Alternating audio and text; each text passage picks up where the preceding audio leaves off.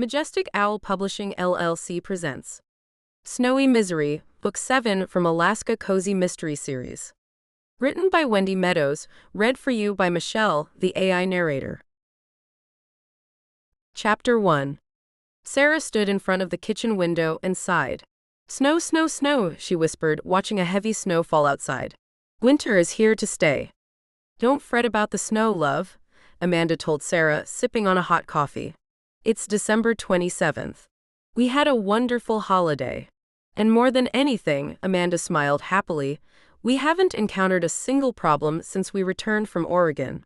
Well, other than painting the inside of your coffee shop, that is." "I know," Sarah replied in a heavy voice, feeling sad. She wrapped her arms around the pink sweater she was wearing over a thick brown dress and continued to look out at the snow. "It's been snowing heavily for 5 straight days without stopping." "This is Alaska, love," Amanda reminded Sarah. She put down the brown coffee mug she was holding, brushed a few wrinkles out of the blue sweater she had decided on for the day, and stood up. It was time to cheer up her gloomy friend. "Let's go watch a movie, okay? I'll make some popcorn and you can get the hot chocolate." Sarah appreciated her best friend's struggle to cheer her up, but the truth was, she didn't want to be cheered up. "No thank you, Junebug." Amanda walked over to the kitchen window and put her hand on Sarah's shoulder. "What's the matter, love? You've been gloomy all morning." Sarah looked into Amanda's concerned and caring eyes. Her best friend deserved an explanation. "My ex-husband called me last night." "Oh," Amanda replied and then made a pained face. "Was it bad, love?" Sarah's eyes welled up with sadness. "Yes," she confessed and walked away from the kitchen window and sat down at the kitchen table. "Junebug," she said and patted the table, "come and sit down." Amanda hurried over to the table and sat down in her chair. Sarah picked up her coffee mug and took a sip of coffee. "My ex-husband called me because he wants to try and reconcile our relationship," she told Amanda. "He's thinking about divorcing the woman he's married to." Amanda sat in shock. "Love, I don't know what to say." Sarah listened to the winds howl through the evergreens outside. She was in for a very long winter. "I was very surprised." "I'm sure you were," Amanda said and turned her coffee mug in her hands, thinking, "My goodness, what a shock." But also, Amanda added, "the nerve of that slug calling you the way he did. Who does he think he is anyway, Casanova? You have a life, love, right here in Snow Falls, a good life. A life filled with people who love you." "I know," Sarah promised Amanda. Amanda read Sarah's eyes. Her heart sunk. "But," she prompted and waited for the bomb to drop. Sarah put down her coffee mug. "Junebug, Brad wants to come and see me. He misses me, or so he claims." I told him. Yes. "You what?" Amanda exclaimed and shot to her feet. "Oh, Los Angeles, tell me you didn't," she begged, and began pacing around the kitchen, throwing her arms up and down as she argued. "You and Conrad, you two are a couple, well, not officially. But it's no secret that you two are meant to stand before a preacher someday." "I thought about Conrad," Sarah assured Amanda. "Conrad is in New York right now. He won't be back for 2 more weeks." "So you sneak in a snake while the poor bloke is gone?" Amanda asked in a desperate voice. "The poor guy is in New York attending the funeral of a friend. The only reason he's being delayed is because he decided to help his friend's wife and 2 children relocate to another part of the state. And it isn't like he had the vacation time to do this either."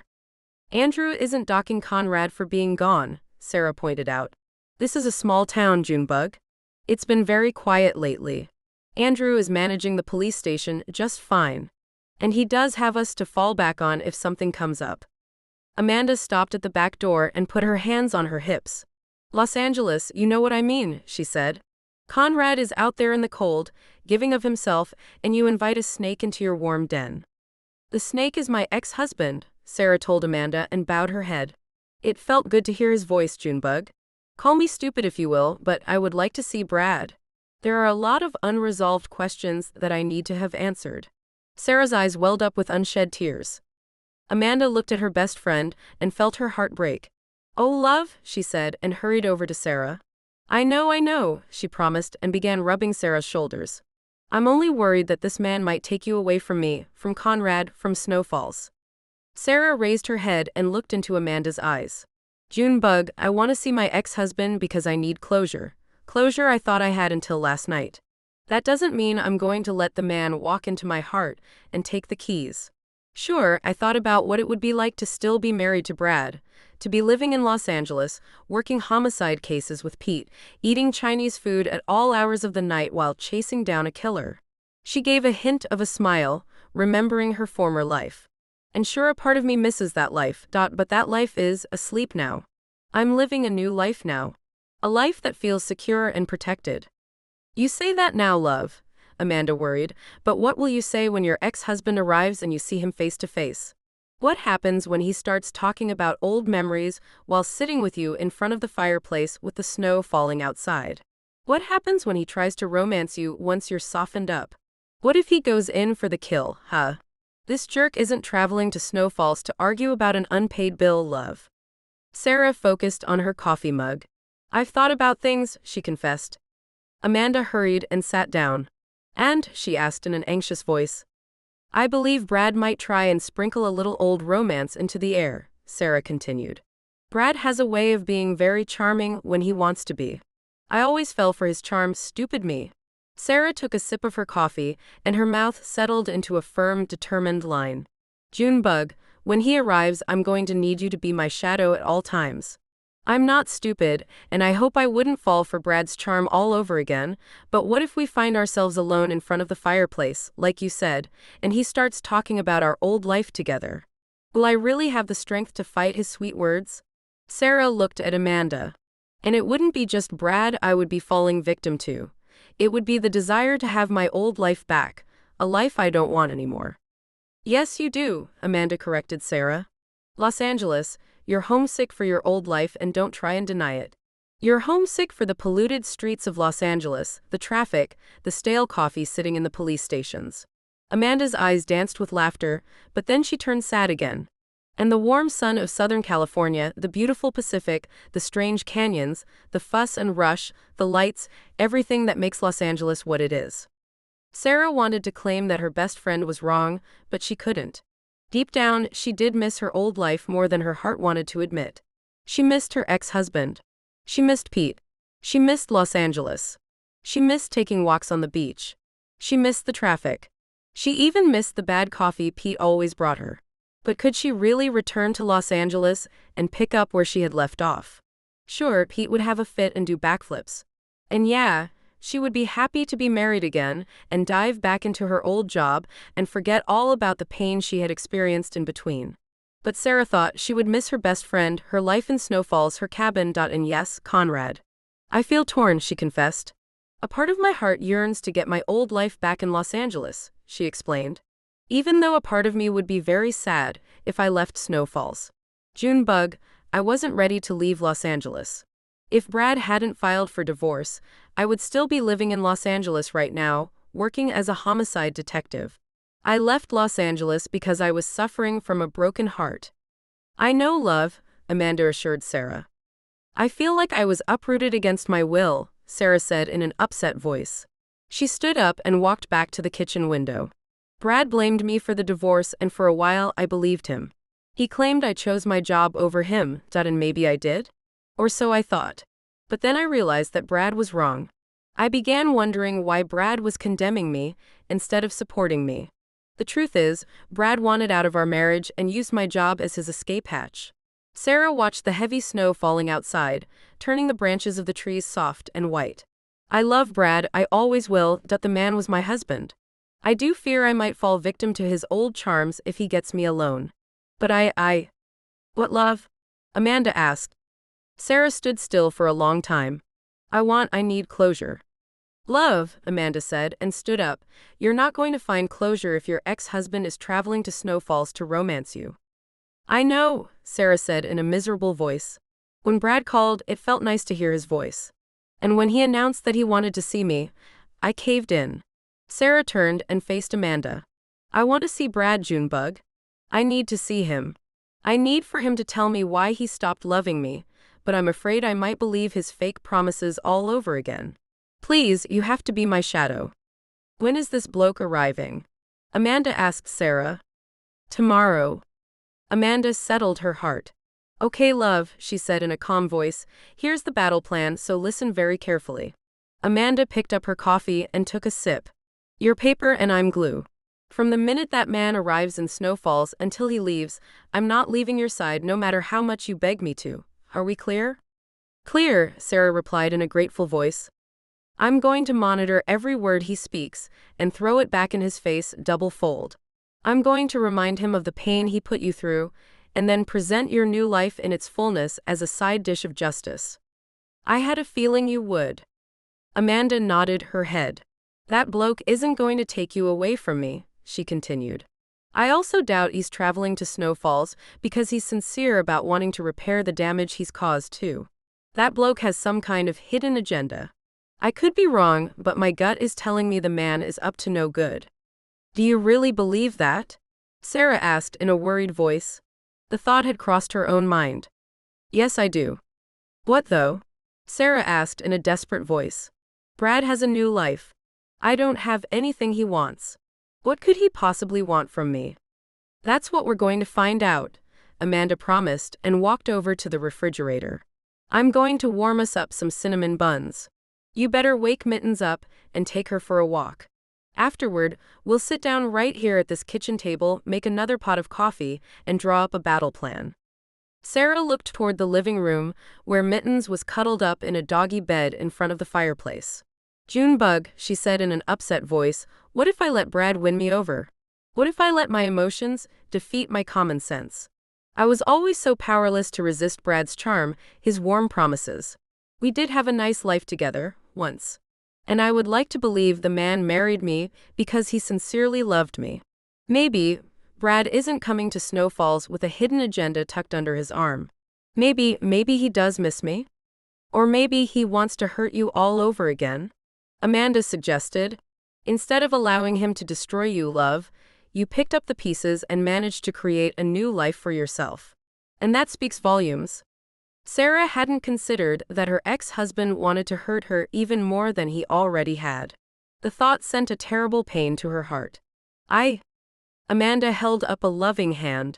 Love, you said the man is considering divorcing the woman he's currently married to, right? Yes. Maybe that woman is giving him the old heave-ho.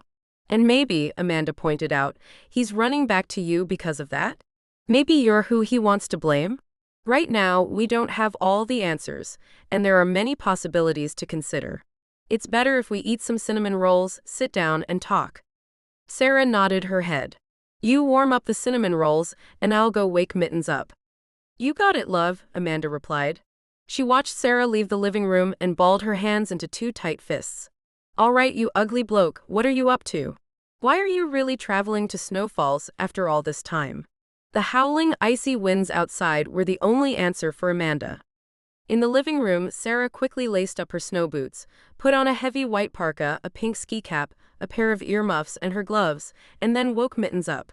Okay, princess, time to go for a walk, she said, bending down next to Mittens and rubbing the puppy's ears.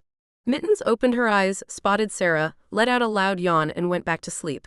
Oh, Sarah pouted and tried to wake Mittens up again. Mittens didn't budge. Oh dear, Sarah said again and stood up. She looked at the front door, rolled her eyes, and walked outside anyway. Give me a holler if Mittens wakes up, Amanda. I'm going out anyway. I could use the fresh air, she said. Once outside, Sarah struggled through the deep snow and walked to the side of her cabin to gaze at the backwoods. The tree branches were now white, and the wooded slope of the hills was thick and dark. In her mind's eye, she saw creepy snowmen wearing black leather jackets lurking in the woods, hiding behind frozen trees, sneering at her with red glowing eyes while they chewed on peppermint candy canes. Stop it, Sarah demanded as she shielded her face from the icy winds. Just stop it. But Sarah's mind refused to stop. The memories of the time she had been terrorized by the creepy snowmen would not stop, but they did change. In the deep, dark, cold woods, she instead saw her ex-husband appear. The man was growling. His face was half human and half snow. He was wearing a black leather jacket, too. I'm coming to finish you off, Sarah. Oh yes, I'm not through hurting you yet. I'm coming to destroy what's left of your heart. Sarah stood frozen, unable to speak, paralyzed by the awful thought. Brad Garland was a handsome man. He stood tall, dignified, and confident. His face was that of a brilliant lawyer who never lost a case in his life. His stylish gray hair was that of a man who rested in elegant lounges, with an expensive cigar in one hand and a snifter of the finest brandy in the other. At least that's how the world perceived the man. Amanda didn't think he looked too smart, standing by a rented SUV wearing a fashionable but lightweight gray overcoat and pair of black gloves that were defenseless against the weather. The winds were hissing against a hard-falling snow that seemed bent on paralyzing any dummy crazy enough to be dressed like Brad Garland. He was a man ready for a winter in Southern California, but he had stepped into the howling snowfall of Alaska. Sarah, on the other hand, appeared beautiful, dazzling, if not breathtaking, in her white winter coat covering a soft pink wool dress. Amanda had helped dress her friend to display her best qualities. Sarah was a woman who still retained her beauty, heart, and full life even though she had experienced an ugly divorce. Grace, character, and intelligence were her weapons of choice. "Brad," Sarah said, walking up to the SUV, "I'm glad to see you found my store." "The GPS is to thank," Brad replied, fighting the desire to duck back into the SUV and warm his frozen face.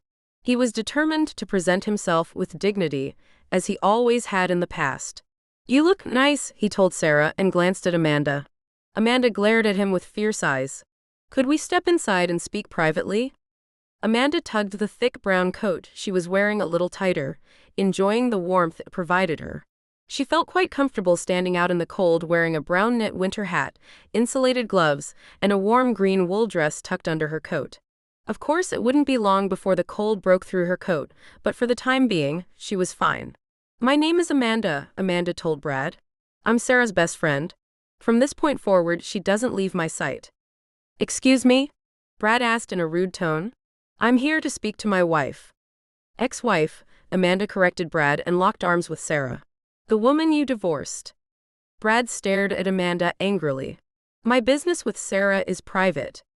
"Not anymore," Amanda announced. Sarah drew in a deep, brave breath. "Brad, whatever you have to say to me will be said in front of Amanda. If you can't agree to that, then get back in your vehicle and leave." "Sarah," Brad asked in a voice that came out more like a growl than a request, "be reasonable. We're adults." Sarah sensed something in her ex-husband, a change of some sort that she couldn't place her finger on. The man didn't appear to be prepared to romance her. Instead, he seemed uptight, angry, irritated, and dotted what? Sarah asked herself, staring into Brad's eyes that watered a little as he faced the fierce wind. The word scared screamed into her mind. Yes, she thought, her ex-husband seemed scared. But of what?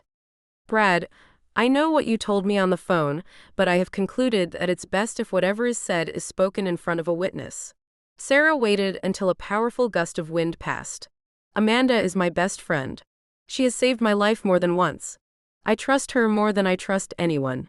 You need to understand this from the start. It's non-negotiable." Brad shifted his eyes to Amanda. Amanda stood her ground. He pulled the collar of his coat tighter around his neck and leaned closer to Sarah.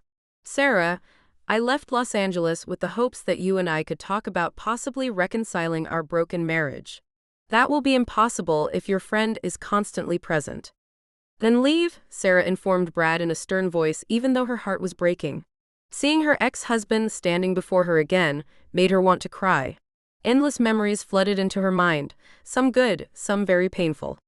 "Better hurry," Amanda added. "Mr. Richmond just plowed the main street. He won't be back through for a few hours. The snow will be very high by then." Brad shoved his hands into the pockets of his coat. "Can we go inside and have a cup of coffee?" he asked in an irritated voice. "I am very tired, Sarah.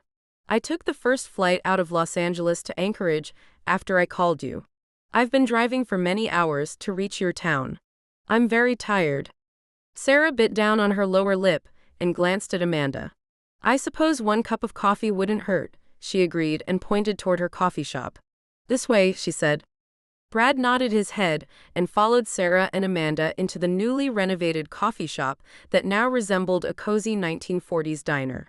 Sarah waited until Brad walked inside and then quickly closed the front door and locked it. She and Amanda had prepared for this eventuality, but now that he was in the coffee shop, she found herself nervous and unable to meet his eyes. She was grateful for Amanda's reassuring presence, glaring at Brad. Brad glanced around the room. If he didn't know any better, he would have sworn he stepped back through time. Of course, he wouldn't dare toss a compliment into the air. "Is there coffee?" he asked, hearing 1940s jazz music floating down from overhead speakers. "Sit down," Sarah said, and removed her coat, revealing her pink dress. Brad spotted the pink dress and quickly looked away. He had to admit that his ex-wife appeared very beautiful, healthy, and stable. Alaska life agreed with her.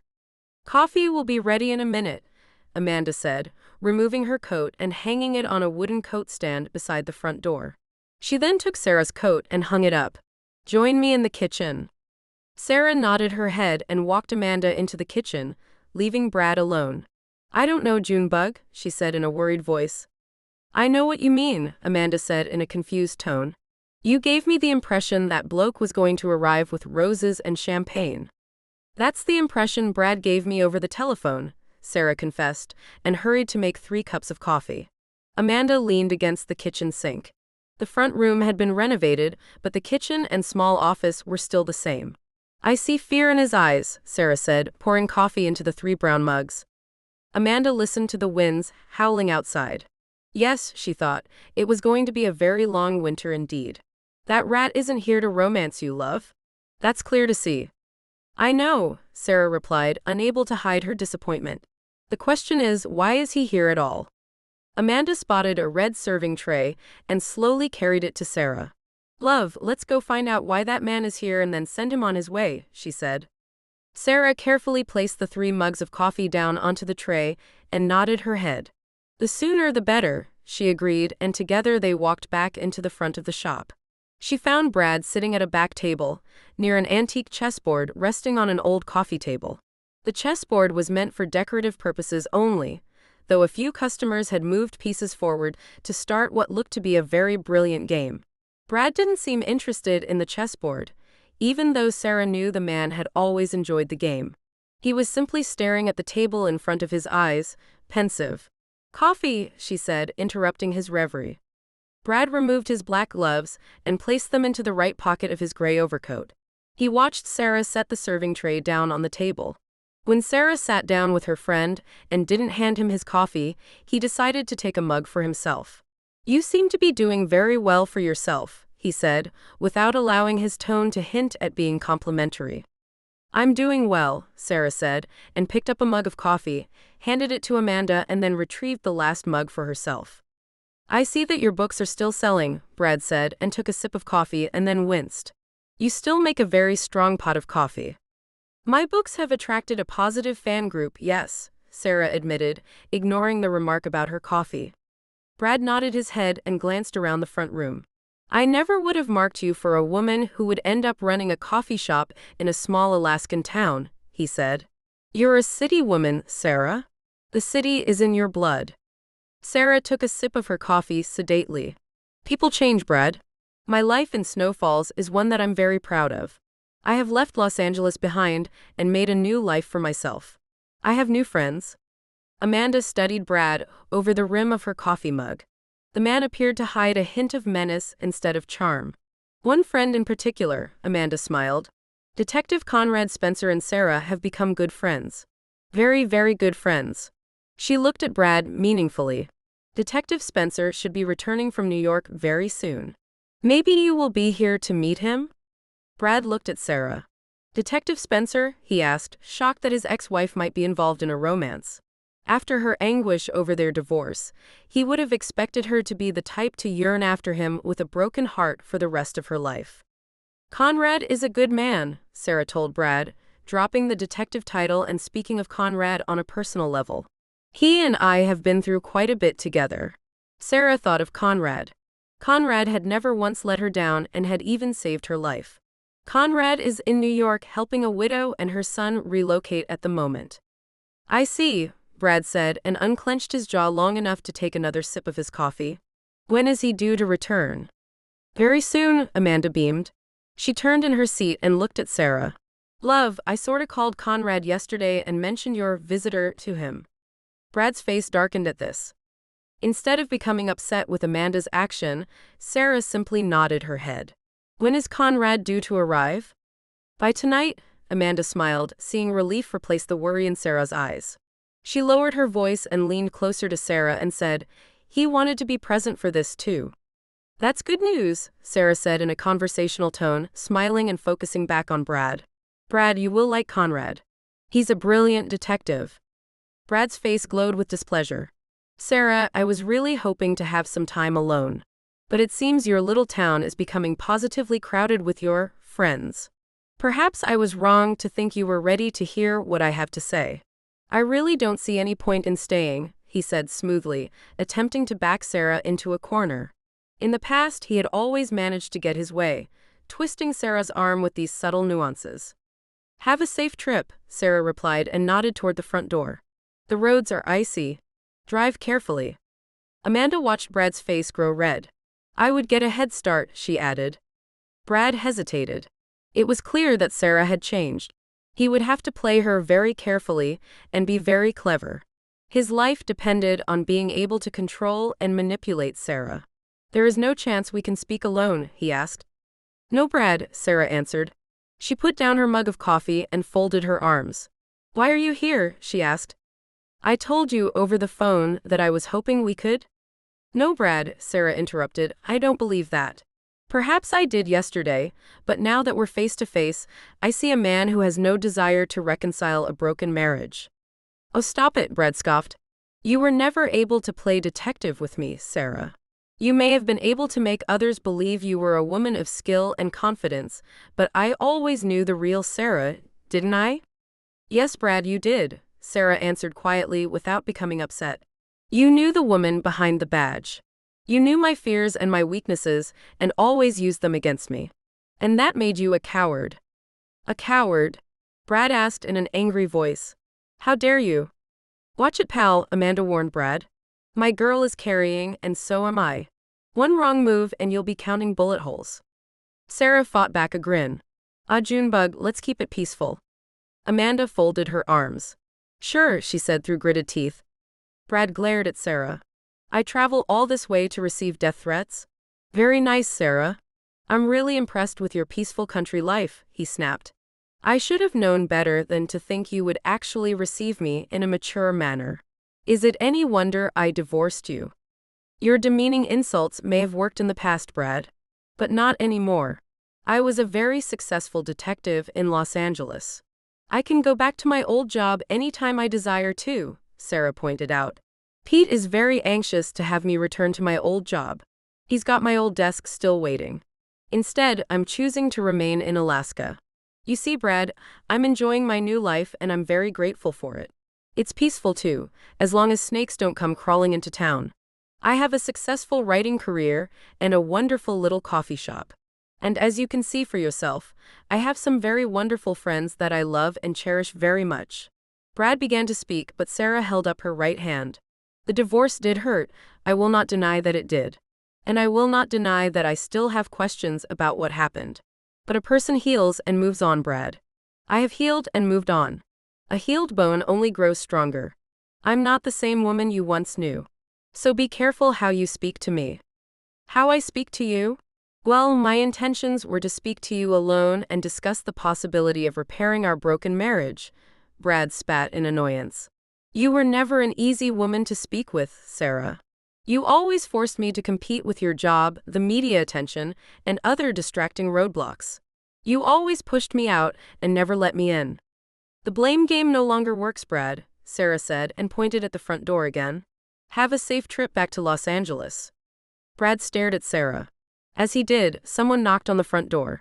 He jerked around in his seat and watched Amanda stride to the front door and unlock it. Wait, he called out. Amanda didn't answer. She pulled the front door open. A snow-dusted figure appeared and stepped through the front door. Conrad, Amanda exclaimed and hugged him.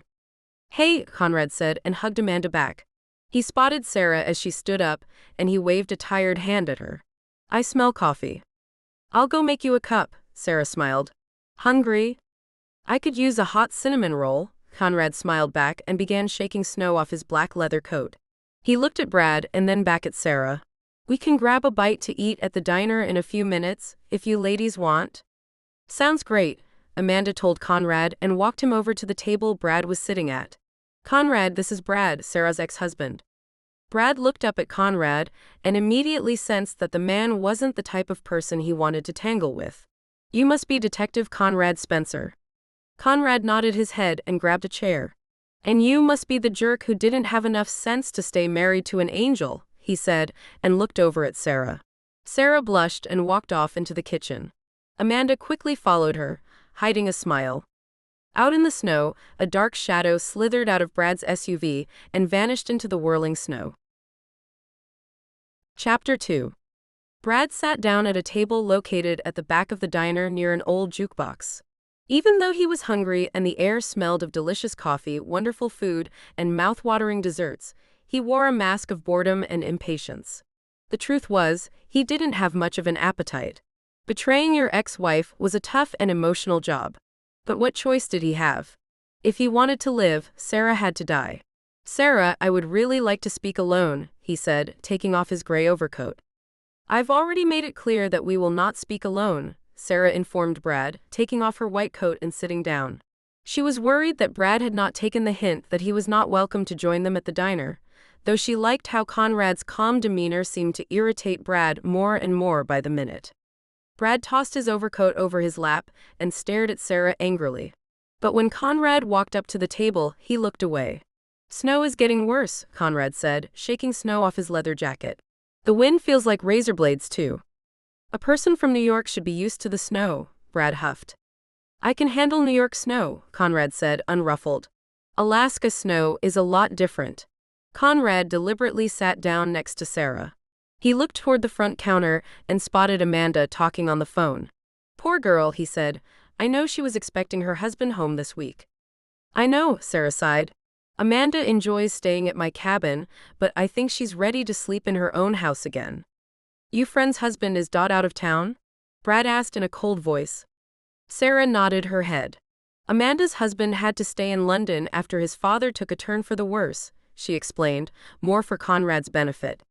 From the look on Amanda's face, it doesn't seem like he's going to be home anytime soon, Conrad pointed out. I just hope he takes it easy on his leg.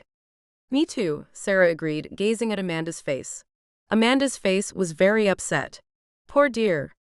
Brad removed his gloves and began rubbing his hands together. I assume there is a hotel in this town, he asked. I thought to ask you to offer me a room at your cabin, but I assume I can dismiss that notion out of hand. Indeed you can, Sarah told Brad, and took off her own gloves and forced patience to restrain her tongue. It was clear that Brad was scared. Something was wrong, and Sarah was determined to find out what. However, because she knew her ex-husband extremely well, she understood the man wasn't about to simply spill the beans. Sarah had to be smart and clever if she was going to extract the answers she needed from his ironclad mouth, but she was not going to give in to his demands for a private conversation if she could help it. I will give you directions to the local hotel after we eat. Conrad studied Brad's face. The man's face was twisted with impatience, and lines of a frown gathered around his mouth. Why are you here? He asked Brad. I came to speak to my ex-wife, Brad told Conrad in a calm but arrogant voice. What about? Conrad pressed. That is personal, Detective Spencer. The two men seemed to exchange a war of glares, neither blinking for a long moment. Conrad finally looked uneasily at Sarah. Sarah, he said, for the time being, I think I'm going to claim your couch as my new bed if that's okay. Sarah felt relief touch her worried nerves. The idea of Conrad becoming a temporary resident at her cabin made her feel safe. My couch is yours. But I have to warn you that Amanda snores. So do I, Conrad tried to joke but failed. He watched Amanda end her call and slowly walk back to the table, about ready to burst into tears. Dad, he asked. My hubby is going to be delayed for another 2 weeks, Amanda sighed and wiped at a few tears that began to fall. She sat down in the fourth chair and shook her head. Los Angeles, love, you're stuck with me for 2 more weeks. I can't bear being in my empty house. Sarah reached out and hugged Amanda's shoulder.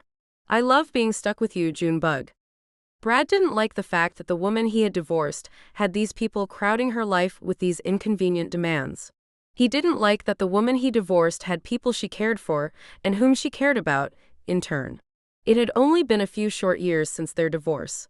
He expected to find Sarah isolated in Alaska, mending perhaps, but depressed, an easy target to manipulate. Instead, he encountered an entirely happy woman who appeared to be very strong. He looked into Sarah's eyes for a long moment. You've changed, he admitted. What did you expect, Brad? Sarah asked. You divorced me.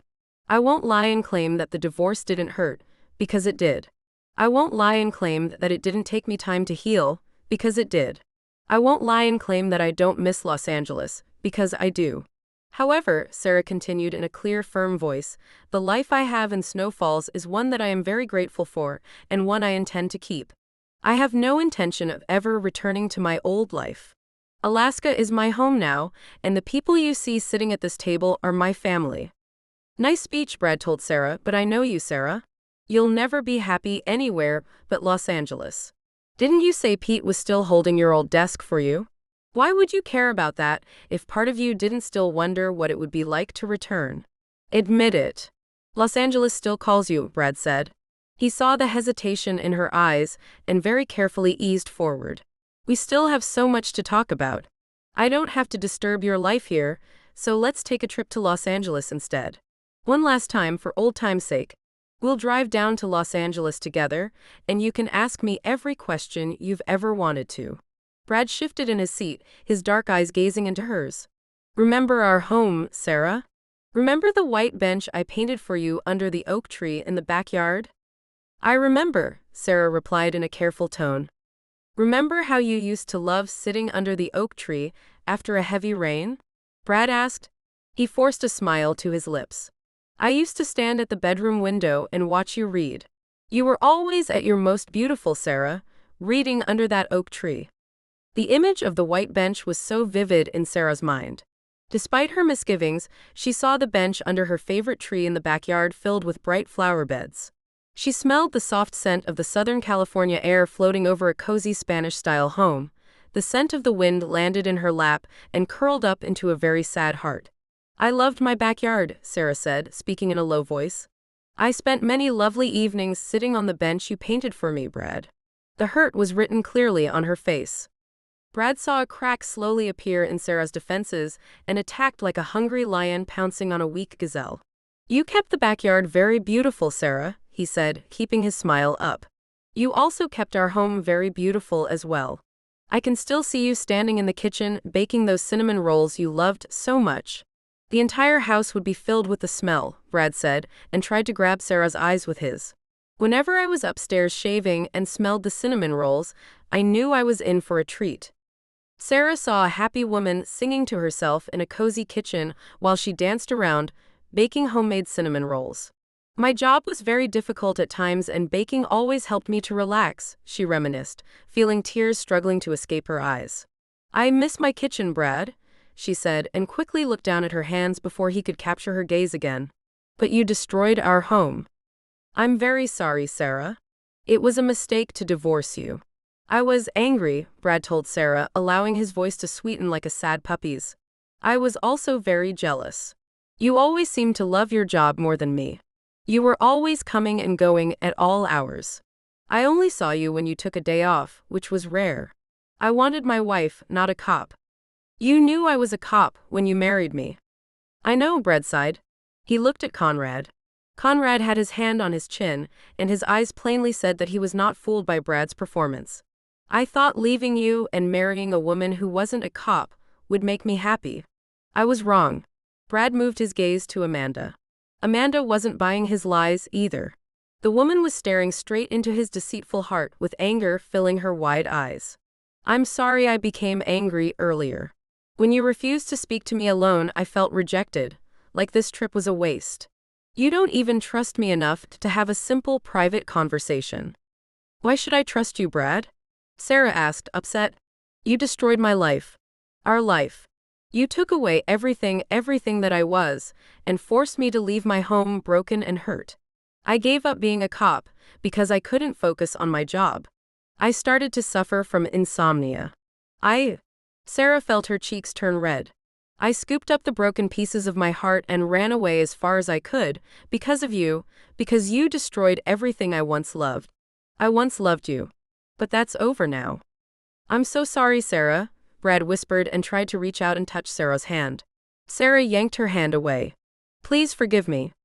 Why should she? Amanda jumped into the storm. You weren't even around to dry her tears, you useless git. I was. I've seen how terribly you made this tender woman suffer. I've counted her tears. I've held her in my arms while she's cried. And you have the audacity to show up in our town and say you're sorry? Amanda? Sarah tried to say. Amanda threw her hand up at Sarah. You don't care about my best friend, Brad?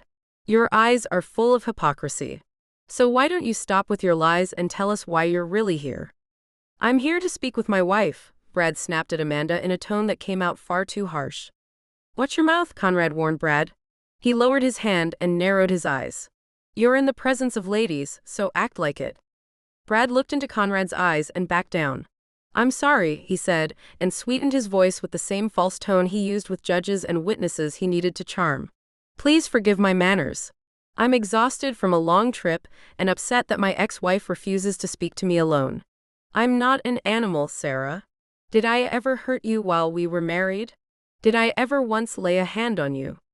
No, Sarah admitted, feeling her heart shatter. Brad, you never hurt me, physically. But you hurt me in other ways. You were very cold toward me in the end. When you did talk to me, you made me feel like a fool. You stopped respecting me, you didn't respect my job, demanded Pete stop visiting the house, insisted I keep my work out of your life. Sarah looked up at Brad. Pete knew you were going to divorce me, but I refused to listen to him. Did I ever tell you that? Pete never cared for me, Brad said in a sour voice. Your friend never once offered me the respect I deserved as your husband. You never offered Pete the respect he deserved, Sarah fired back like an angry torpedo, her heart flaming with misery and pain. Pete tried to like you, but you never gave him room. Every time Pete came over to the house, you vanished into your office. Forgive me if I didn't want to stand around in the kitchen listening to that cigar-chomping moron tooting his stupid little horn, Brad told Sarah and folded his arms together. How that man ever became a cop is beyond me. Pete is not a moron, Sarah snapped at Brad.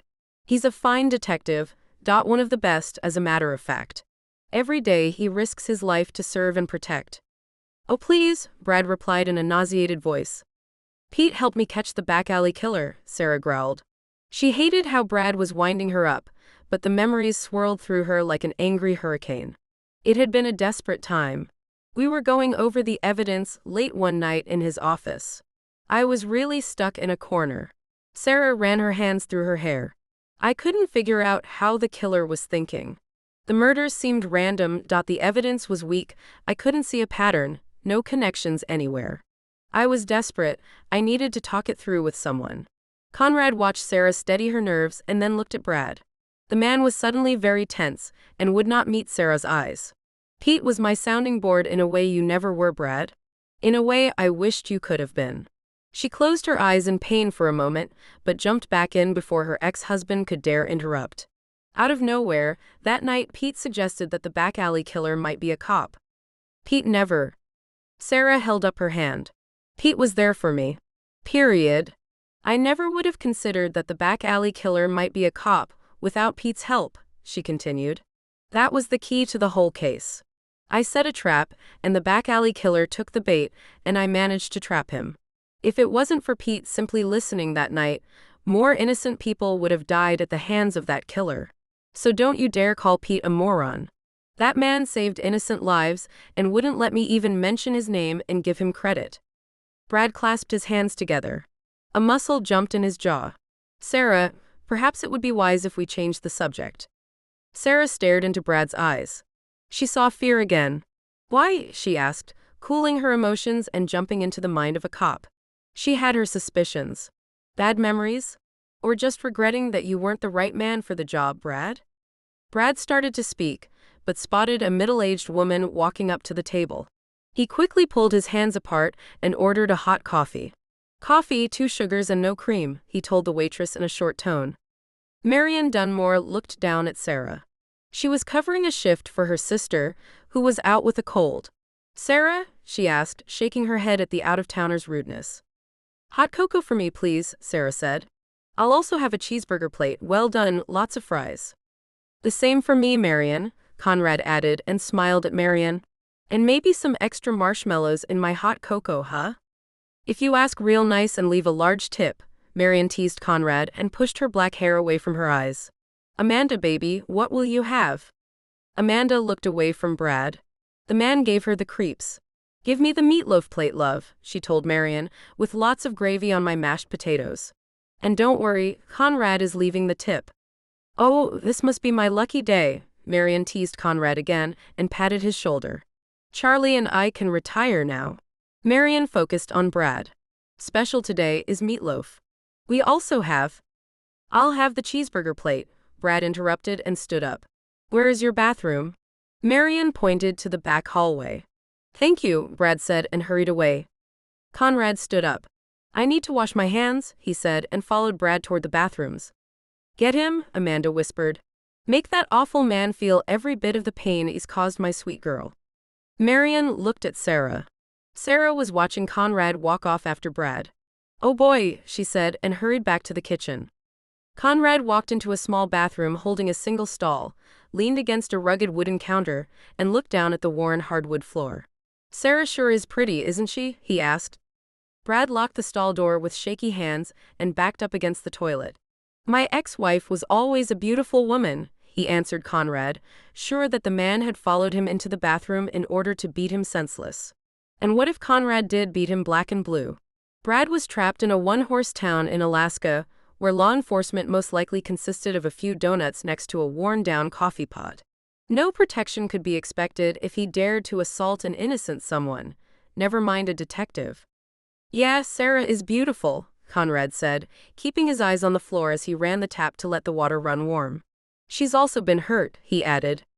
She seems to be coming along nicely, Brad told Conrad, trying to read the man's voice through the stall door. Sarah has managed to move on, Conrad continued, because she's a very strong woman. But she is still a woman. The Mrs. Garland who left Los Angeles was very hurt. Now I don't know why you're in Snowfalls, but it's clear to me that you didn't come all this way to wine and dine Sarah. Conrad raised his eyes and looked at the stall door. Why are you in Snowfalls, Mr. Garland? Brad felt trapped. My business is personal, Detective Spencer. He tried to speak in a strong courtroom voice. Sarah is my business, Conrad informed Brad. Sarah is a very close friend that I care about. Conrad looked back down at the floor. The smell of pine cleaner was burning his nose. Mr. Garland, my ex-wife is dead. She was killed. Sarah helped me solve her murder. I'm very grateful too. Brad checked the expensive watch on his wrist. The day was growing older. I'm sorry to hear about your ex-wife, he lied. No, you're not, Conrad corrected Brad. You see, Mr. Garland, you're a selfish man with a whole lot of fake charm to you. You're successful, appear distinguished, carry yourself in a James Bond manner. But underneath all of those layers, I see a self-centered coward who only thinks of himself. Unfortunately, Sarah fell for you. Detective, if you continue to harass me, I will be forced to contact my attorney and… You can call 1,000 attorneys. Conrad lowered his voice into a deep growl, but you're going to hear me out first. You're not in Snowfalls because you care about Sarah. You're here because you're a selfish coward. Your motives are purely selfish. If a situation doesn't benefit you, then you toss it in the garbage. Conrad raised his eyes as if he could see the man through the stall's door. You're in Snowfalls because you need something from Sarah. I don't know what that something is, but I'm going to find out. I'm going to dig and dig and dig until I find out what you're in Snowfalls for, Mr. Garland.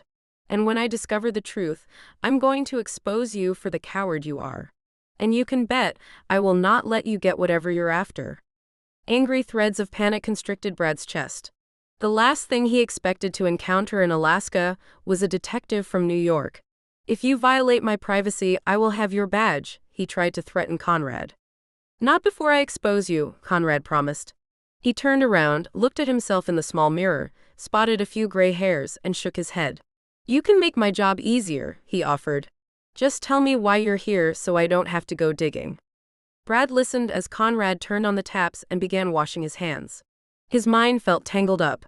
How could he confess his crime to a cop that was obviously in love with his ex-wife? Why, Conrad would shoot him dead on the spot. Are you finished? He asked. I've not even grabbed my shovel, Conrad promised and grabbed a handful of paper towels. Mr. Garland, I'm usually a pretty laid-back kind of guy.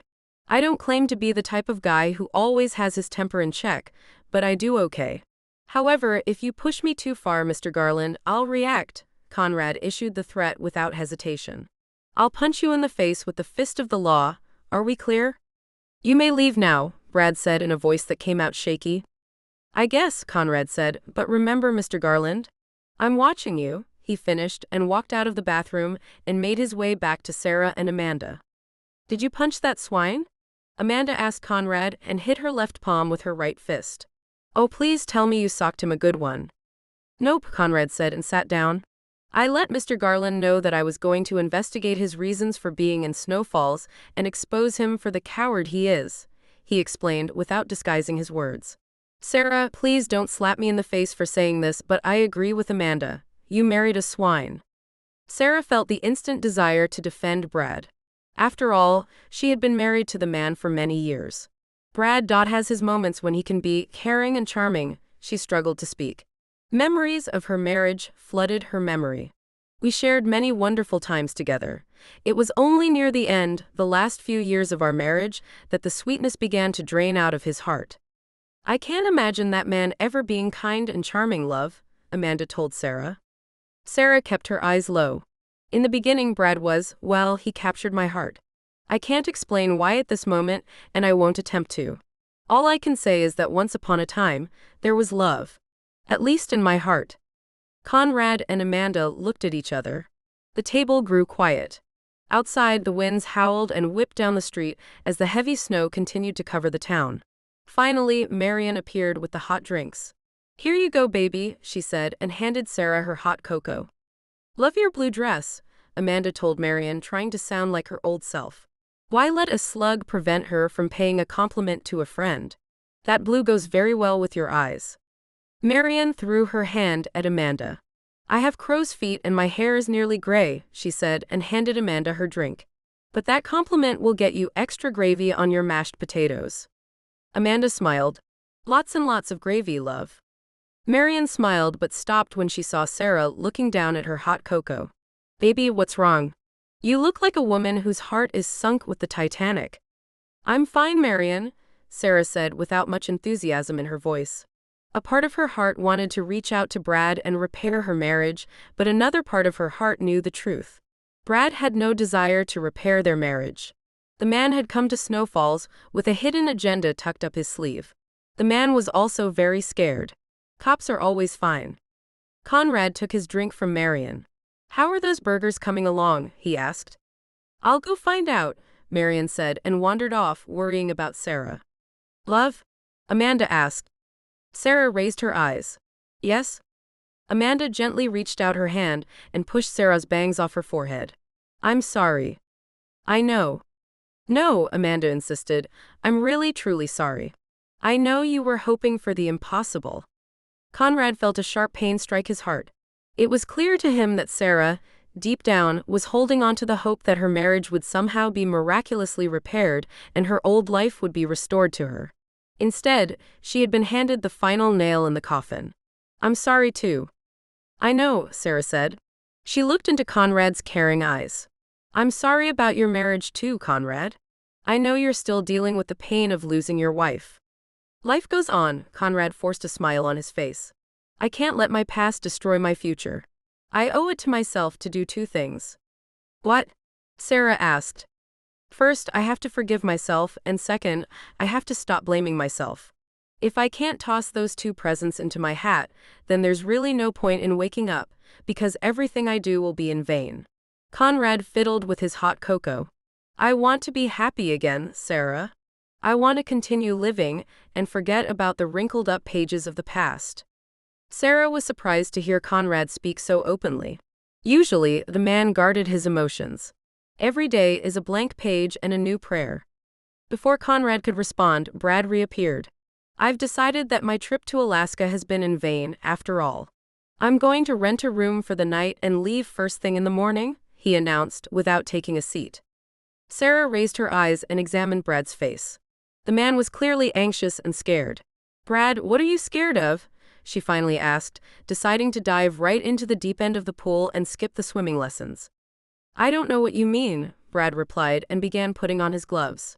He wouldn't meet her eyes yet again. Sarah, it's clear to me that I made the right decision in divorcing you, if you truly are not willing to discuss it further. This trip has taught me that truth. You and I have obviously grown apart and live in two completely different worlds now. Sarah fought back tears. Sweet memories stung her mind. She saw Brad as her husband instead of the rude, cold man standing before her. Everything inside of her heart wanted to beg Brad to take her back home with him. Instead, she lowered her eyes and looked at the marshmallows floating in her hot cocoa. Have a safe trip home, Brad. It was nice seeing you again. On the contrary, Brad objected, this trip has not been pleasant in the least. Goodbye, Sarah. Don't let the door hit you on the way out, Amanda retorted and pointed at the front door. Hotel is 2 miles south of town. You can't miss it. Brad threw a sour look at Amanda and then turned to walk to the diner's door. Excuse me, Sarah said and rushed off to the bathroom. I better go with her, Amanda told Conrad and ran after Sarah. Conrad drew in a deep breath, stood up, and walked to the front of the diner behind Brad. He didn't want to give the man the opportunity to turn around and find Sarah and make things worse. After Brad went through the front door, Conrad held the door open and watched him walk away through the snow. Jerk, he muttered and began to pull the door shut. But before he could, a single rifle shot erupted in the still, quiet air of the snowy town. Conrad saw Brad's body thrown backward and then crumple down into the snow, only a few paces away from the door. Get down, he yelled at the people eating in the diner. Without wasting a second, he drew his gun, squatted down, and began searching the snow for a shooter. All his eyes managed to make out were snow-covered, frozen buildings. Where are you? He whispered, straining to see through the heavy falling snow. Sarah came running out of the bathroom and made her way to Conrad. What is it? She asked. Conrad grabbed Sarah and pulled her down into a crouch beside him. He looked into her panicked eyes. Someone shot your ex-husband, he said, and eased the front door closed. No, Sarah began crying and tried to run outside into the storm. Conrad grabbed her. Let me go, Sarah yelled. The diner was filled with the panicked whispers of customers. Sarah, the shooter could still be outside, Conrad said in a soft voice and pulled Sarah into his arms. Let me go. Sarah screamed and tried to break free of Conrad. Conrad held on tight. Let me go. Amanda ran up to Sarah and grabbed her. What's happening? She asked Conrad in a scared voice. Sarah's husband has been shot, Conrad explained in a regretful voice. We can't go out there. The shooter could be waiting for another target. He transferred Sarah into Amanda's arms and eased open the front door. Brad was lying face down in the snow. Conrad darted his eyes around, desperately searching for the shooter. Sarah yanked away from Amanda and managed to push her body through the front door before Conrad grabbed her. She saw Brad lying in the snow. No, she cried. Oh, Brad, no. Sarah's tears were met by a second rifle shot that shattered the front window of the diner. Down.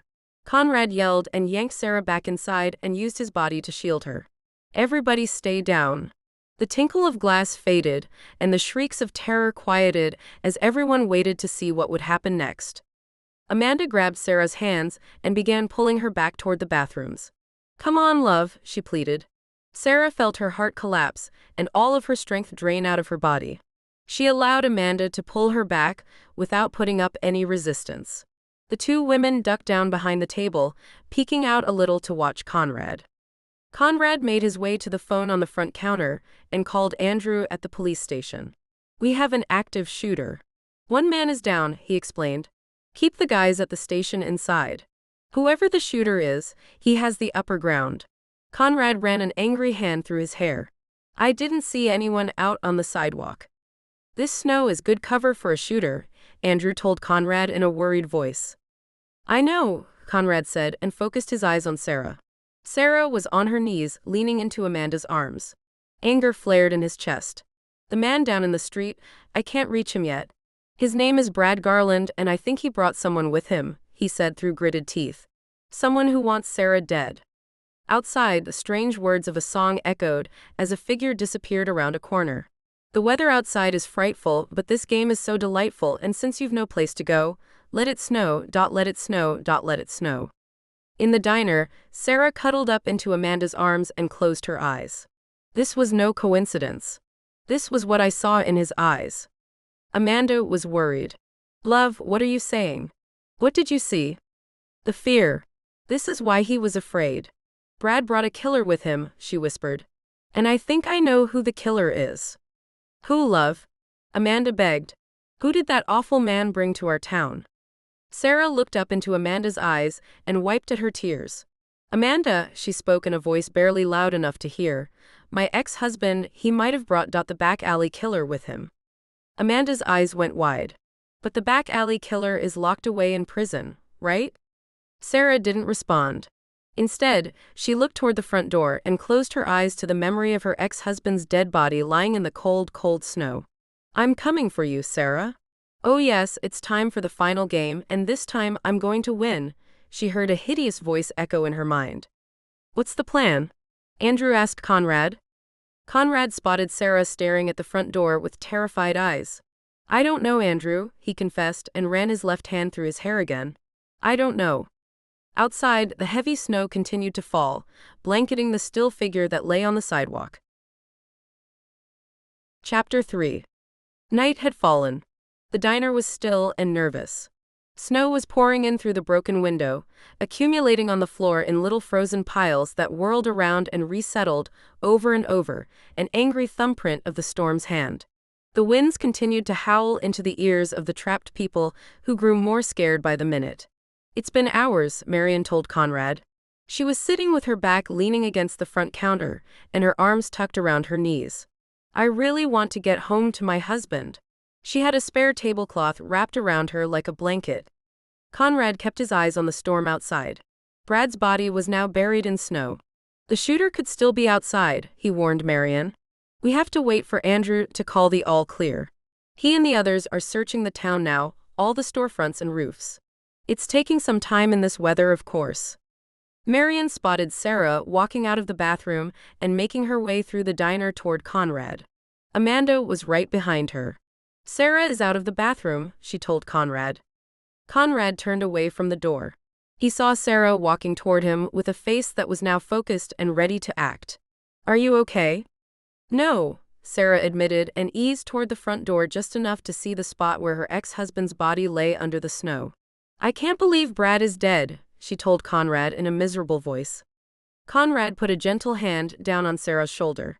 Sarah, you said you believed your ex-husband brought the back alley killer to Snow Falls. Why, he asked. What makes you believe the person who shot your ex-husband is the back alley killer? Sarah locked her eyes on the snow covering Brad's body. The distant hope of reconciling her broken marriage was forever destroyed. The desperate dream of returning to her old life and picking up the pieces was now demolished. Her old life, the life she had once loved and cherished, had been murdered along with her ex-husband. Sure, she could go back to Los Angeles and buy the house she had once called home, but the life, the oak tree, the city, her job, would be meaningless, a shadow of what it had once been. Brad, Sarah felt within her shattered heart, had always been the anchor that held her life within the harbor of Los Angeles. Now the man was dead, and a major part of Sarah died along with him. The first victim the back alley killer shot was a divorcee, Sarah spoke in a low, troubled voice. I could be wrong, but I don't think I am. But that's not how I know, she added. I know it was the back alley killer who forced Brad to come here because I saw the fear in his eyes. There's only one thing, one person, who could have caused him to come crawling here, demanding a reconciliation that he didn't want. I knew my husband. Conrad stared into Sarah's hurt and scared eyes. I had Andrew make a few calls, he spoke in a reluctant tone. Francis Norman Clark escaped from his prison cell around the same time you were in Oregon. Why didn't someone call Sarah? Amanda exclaimed in an angry voice. A mad serial killer escapes from prison, and no bloody authority figure thinks to tell the woman who captured him? What kind of world are we living in? The authorities didn't want to alert anyone, Conrad explained. Why? Amanda demanded. To prevent mass panic, Sarah explained and stepped back from the front door. She turned and looked at her best friend. If the public becomes aware that a deadly serial killer is loose, mass panic would follow. So the so-called authorities believe it's better to risk people's lives? Amanda asked, incensed. Yes, Sarah replied honestly. It's a disgusting pill to swallow, but that's the way local, state, and federal governments operate. Imagine thousands of people hunkering down at home and not showing up for work. Parents yanking their children away from schools? Businesses closing down? You're talking about mass panic that would cripple an entire community. And on top of that, Conrad added, imagine thousands of people walking the streets with loaded weapons prepared to shoot into any shadow. I'm all for people having the rights to carry their personal firearms and protect themselves, but people walking around with scared, itchy trigger fingers isn't a good thing. People have the right to know, Amanda argued. Yes, they sure do, Marion jumped into the fight. If a killer is loose in Snow Falls, I would want to know. There's innocent children at risk, for crying out loud. I agree with you, Sarah promised Marion. So do I, Conrad said, but I can understand the need to prevent panic. It's a double-edged sword. Double-edged sword or not, there's a killer loose in Snow Falls, Marion snapped. I read all about this back alley killer when I found out our very own Sarah Garland was the woman who captured him. Snow Falls is a small town and word gets around fast. I couldn't believe a detective from Los Angeles had made her way to our little town. And on top of that, the woman was famous for catching some serial killer that I never even heard of. But let me tell you, after I began reading about the back alley killer, my skin crawled up and down my back all night. I didn't sleep a wink. Conrad glanced at the faces hunkered down in their seats. He knew every face. And the faces were looking at him with angry, accusing eyes, questioning him. Everyone, please listen to me, Conrad said. I know you're upset. But I assure you that neither myself or Detective Garland was aware until today that the person known as the back alley killer arrived in town with Brad Garland. We're not even sure the person who killed Brad Garland is the back alley killer. Don't feed us that lie, a man named David Ellis yelled at Conrad. I'm 68 years old and I've lived in Snow Falls most of my life. Up until that woman arrived, this town had been a peaceful place to call home. David pointed at Sarah. That woman has brought nothing but trouble with her. But I'm the only one with enough guts to say it. Oh, hush up, Dave, Marion snapped, and just remember how many times you've been pulled over for driving with a whiskey bottle before you go pointing a hard finger at poor Sarah. You're no saint. And if I remember correctly, you were the person who nearly ran over poor Mrs. Mulkey. Dave shoved his hands into the rugged brown coat he was wearing and gave Marion a sour look. That old windbag walked right out in front of me. Sure she did, Marion rolled her eyes. Sarah, ignore that grouch. Everyone in Snow Falls is thrilled that you've decided to call our little community home. You're a welcome member of our family. Sarah wanted to thank Marion for defending her, but she wasn't in the mood. Instead, she allowed the anger bubbling in her chest to speak for her. Mr. Ellis, she said, and stormed up to the booth he was sitting in, America is a free land. A person has the right to live wherever they choose. If you can't accept that truth, then I advise you to pack your bags and shove them down your throat. I didn't ask for the trouble that followed me to Snow Falls. I moved to this town because my husband divorced me, and I needed a fresh start. And now, you lousy, cold-hearted toilet sponge, my husband is dead. So my advice to you is to shut your mouth before I slap it into the snow. Wow, Amanda whispered, I've never seen Los Angeles lose her temper before. You can't talk to me like that, Dave objected and tried to stand up. Sarah took her right foot and kicked him back down in his seat. Hey, don't press me. Sarah warned Dave and pointed a finger at him. I know all about you. I know you're a drunk that the local cops tolerate because they've known you since elementary school. I've seen you staggering down the sidewalk a time or two with my own eyes. Sarah raised her voice. I know you live off of the money that was left to you by your parents when they were suddenly killed in a car accident. I know you never married and live alone, and that most people in Snow Falls couldn't care less about you and your drinking. Dave stared up at Sarah with shocked eyes. The polite detective that seemed timid at times was turning out to be a vicious tiger. You leave me alone, he grouched at her, but he backed down. With pleasure, Sarah growled and walked back to Conrad, eased open the front door and studied the dark night. The snow was falling in hard, steady streams, making it difficult to see across the street. Conrad, we can't stay in this diner forever. And if we step outside, we may get shot, Conrad pointed out. If the person who shot your ex-husband is the back alley killer, he was smart to wait until we came to the diner. Now we're trapped.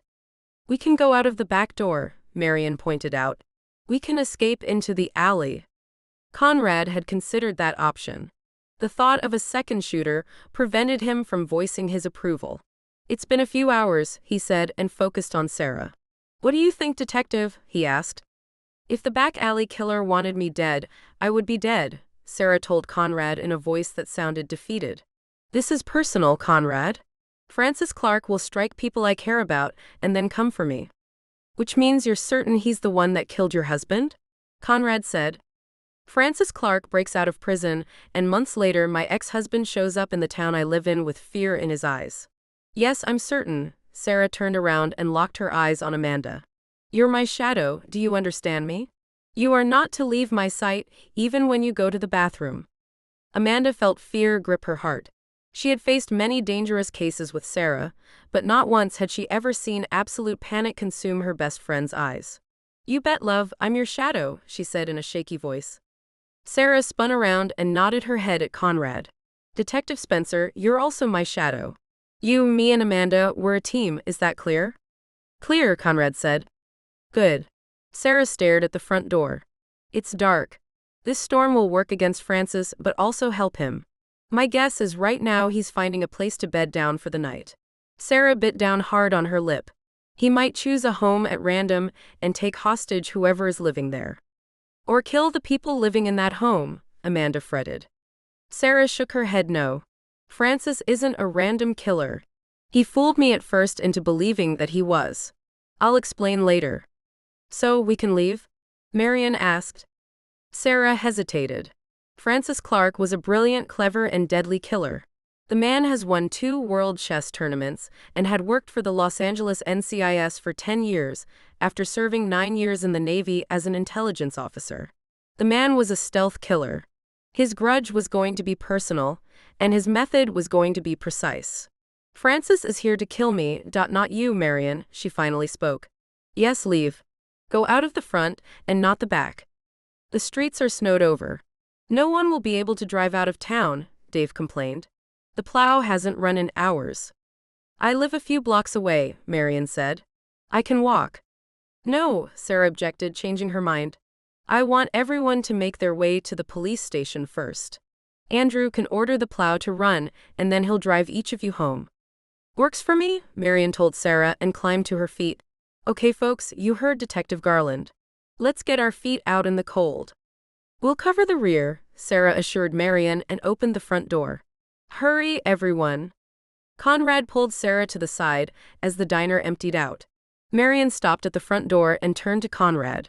Snowfalls is blessed to have a good cop like you, she told him and rushed out into the storm. She's right, Amanda said and patted Conrad on his shoulder. You're a good cop and a good man. Just make sure you stay that way.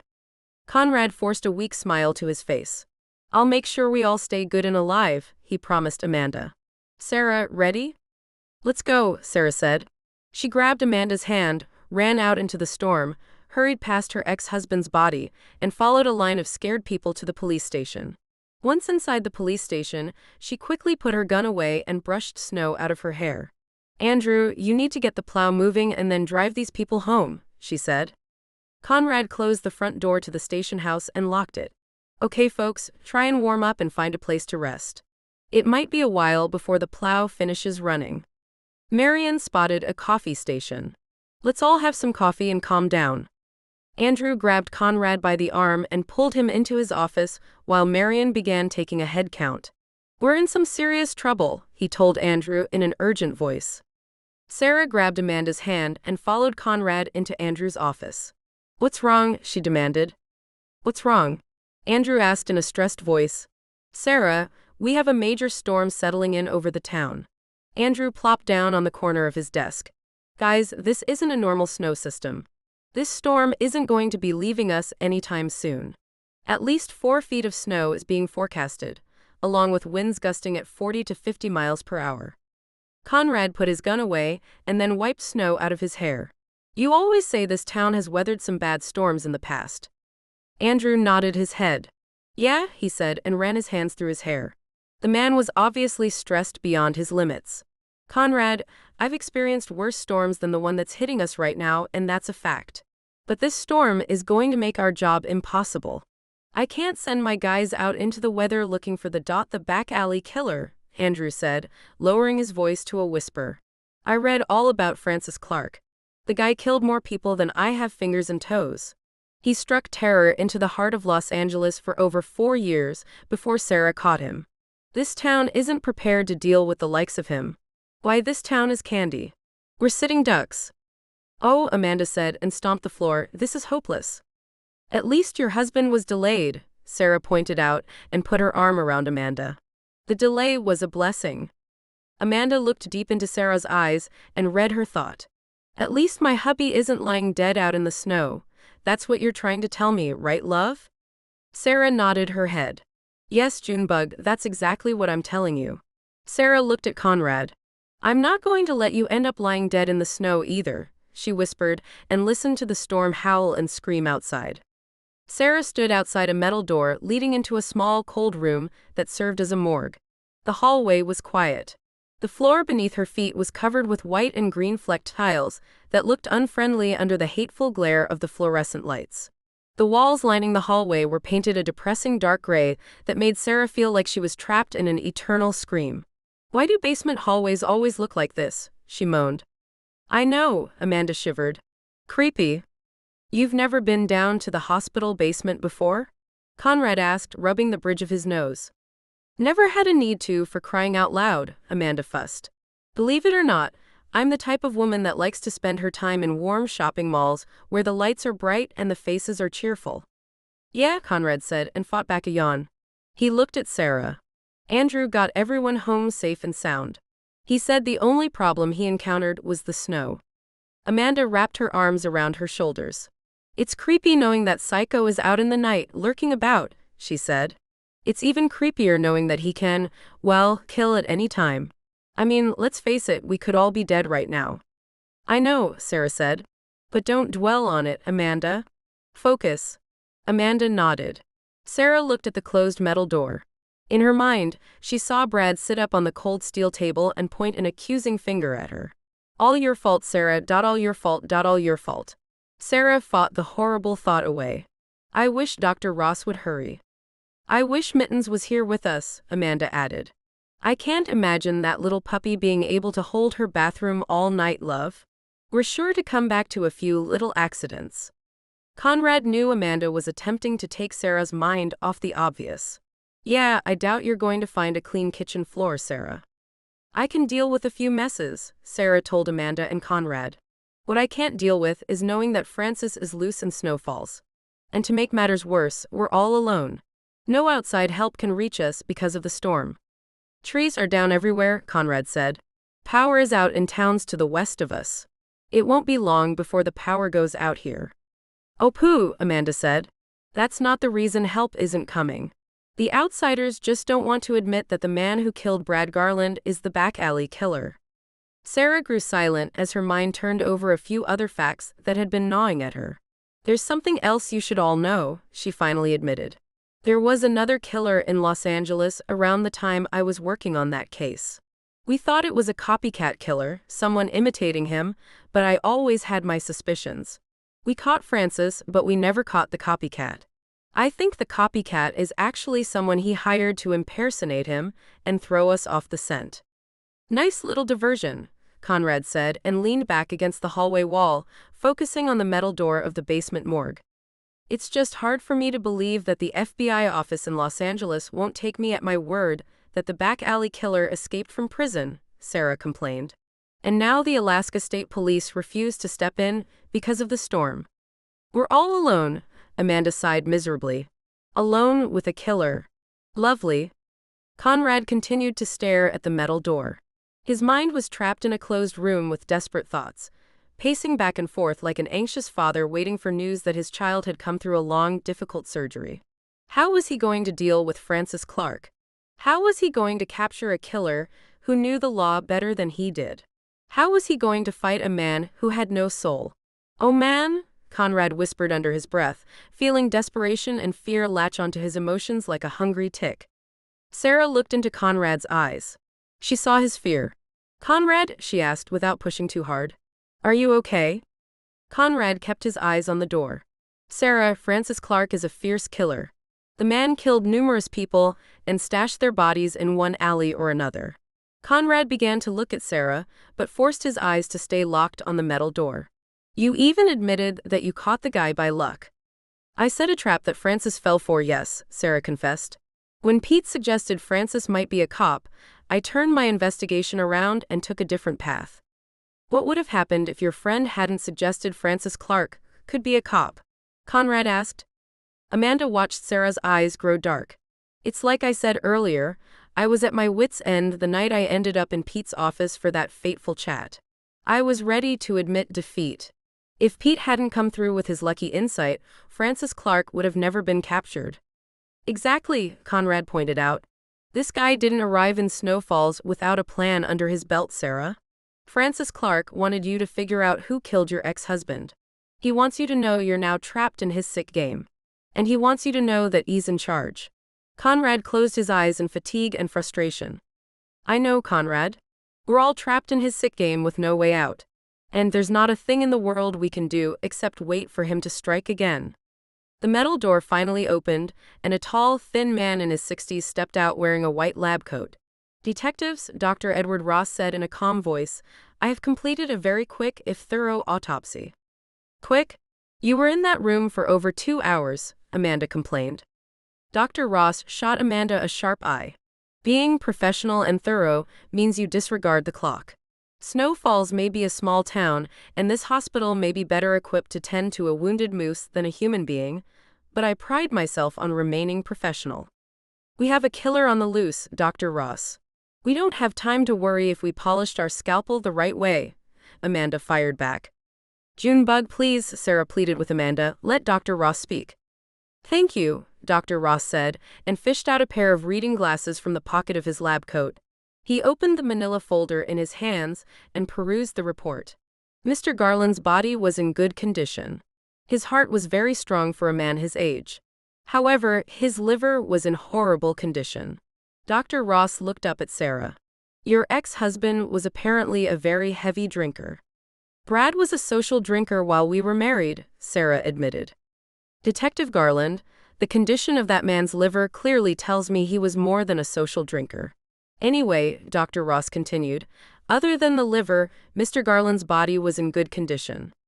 You didn't find any drugs in his system? Sarah asked, nodding to the room beyond the metal door. Any sedatives? Dr. Ross shook his head. No, he said. I did find rope burns on his wrist and ankles. Also, the man's fingernails were badly chewed. I didn't notice that, Sarah said, and kicked herself for missing a vital clue. Detective Garland, don't be so hard on yourself. The man was once your husband, after all, Dr. Ross tried to comfort Sarah. He closed the folder in his hand.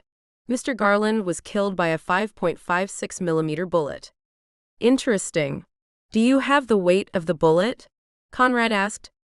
Dr. Ross raised his eyebrows. Yes. It was a 55-grain bullet, in fact. Bullets popular for an AR-15, Conrad pointed out. Dr. Ross nodded his head. The AR-15 rifle is very popular. I own 2 myself and recognize the bullet because I own probably over 3,000 rounds of that exact type. I'm an avid shooter, he explained. In my younger days, before medical school, I served in the Army for 4 years. I was an infantry soldier, a grunt. It was during that time that my interest in handguns and rifles was piqued. I admit that my gun collection might be a bit surprising to some, especially since I am a doctor, but I take pride in my collection. This is Alaska, Conrad told Dr. Ross with a smile. I think we'd be more surprised if you didn't have a nice collection of guns. After all, you have the right to own as many as you want. I agree, Dr. Ross replied. Most of my rifles are antiques bought at gun shows. But I have several modern rifles and a solid collection of handguns that keep my home safe. My wife is trained to handle each weapon and can shoot the wing off a fly at 500 meters. My 2 sons, who are both firefighters working in Anchorage, each have a better gun collection than me. Sometimes they'll come see their old man and we'll go out and do some shooting. Conrad chuckled and seemed ready to tell a few stories of his own, which made Amanda throw her hands up in exasperation. How lovely, Amanda interrupted. Can we focus back on the matter at hand, please? You boys can share your gun stories later. A man is dead and a killer is on the loose. Forgive me if I don't feel like listening to you two trade stories about a rusty old rifle collection. Dr. Ross removed his reading glasses. He focused on Amanda and Sarah. Of course. I'm sorry. Dr. Ross, where was my husband shot? Sarah asked, forcing patience into her mind. Dr. Ross lowered his eyes. Your husband was shot through the heart, a perfect kill shot. Whoever shot him was an expert marksman. Great, Amanda grumbled. Of course the killer is an expert marksman. We're so doomed. Sarah didn't hear Amanda's complaint. Instead, she whispered to herself, At least you died quick, Brad. Francis had mercy on you. Either that or he didn't want to waste any more time on you. Dr. Ross turned to the metal door. Sarah, would you like to see Mr. Garland? Yes, please, Sarah said. She turned to Conrad and Amanda. I need some time. Will you two please stand guard outside the door? Of course, Conrad promised Sarah and rubbed her shoulder. I'm not leaving you, Amanda confirmed. I'll be standing right here fussing at Conrad when you walk out of that room. Sarah nodded her head and stepped through the metal door into the morgue with Dr. Ross. Okay, Conrad, Amanda said as soon as Dr. Ross closed the metal door. What in the world are we going to do? My best friend is on another planet. Her heart is ripped out and her mind is tied up in knots. As much as I love her, well, Amanda began to bite her thumbnail.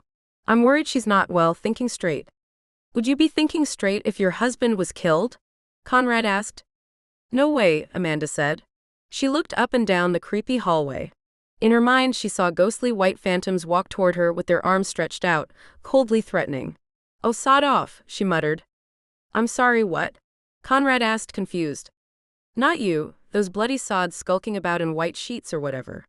Conrad turned to examine the hallway and gave Amanda a confused look. White sheets? Oh, forget it, Amanda said in a frustrated voice. Conrad, we have to do something. We're in some serious hot water here. I know, Conrad agreed and leaned back against the hallway wall. Amanda, he said, I don't know what to do. Francis Clark isn't your typical run-of-the-mill killer who shoots someone down at a gas station. The guy is smarter than me. Smarter than all of us, maybe? Amanda continued to bite her thumbnail. Conrad, don't give up on me, please. Los Angeles is in the twilight zone right now. You're the man that needs to have a plan. There's not much I have to go on in order to make a plan, Conrad confessed. Sarah's husband,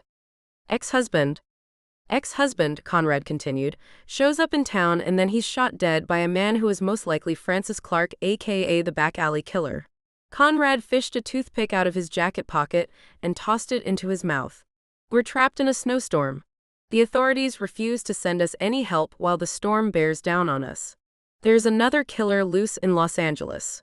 And we're standing in the basement of a hospital, waiting for Sarah. Now what? When you put it like that, Amanda sighed. Oh, I should have gone to London with my hubby. Conrad chewed on his toothpick. Amanda, we have no choice but to sit tight and wait. Wait for what? To be killed. Wait and see what Francis is going to do next, Conrad nodded his head. Francis Clark is out in the storm and we're trapped. We have no other choice but to wait. Amanda looked at Conrad. Wait until the psycho kills again? Conrad reluctantly nodded his head.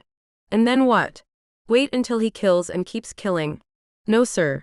I won't volunteer to be a sitting duck. Not this girl. No, sir. Then what do you suggest? Conrad asked. He looked at Amanda. I'm open to suggestions. And believe me, I'll take any suggestion you give me. You've saved Sarah's life more than once, and mine. I know I've never told you this, Amanda, but you would have made a great cop. Me? I'm just a very brave and intelligent woman, Conrad interrupted Amanda. Now please, just for the time being, pretend that you are a cop, okay? You're right about Sarah. Her mind isn't where it needs to be. I need your help. Thank you, Conrad, Amanda sighed. Your words are very kind. Unfortunately, I'm clueless as to what to do. The only suggestion I can make is to take Sarah and make a run for it. Maybe the killer will follow us out of town? At least if he does, our friends will be safe. But the storm. I was just about to say the storm is an obstacle. Amanda began chewing on her opposite thumbnail. Blimey, we wouldn't get 100 feet. I don't want to get caught out in this storm with a killer hunting me like I'm a juicy deer. Which leads us back to square one. Amanda glanced at Conrad. The situation can't be this helpless. Los Angeles and I have handled our share of difficult cases. For crying out loud, that weirdo in Oregon wasn't exactly a piece of cake to figure out. Conrad spit his toothpick out. Amanda, he said, and pulled out a half-smoked cigar from his pocket and popped it between his teeth, we're standing in quicksand. And with those words, Conrad grew silent and didn't speak again until Sarah walked out of the morgue. Outside in the storm, Francis Clark finally arrived at Sarah's cabin. Even though he was cold and tired, and the storm continued to rage, he found a sheltered spot between the trees in the front yard and immediately began building a snowman.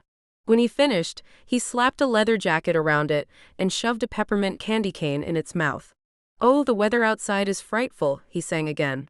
He grinned and eased his way through the snowdrifts and stopped at the front door of the cabin. "But the fire is so delightful," he finished, and retrieved a lock-picking tool from his coat pocket. Inside the cabin, Mittens began to whimper. Chapter 4.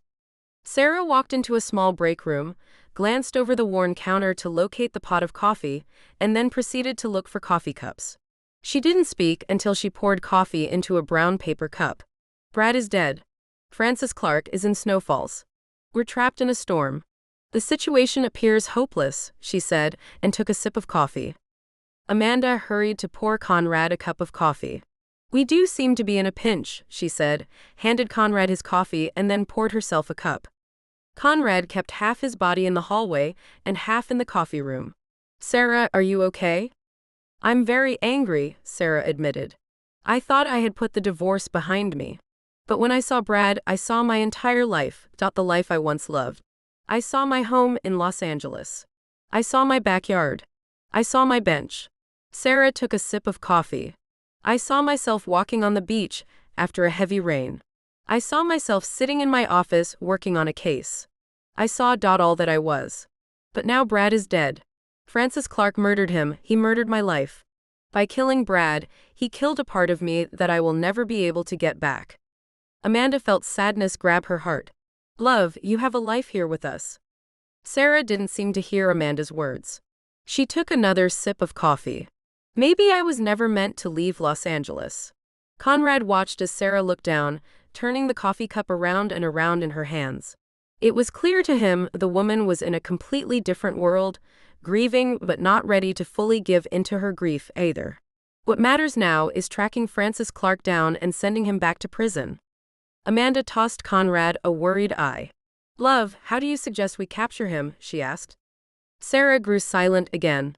Then she simply put down the coffee cup she was holding, looked around the room as if she were lost in a heavy fog, and simply let her arms fall down to her side, limp and motionless. "I don't know," she whispered. Sarah looked at Conrad. "I'm sorry your ex-wife was killed, Conrad. I know you hurt, but you always hide your emotions. Now I understand what it must cost you, that kind of strength. I wish I was as strong as you." "You're a very strong woman," Conrad told Sarah in a firm tone. "You're not invincible, though. A man you were once married to, a man you once loved, was killed by a madman." Conrad shook his head. "I know you miss your old life, Sarah. It took everything inside of me to leave New York and come here. As bad as New York can be, I miss walking the streets of Brooklyn, miss the lousy coffee, the sight of cabs, the subway, the crowded streets, everything that makes New York what it is. I'm not blind. We're just two people who were tossed into snowfalls by chance, really. Just because we call this place home now doesn't mean we forget our old lives." Conrad studied the empty hallway. "I'm a New York cop, Sarah. You're a Los Angeles cop. Who we are doesn't change because we live in Alaska. I guess what I'm trying to say is that it's who we are that keeps us strong. If we try and reinvent ourselves to hide from the pain, then all we're doing is crouching down in a corner and admitting we're cowards, and Sarah, that's no good." "I want to be a coward right now," Sarah confessed as tears began falling from her scared eyes. "Conrad, I'm so scared," she said, and found the strength to hold up her arms. "Please hold me," she cried. Conrad handed his coffee to Amanda and ran to Sarah, wrapped his arms around her, and pulled her close. "I can't win this time. Francis is going to kill us," Sarah cried and sunk her face into Conrad's chest. "I can't outsmart him this time, and Brad died, for nothing." No, he didn't. Conrad tried to comfort Sarah and placed his hand on top of her head. Sarah, we can get this guy. You, me, and Amanda, as a team. We'll make sure your ex-husband gets the justice he deserves. No, Sarah continued to cry. Not this time. Francis has the upper hand. He's too smart for me.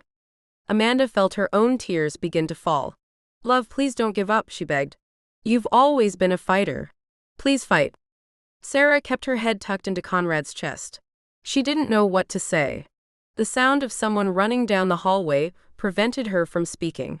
Detective Garland, a young nurse, ducked her head into the break room. A man wants to speak to you on the phone.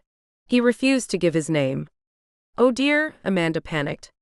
Conrad slowly let go of Sarah, placed his hands down on her shoulders, and looked deep into her eyes. Get your mind straight, Detective Garland, he ordered in a stern voice. We're cops before we're anything else. Is that clear? Sarah looked into Conrad's eyes. She felt weak, scared, cold, and defeated. But somehow, the sight of Conrad ignited a small flame of strength inside of her broken heart. Clear, she promised and wiped her tears away. Nurse Danforth, take me to the phone. Ellie Danforth hurried back down the hallway and pushed her way through a set of wooden double doors that led into the emergency room. She ran up to the workstation where an older nurse with short gray hair was waiting. Melanie, give Detective Garland the phone. Melanie Smith stood up and with a shaky hand handed Sarah the telephone. He refused to give his name to me. I know who he is, Sarah said, her voice leaden. She looked around the emergency room. The tiny emergency department was decorated with dark blue walls and gray tiled floors, scarred with years of long, boring nights and days filled with endless games of solitaire. It was void of patience, silent and creepy. Of course, Sarah realized that the creepiness was from her own scared mind that was expecting a monster to appear at any time. Sarah knew to hide her fear, but felt that Francis Clark would call her bluff if she did.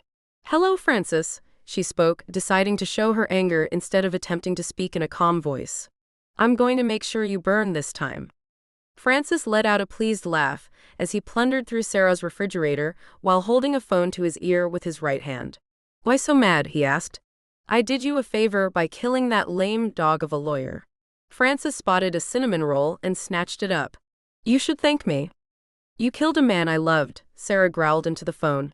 I'm going to make sure you burn, Francis. Sarah decided to attack with full force. Remember the day I captured you, Francis? I outsmarted you, didn't I? You weren't expecting me. You thought you had outsmarted me. You were wrong. Francis stopped smiling. His eyes narrowed and began to darken with fury. You were lucky, woman, he hissed into the phone and threw the cinnamon roll down onto the floor. You were very lucky. Francis ran his left hand through his thin gray hair and then passed his palm over his wrinkled face. At the age of 54, he felt older than he wanted to admit. At least he still managed to give a distinguished appearance in the dark gray suit he had stolen after his escape from prison. It was a little snug, but very nice nonetheless. However, Sarah's attack on him cut too close to the bone. Was he slowing down? He was not as agile-minded as he had been when he had first tangled with Sarah Garland. I'm going to prove to you who is the real genius, he warned Sarah. Francis, you're about as smart as a bag of wet sand, you washed-out loser, Sarah continued her attack. Amanda's jaw nearly hit the ground. Conrad bit down hard on his lip and began wondering what in the world Sarah's game plan was. There's been new serial killers since I put you away. You're old news. You're yesterday's headlines that people are using to clean up dog poop. Are you insane? Amanda whispered, feeling the color drain from her face. Sarah raised a hand to Amanda. You killed Brad because you wanted to make our fight personal. And right now, you're probably at my cabin or some other cabin taking shelter from the storm. My guess is you're at my cabin, though. Francis felt his cheeks turn red with rage. You're still sharp, detective, he said in a low growl, but I'm going to dull your blade. The voice of a deranged serial killer speaking into her ear made Sarah want to scream in fear. Yet she held her ground. Oh, so you are at my cabin then, she said and nodded at Conrad. I thought you might visit my cabin and leave me an ugly little souvenir. What's the matter, Francis? Too scared to say hello in person? Francis lifted his black boot and stomped the cinnamon roll on the floor out of existence. He had expected Sarah to be terrified of his presence. Instead, the woman was mocking him. We're going to play a game, Detective Garland. If you refuse, innocent people will die. If you play along, then you will be given the chance to save innocent lives. But make no mistake, we're going to play the game by my rules. Like last time? Sarah asked, feeling her temper rise. Sure, she was absolutely terrified of Francis Clark, but the serpent had killed a man she once loved. Hadn't that always been her deepest fear? Hadn't she always feared that someday, somehow, Francis would come back to take revenge against her by killing everyone she loved? Now her nightmare had become a reality. But even in a nightmare, a person was allowed to fight back. You're a coward, Francis. You kill the way cowards kill. What's wrong? Afraid to face a woman without your little games to protect you? Francis walked over to the kitchen window and yanked back the curtain. He glared out into the dark storm. I was never afraid of you, detective. You were a mere joke to me. You still are. Then why the games, Francis? Sarah taunted. Why not fight me face to face? You need to be taught a lesson. Oh, give me a break, Sarah erupted. All you psychos are the same. Everyone needs to be taught a lesson, she fussed. Everyone needs to show me how brilliant they are. Well, I have news for you, Francis. You're a loser, and no lesson, no game will change that. Shut up. Francis roared and kicked the wall with his right boot. Or what? Sarah asked. Or you'll kill everyone I love? Or everyone in Snow Falls? Sarah drew in a deep breath. Go right ahead and try. But you better know this before you do. If you touch anyone in this town, I won't play your game. I'll vanish into this snowstorm, and you'll never see me again. Do you hear me? If you run, I'll kill everyone in this town. Francis fired back. Don't play chicken with me, detective. Sarah closed her eyes and made a daring stand. If you kill anyone else, I'll vanish into the wind, you pathetic worm. I know this area. I know roads that aren't on the map. I know ways in and out of town that you'll never find. I'll slip away in the dark and let the state authorities know it's time to step in.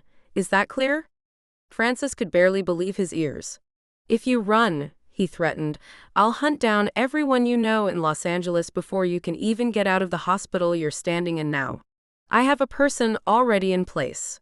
Francis struggled to contain his anger. For some unknown reason, Sarah Garland was the only person alive who could get under his skin and force him to lose his temper. Why? How? Francis didn't know. All he knew was that Sarah Garland had to die. But first, he was going to force her to play a very dangerous game, a game of hideous revenge. Within the terrified chambers of her mind, Sarah saw Francis hunting down her friends and family, one by one, like weak prey limping across a savanna filled with hungry lions. She knew without a doubt that Francis would carry out his threat. Okay, Francis, she said, forcing her voice to remain strong even though she was terrified. What's the first move on the game board? A hideous grin spread across Francis's face. Human emotion always imprisons the weak, he told Sarah in a shadowy voice. Now listen very carefully, detective, because we're going back to square one. If you want to catch the killer, investigate my first murder. When you find the clue, move to square 2. When you reach square 10, you'll find me or I'll find you. You're playing a sick game, Francis, Sarah growled. You're going to lose. We'll see, Francis said and stopped grinning. When you come back to your cabin, you will find a cell phone waiting for you. From this point forward, you will only use that cell phone to speak with me. Is that clear? Yes. Francis walked back to the refrigerator, opened it, retrieved another cinnamon roll and took a bite. Detective, if you don't play by the rules, I will make your friend from London my first target. Play by my rules or it's game over, he finished and took a bite of the cinnamon roll. Sarah hung up the phone. Well? Amanda begged. Conrad folded his arms and studied Sarah's eyes. I have to play his game. Back to square one, Sarah explained in a tired, miserable voice. What chance do we have of making it to your cabin before Francis leaves? Conrad asked in an urgent voice. None, Sarah told Conrad. Francis manages every second with extreme caution. Right now, he's fully aware that I might have sent an army of cops out to my cabin while I was speaking with him. I give him 5 more minutes, and then he'll slip back out into the snow. Conrad felt anger erupt in his chest. He kicked the nurse's station and then ran 2 furious hands through his hair. I'm going to catch that monster, he growled. Amanda looked at Sarah and then back at Conrad. The situation was bad, very bad, and there wasn't anything she could do to change it. Oh dear, she whispered and waited for the next move to play out. The snowman wearing the leather jacket grinned at Sarah. Sarah didn't grin back. She stood frozen in the darkness, staring at the peppermint candy cane sticking out of the shadowy mouth of the gruesome snowman as icy winds cut into her face and heavy falling snow chilled her body. Square one, she whispered. Conrad walked through the thick snowdrifts with his gun drawn and made his way to Sarah.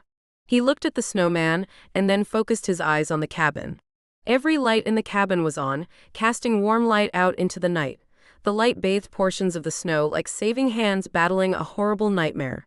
Sarah? Love? Amanda asked through chattering teeth. She cradled her arms together and tucked her chin down. Square one, Sarah whispered again and turned her head and looked at Amanda. You're freezing. Let's hurry and get you inside. Conrad glanced down at Sarah's right hand.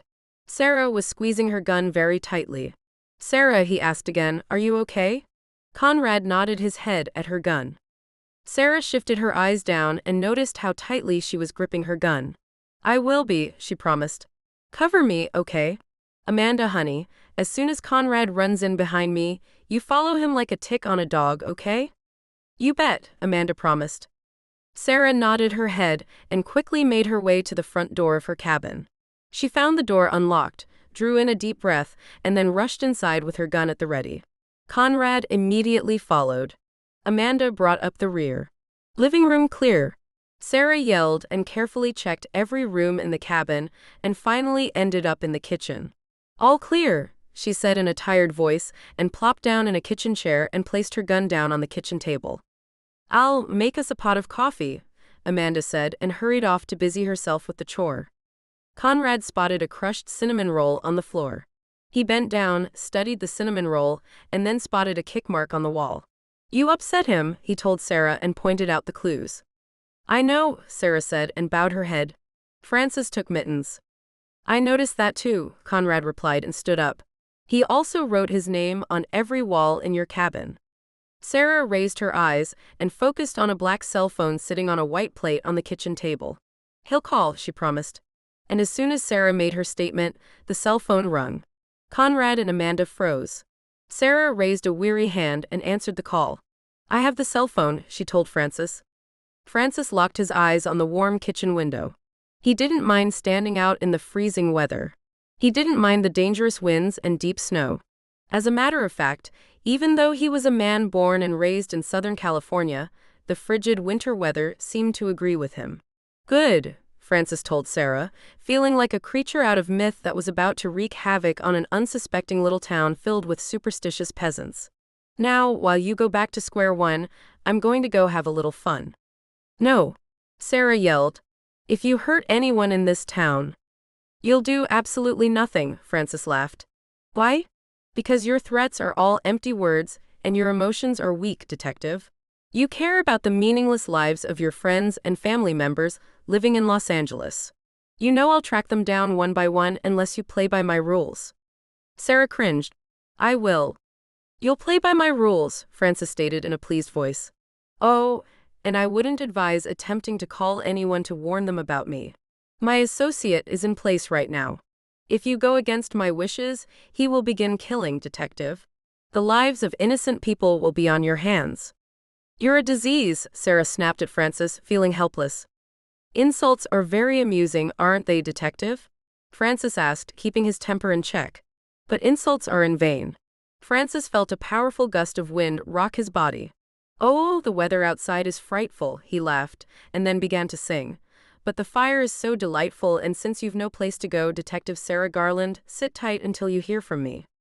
Sarah slammed the cell phone down. Francis is going to kill, she told Conrad and hit the kitchen table. And all we can do is sit here. The entire town is on alert, Conrad pointed out, feeling stupid for speaking useless words. Amanda, how is that coffee coming? Amanda hurried back to the coffee pot. Love, are you sure that awful monster is about to, bring the curtain down on someone? She asked, scooping coffee out of a green coffee can. I'm sure, Sarah told her best friend and stood up. She walked over to the kitchen window and yanked back the curtain. He's out there in that darkness, lurking about, preparing to mark someone in snowfalls as his victim. Sarah kept her eyes on the storm. Francis knows every street, every home, every address, every person in Snow Falls. He would have studied this town inside and out for weeks before daring to drive here with Brad. He knows exactly who he is going after, and we don't. I feel so helpless, Amanda confessed. So do I, Sarah agreed and looked at the phone hanging beside the refrigerator. She was tempted to call Pete but knew better. Francis planted a bug somewhere in my cabin. He's hearing every word we speak. Amanda scanned the kitchen with her worried eyes. Creepy, she admitted. Conrad walked to the kitchen door and yanked it open without warning. What are you doing? Sarah yelled and ran to the back door and grabbed Conrad's arm. That psycho is out there in the snow, Sarah. He's about to kill someone. I just can't sit here and do nothing. I'm going out into that storm to look for him. If he kills me, then so be it, Conrad told Sarah and gently yanked his arm away. I can't sit in this kitchen and do nothing. Sarah blocked blowing snow from her face with her left hand and struggled to pull Conrad back into the kitchen. What can you do out in this storm? She asked. Conrad, we're only going to win by outthinking this monster. While innocent people die? Conrad asked Sarah. He threw his eyes at the back door and watched snow blow in. There's a rabid dog out in that storm that I'm going to track down. If you go out into that storm, Conrad, Sarah warned, the only goal you'll accomplish is freezing to death. We don't know where Francis is about to strike, or who. Now, you ordered me to get my mind back on track.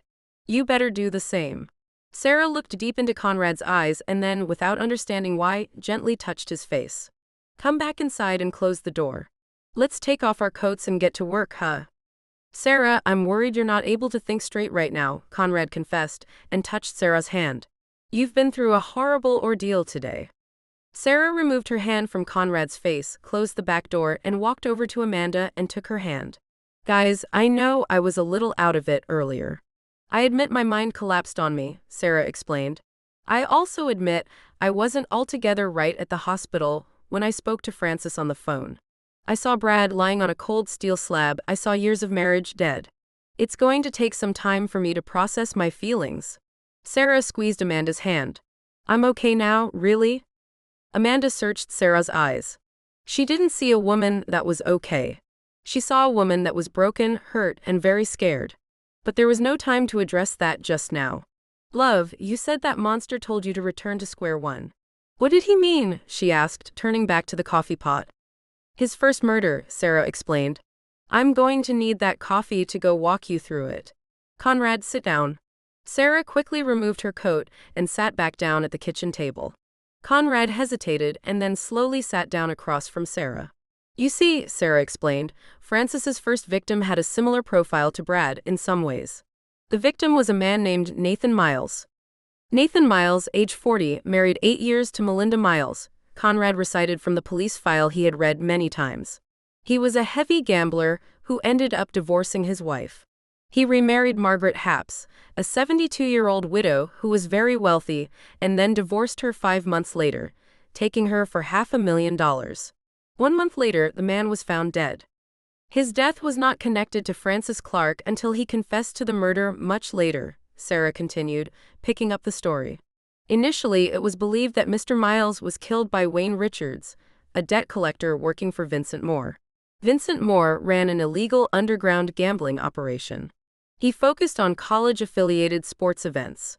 Sarah removed her gloves and set them down on the kitchen table. Don't bookies usually send their thugs to beat someone up until they pay, not kill them?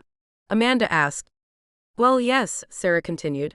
But Vincent Moore's phone number was found on Nathan's body. Plus, the bullet that killed him matched a type that both Vincent Moore and Wayne Richards owned. They both belonged to an elite shooting club. The murder seemed to have been carried out by a person who was either very stupid or very clever. After meeting Mr. Moore, I came to the conclusion that the man wasn't stupid. Conrad placed his chin down on his right palm. You didn't buy the obvious, did you? No, Sarah replied and watched Amanda washing coffee mugs in the sink. It was too easy, and the story went much, much deeper than that. Follow the money. I started to investigate his second wife, the older Margaret Happs. Because Nathan Miles took her for $500,000 in the divorce. Amanda asked. Yes, Sarah nodded her head. Margaret Happs may have been old, but she was still a woman, carrying a few vapors of beauty with her. Sarah brought up the image of a woman with hard, stone-like eyes gazing out from a face that could be beautiful one moment and snake-like the next. She had spent her prime years walking the corrupt halls of political power. The woman was finally forced to retire after being exposed in several different scandals. Needless to say, she didn't retire gracefully. Why would a woman like that marry a gambler? Amanda asked as the smell of fresh coffee began to fill the kitchen. Nathan Miles may have been a gambler, but he was also the son of Brandon Miles, Sarah explained. Brandon Miles was a useless bureaucrat living off the taxpayer's dime who had his fingers in a number of different pies. Oh, I see. Margaret wanted to get back into the political game through the back door? Amanda asked. It seemed to be that way, Sarah nodded her head. Margaret Happs met Nathan Miles when his first wife began working for her as a personal assistant. You can put the pieces together from there. What a scumbag, Amanda said in a disgusted voice. Yeah, he was, Conrad agreed. He looked at Sarah. So Francis offered the cops 3 gift-wrapped options. Francis tried to force-feed the obvious option down our throats, Sarah told Conrad. Needless to say, I wasn't able to gather enough evidence to convict anyone. Every suspect had a reliable alibi. Mrs. Miles was covered by the law firm that hired her after Margaret Happs fired her. Wayne Richards and Vincent Moore were both at their shooting club, and the bullet was never definitively traced to a gun belonging to either man. Margaret Happs was attending a meeting of her ladies' club. I couldn't get anywhere. And then a second murder happened. Sarah looked down at her hands. At the scene of the second murder, a note was left by Francis Clark. What did the note say? Amanda dared to ask. Sarah kept her eyes low. Francis Clark attached an index card to the blouse of Shirley Denkills that read, Poor Nathan and Shirley. Why is life so cruel? Conrad lifted his chin off his hand. That would have made you automatically begin trying to connect Nathan Miles and Shirley Denkills together. Exactly, Sarah said, but the two were not connected.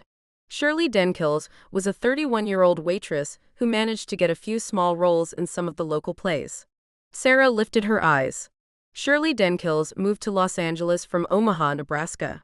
She lived in a lousy one-bedroom apartment, and after an exhaustive investigation, all I found out was that she was a heavy drug user who had very few friends. Which means you started investigating the possibility that a drug dealer killed her? Or maybe Vincent Moore might have been running drugs and sold to Shirley Denkills? Conrad shook his head. So many paths, so many dead ends. Francis had me chasing my tail, Sarah agreed. I had protocols to follow, and he knew that. Francis used the system against me in order to make sure my time was kept tied up. While I chased down one pointless lead after another, he was planning his next attack. My goodness, Amanda said in a shocked voice. How can someone be so evil? The world is full of evil, sinister, deadly monsters, Sarah told Amanda. You're very aware of that by now. Unfortunately, Amanda sighed and dried the last of the 3 coffee mugs with the yellow checked kitchen towel. I'm always in shock at how evil a person can be, though. And what is so scary is that some of these people are very clever. That kid in Oregon wasn't working with a full bag of marbles, but this Francis Clark, it sounds like he's the type of person who can work a chessboard. Francis is very skilled in the art of deception, Sarah confessed. I was still investigating if Vincent Moore was running drugs when Francis struck for a 3rd time. I was 0 for 2 and getting nowhere fast. When Francis struck the 3rd time, I knew I was in some serious trouble.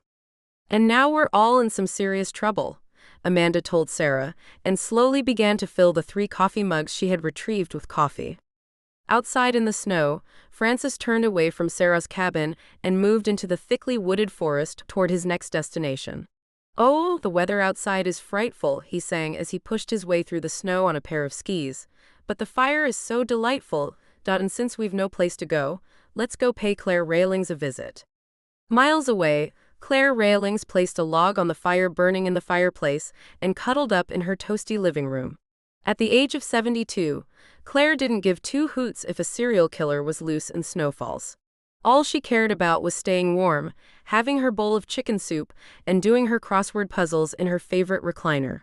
She seriously doubted that the killer in Snowfalls she'd heard about on the radio would mess with her. Bad night, she commented to the gray cat sleeping nearby and sat back down in the recliner, not knowing that her night was going to get even worse. Chapter 5.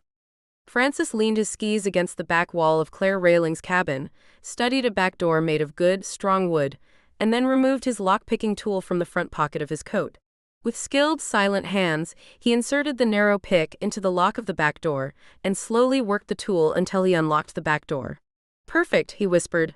He pulled out an ugly gun from his other coat pocket, pushed the back door open, and stepped into a warm kitchen. The kitchen was small and smelled of oatmeal and apple pie. Nice, Francis whispered again and walked through the kitchen on silent feet. When he spotted Claire sitting in her recliner, he raised his hand in greeting and said, "Hello, Mrs. Railings." Claire nearly had a heart attack. She let out a loud scream, threw her crossword puzzle down onto the floor, and gripped the arms of the recliner. One look at Francis was all it took to know that the man had come to kill her. "Get out," she screamed. "Leave me alone. I'm just an old woman." Francis began to laugh. "Oh, come now, Mrs. Railings, stop being so dramatic. I haven't come to harm you." Francis walked over to a comfortable brown couch close to the fireplace and sat down. "Very snowy outside. I'm glad to be out of the cold for, well, at least for the moment." Claire stared at Francis. Her heart was racing faster than she could handle. And even worse, she thought, she was going to be killed wearing her old blue bathrobe, with her hair up in curlers. "What do you want with me?" "A favor," Francis said and began fiddling with his gun. "Guns are ugly things. I really don't care for them, do you?" Claire swallowed. As she did, her gray cat scurried out of the living room. "Please leave me alone." "Oh, don't be so rude," Francis complained. "I've only come to ask you a favor and offer you a choice." I don't understand." "If you do me a favor, I'll let you live, Mrs. Railings. If you don't, well, then you'll take a long walk in the snowstorm." "The choice is yours," Francis explained. He stopped fiddling with his gun and cast a hard eye at Claire. "I know all about you, Mrs. Railings. I did my homework. I know that your husband was arrested for stealing money from the railroad he worked for. How many years did he spend in prison?" "Oh yes, 13. "You leave my Edward out of this." Claire snapped. "My Edward served his time and now he's in the grave. He's been in the grave for the last 10 years. "Sure," Francis replied, "and you've been living off the money he stole from the railroad." Claire's face drained of color.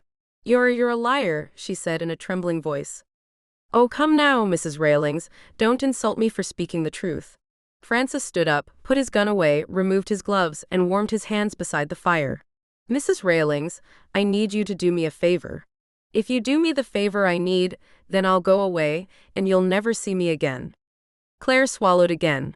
What favor do you need of me? I'm only an old woman. I can't go out into this storm. Please." "You'll go out into the storm if you refuse to do this favor for me," Francis warned. "Now listen closely, Mrs. Railings," Francis said, and put his gloves back on. "I need you to call Detective Sarah Garland for me." "Sarah Garland?" Claire asked. "That's correct," Francis nodded his head. "When you call Detective Garland, I want you to tell her that I'm going to kill you unless she orders every cop in town to lock themselves in a jail cell." Claire panicked and felt confusion grip her mind. "What?" Francis rolled his eyes and let out an annoyed breath. "I'm a killer, Mrs. Railings. Killers don't like cops. And at the moment there are too many cops wandering around for my liking. I want to lock all the cops away. Can you understand that?" Claire stared at Francis. She slowly nodded her head up and down. "I understand," she promised. Francis pulled a piece of paper out of his coat pocket. "This is a list of every cop in town," he explained. "I want every man on this list locked in a jail cell. However, I don't expect everyone on my list to play nice. But that's what I want." "Why don't you call her yourself?" Claire asked. "Because," Francis grinned, "I want Detective Garland to understand how clever I really am." "Now," he said and retrieved his cell phone, "it's time to make the call." Claire didn't know what to do. What she did know was that whoever the man standing in her living was, he knew all about her dark secret. If her secret was somehow exposed to the public eye, she would face a harsh penalty, one she felt far too old to be able to handle. "I'll call Sarah Garland." "Very good, Mrs. Railings," Francis applauded Claire. He handed her his list and the cell phone. Now, I want you to sound very scared and very convincing. Can you do that for me? Yes, Claire promised. Good, Frances smiled. Now, all you have to do is press that little green button on the phone. Claire pushed a green call button located on the cell phone. Sarah picked up on the third ring. I'm here, Frances, Claire heard Sarah speak in a firm tone. Sarah Garland, this is Claire Railings. Sarah gave Conrad and Amanda an urgent look. What can I do for you, Mrs. Railings? She asked, even though the obvious was very clear. Claire had called the black cell phone, which meant Frances had her. A man is standing in my living room, Claire spoke in a trembling voice. He's threatening to kill me unless you do what he says. What does that man want, Mrs. Railings? Sarah asked. Claire unfolded the piece of paper Frances had handed her. The man standing in my living room wants every cop in town locked in a jail cell. He's given me a list of names, Claire informed Sarah. Read off the names, Mrs. Railings, Frances ordered in a pleasant but firm tone. Claire began reading off the names on the list. She finished with Conrad's name. Please do as this man wants, Claire begged Sarah. Frances grinned and snatched the phone out of Claire's wrinkled hand. Detective Garland, you have 1 hour to comply or this woman dies. She will be the first, and I assure you there will many others. Frances looked at the fireplace. I will be watching the jail. You have 1 hour. I might need more than 1 hour, Sarah told Frances in a voice that appeared too desperate. I'm setting explosives in the cabin the old woman sitting before me calls home, Frances warned Sarah. In 1 hour, this cabin will go boom unless I decide otherwise. And if anyone attempts to enter the cabin, well then, they will suffer the consequence along with this old woman. You have 1 hour. Frances ended the call, looked at Mrs. Railings, and grinned. Relax, I don't really have explosives. I like to make the cops believe that I do, though. You lied? Claire asked. I'm a killer, Mrs. Railings. It's my job to deceive. Frances grew silent, and then reached into his coat pocket and pulled out a roll of gray duct tape. Mrs. Railings, I'm going to need you to accompany me into the kitchen. You see, even though I lied, well, sometimes visual effects are needed. Claire nearly fainted. Somehow she found the strength to stand up and walk into her kitchen. Once she was in the kitchen, she was ordered to sit down in a kitchen chair. Please, she begged. Frances simply began singing as he taped Mrs. Railings' mouth shut and then taped her wrists and ankles to the kitchen chair. There, he said. Now I must make it appear that there are some very dangerous explosives lying around, huh? Frances wandered over to the kitchen sink, opened up the cabinet under the sink, and pulled out bottles of cleaning supplies. Perfect, he grinned and went to work. As Frances got to work making his fake explosives, Sarah called Andrew. No way! Andrew objected as soon as Sarah informed him about the call from Mrs. Railings. I'm not locking myself in a jail cell with a killer on the loose. Why, he's liable to come in here and burn down the station with us in it. If you refuse to cooperate, he's going to kill Mrs. Railings, Sarah told Andrew in an upset voice. Andrew, Francis is clever. He's planned out every move he's going to make long beforehand. Unless we comply, he's going to begin killing innocent people. Conrad walked over to Sarah and took the phone from her. Andrew, my name is on the list too. Now listen to me. We have 1 hour. Call all the guys who aren't at the station and get them there. Get the guys who are at the station in a cell. That's an order. He says he's watching the station and I believe him. You're asking us to commit suicide, Andrew objected. Conrad, I respect you and I think you're a skilled detective, one of the best to be honest, but there's no way I'm going to stick my guys in a jail cell. Besides, even if I wanted to, they wouldn't obey. Andrew stood up from his office chair. I've known the guys I work with all my life, Conrad. They have families. You have to understand that. I understand, Conrad said, feeling frustration settle into his chest. Andrew, an innocent life is at stake here. We don't have a choice. Yes, we do, Andrew argued. I say we form an old-fashioned posse and get ourselves over to Claire's cabin and track us down a rabid skunk. Mrs. Railings' cabin is being rigged with explosives, Conrad explained. He could be lying, of course, but we can't take that chance. If we try to force our way inside her cabin, boom. Conrad looked at Sarah and then down at the floor. Andrew, this guy isn't playing around. Mrs. Railings is only the first. He'll keep killing until we surrender. There's more of us than him. Andrew yelled into the phone. I don't like taking orders from a fruitcake, Conrad. I have a family to protect, for crying out loud, not just a town. In fact, my family is at the station with me right now. Conrad knew Andrew wasn't going to order his men to lock themselves away in a jail cell. At least call the guys down to the station, Conrad pleaded. We have to make it seem like we're complying. Okay, Andrew caved in. I can do that. I'll call up Billy and Matthew and tell them to get their backsides down to the station ASAP. But you better know they're going to bring Millie and Rhonda with them, along with little William and Betsy Ann. And don't expect them to race down to the station either. They'll have to travel using their snowmobiles. Roads are pretty much impossible now. Old Richard has parked his plow for the night and gone home. I understand, Conrad told Andrew. I guess I'll use Sarah's snowmobile to get down to the station. Yeah, Andrew said and snatched up a cup of coffee and drained it. Hey, I didn't mean to yell. Tempers are running high tonight. The phones haven't stopped ringing. Don't worry about it, Conrad promised Andrew. I'll see you in a bit. Conrad hung up the phone. I guess I better get going. Sarah hesitantly nodded her head. My snowmobile. I know where the snowmobile is located, Conrad told Sarah. He walked over to the kitchen table, put on his black gloves and pulled on a black ski hat. I'll call you, he promised and then looked at Amanda. Stay together no matter what, he begged. You bet, Amanda promised and then ran over to Conrad and hugged him. Be careful. Conrad hugged Amanda back, and then to his surprise, he saw Sarah walk over and wrap her arms around him. I know, he whispered, watching tears fall from Sarah's eyes. I feel the same way about you. Brad is dead, Sarah whispered and wiped at her tears. But he died long before he arrived here. I died long before I arrived here. I died the day I signed the divorce papers. Sarah let go of Conrad. I want this nightmare to end. I want to be happy again. I know, Conrad whispered, and then to Amanda's complete shock and delight, he leaned forward and gently kissed Sarah. I want to be happy too. But first, we have a killer to catch. Go, Sarah urged Conrad and walked him to the kitchen door. Be careful, please. Conrad opened the kitchen door, looked at Sarah, forced a smile to his face, and then vanished into the storm. There he goes, Amanda said, staring over Sarah's shoulder. I know, Sarah said and forced her hands to close the back door. Well, Junebug, you better make another pot of coffee and I'll get my thinking cap back on. Amanda patted Sarah on her shoulder and began walking toward the kitchen counter.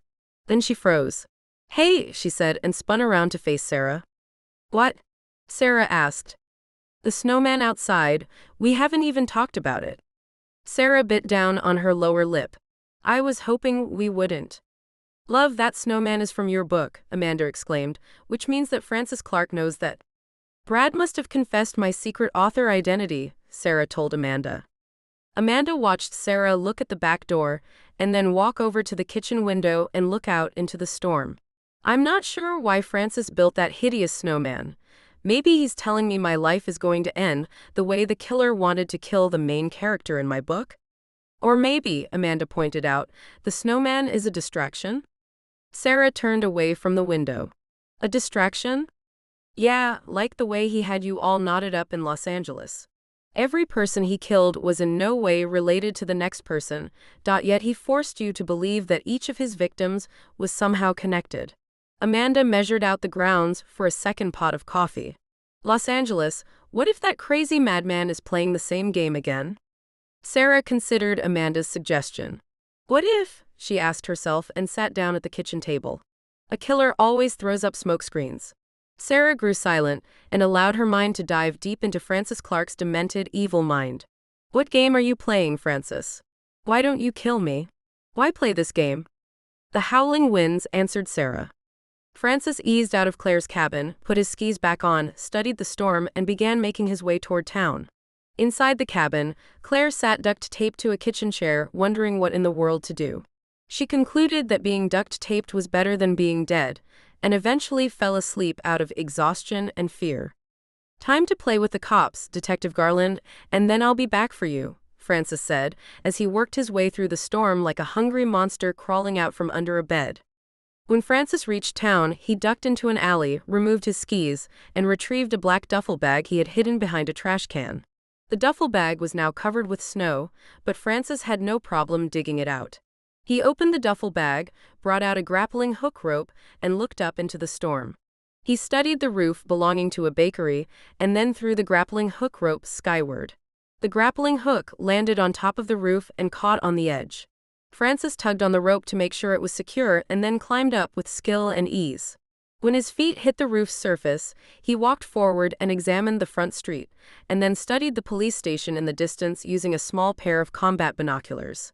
"Perfect," he said, spotting a man rushing into the station with his wife and son. "Perfect." Francis lowered the binoculars, bent down, unzipped a black bag, and brought out an AR-15. He aimed his rifle at the front window of the police station and fired off 3 rounds. The front window exploded. Shrapnel went flying out into the storm. "Perfect," Francis said again and put his rifle away. He then pulled out his cell phone and called the police station. Andrew picked up on the 3rd ring. "That was a warning," Francis hissed. "You have 1 hour to get everyone into a jail cell. If anyone tries to come out, they will be shot and killed. I'll let anyone that might be arriving late enter the building without harm. Are we clear?" Andrew leaned up from behind his desk and saw Conrad crouched down beside his office door. "We're clear," he said in an angry voice. "Why are you doing this? What has this town ever done to you?" "You have Detective Sarah Garland to thank," Francis growled. "You have 1 hour before people begin to die. I'm being very kind, so do not test me, cop." He put his cell phone away and folded his arms. "Yes, this should do nicely," he said in a pleased voice. "I'll stand here a few more minutes and watch just to make sure." "We have 1 hour," Andrew told Conrad and slammed the phone down on his desk. "He has us trapped." "That's what he wanted all along, and I fell right into the trap," Conrad kicked himself. He knew no cop worth his salt would lock himself in a jail cell. Conrad stood up. "Francis Clark wanted to trap us in a building." "Yeah, and none of my guys are going outside this building," Andrew told Conrad. "1 man is dead. I'm sure that killer outside will happily shoot anyone who attempts to leave." Conrad studied Andrew's scared and upset voice. "We're not really trapped," he said. "I can slip out of the basement window. The bullets came from the front street. I can slip out of the back." "No way," Andrew objected. "I'm not risking your life." "Look," Conrad said, keeping his voice calm, "the basement window is barely big enough for a man to crawl through.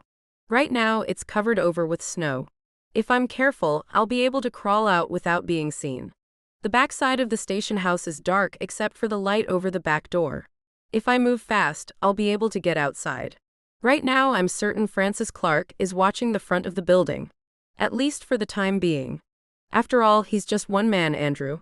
He can't be in multiple places at once." Andrew began to protest, but when he saw the look Conrad was giving him, he knew better. "I can't stop you, Detective Spencer," he said, "but I can warn you that the man waiting outside is a killer. You know that, and I know that. And he seems to be too smart for his own good. If you go outside, I can't be responsible for what happens to you." "I understand." Andrew shook his head. "You know I would go out with you, but I have my family here with me. They come first." "As it should be," Conrad tossed Andrew an understanding smile. "You're a husband and a dad before anything else." And with those words, Conrad yanked open the office door, hurried out, and ran down a short hallway. "Have to hurry," he grunted, reaching the door leading down into the basement. He snatched the door open and descended into a dark basement, deliberately leaving the basement light off. The basement smelled of old cardboard boxes, gunpowder, and fear. Cold, damp air struck Conrad's face as he maneuvered past a pile of boxes. The shots came from across the street. He's on the roof of one of the buildings. If I can get outside and swing around, I might have a chance. Conrad maneuvered to a small window at the back of the basement. The bottom of the window was covered with snow. "Good," Conrad said and began trying to open the window. The window was frozen shut. Come on, Conrad fussed as he strained to open the window. "Open already." But the window would not budge. Conrad wasn't in the mood to be delayed. He whipped out his gun and used the handle to break the window pane, knowing the howling winds outside would hide the sounds of breaking glass. Snow began flooding in through the shattered glass and piling up on the dark basement floor. Conrad ignored the snow, cleared the glass around the edges of the frame, and then, with much difficulty, squeezed his body out through the small opening, pushing snow out of his way as he did. "Out!" he finally said, leaning up on his knees and looking around at the backside of the station. For a second, he expected a bullet to come ripping through the storm at him. But when no bullet arrived, he knew that he was in the clear. Hurry! Conrad crawled to his feet and ran to the east corner of the station, peeked around the wall, and checked the front street. The street was dark and covered in deep snowbanks. The buildings across the street were also dark, deserted and empty. One lone monster lurked among the buildings. I need to swing around, Conrad told himself, ignoring the punishing winds and heavy snow. He felt his body heat begin to drain away in the fierce winds, and knew that he couldn't stay out in the storm for a long period of time without risking hypothermia. With that thought in mind, he worked his way back to the street behind the station and began moving west. As Conrad disappeared into the storm, Sarah and Amanda sat in the warm kitchen of Sarah's cabin, discussing Francis Clark. Francis told me to go back to square one, Sarah told Amanda. He said once I found the clue in murder one, I needed to move on to murder two. Amanda nibbled on a cinnamon roll. Okay, love, she said. I know about murder one and murder two. Tell me about murder three. Maybe if we reevaluate all the murders, we can find a pattern this rat might be playing with. Sarah stood up and refilled her coffee mug. The third victim was a man named Bob Frawls. Mr. Frawls was a 62-year-old retired high school math teacher. The man was divorced, didn't have any family in the Los Angeles area, and as far as I could find out, really didn't socialize very much after he retired. Sarah looked at the phone hanging beside the refrigerator. She wanted to call Andrew to see if Conrad had arrived safely at the station. Mr. Frawls, she continued instead of calling Andrew, was a heavy drinker. He had been arrested 4 times for driving while intoxicated. 3 times in his early 20s, and once after he retired from teaching. How was he killed? Francis strangled him to death, stuffed his body in an alley, and left a second note that was meant to tie him to Nathan Miles and Shirley Denkills. And of course, because of protocol, I had to try and connect the man to the 2 previous victims, which was a complete waste of time and energy. Love, I'm guessing that Madman left notes on all of his victims, right? Amanda asked. Sarah nodded. Yes. And you were in charge of connecting each victim together like a jigsaw puzzle. Yes, Sarah said again. I knew I was dealing with a serial killer, and deep down I wasn't sure what steps to take. I couldn't find any lead that connected the victims together. The killings seemed random, yet they were meant to somehow be tied together. Each victim was left in an alley, killed in different ways at different times. I was at a loss. All I could do was continue investigating what clues I did have and trying to make any connection I could to get one step ahead of him. Sarah stretched her back. She felt like she was trapped in a creepy Twilight Zone episode, the kind that kept looping through time over and over and over again. The shock of her ex-husband being killed was slowly wearing off. She felt her mind beginning to clear. Conrad's kiss had injected a healing medicine into her broken heart. Pete was working on a case involving 3 gang killings. He was really tied up but helped me out when he could. Amanda watched Sarah look down at her coffee mug with sad eyes. Love? I wasn't spending much time at home with Brad, Sarah confessed. I was spending every waking moment interviewing people, chasing down leads, going over clues, reading reports. Brad was on the back burner. I never stopped to imagine how he might have felt. The man should have felt proud, Amanda said in a strong voice. Don't blame yourself for doing your job, love. You saved countless lives by catching Francis Clark. I know, Sarah agreed, but it wasn't long after Francis went to prison that Brad began pulling away from our marriage. I saw the warning signs, but I ignored them. Maybe the warning signs were there all along and I never saw them. Sarah set her coffee mug down. Brad is dead, though. Conrad is alive. My focus is on you and him. That's my girl, Amanda smiled. Now tell me more about Mr. Frawls. Well, Sarah said and rubbed her neck, Mr. Frawls spent most of his time drinking at home. His neighbors all claimed he was a quiet man who kept to himself. Did Mr. Frawls live in a nice neighborhood? Lower middle class, Sarah explained. He lived in a simple 3-bedroom ranch-style home at the end of Mayward Street. Amanda nibbled on her cinnamon roll. Love, where did Francis Clark live? Up in the canyons in a bungalow, Sarah told Amanda. She shook her head. I still don't know why to this very day Francis Clark chose the people he killed. He never confessed his reasons. I came to believe each victim was randomly chosen. But now, but now that Madman is telling you to go back to square one, which means there has to be a connection, Amanda finished for Sarah. She tossed her cinnamon roll down onto a brown plate and stood up. We have 3 dead people. A jerk who divorced his wife and married an old rich woman. A waitress who was using drugs, and a retired alcoholic. Now the questions is, how are they connected? I have to go back to Nathan Miles and find the first clue, Sarah told Amanda. Okay, Amanda agreed. Let's go back to Mr. Gambler. Amanda scratched the tip of her nose. As she did, a sound came from the pantry. What's that? Sarah snatched out her gun and then put her left finger to her lips. She eased over to the pantry door and with one swift movement yanked it open and stepped back with her gun at the ready. Oh, my poor baby, she cried out. Amanda ran over to the pantry and looked inside. She spotted Mittens, trying to crawl out of an old potato bag. Poor Mittens had her paws duct taped together.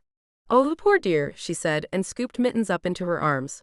It's okay, baby. Mittens tried to whimper, but her snout was duct taped shut.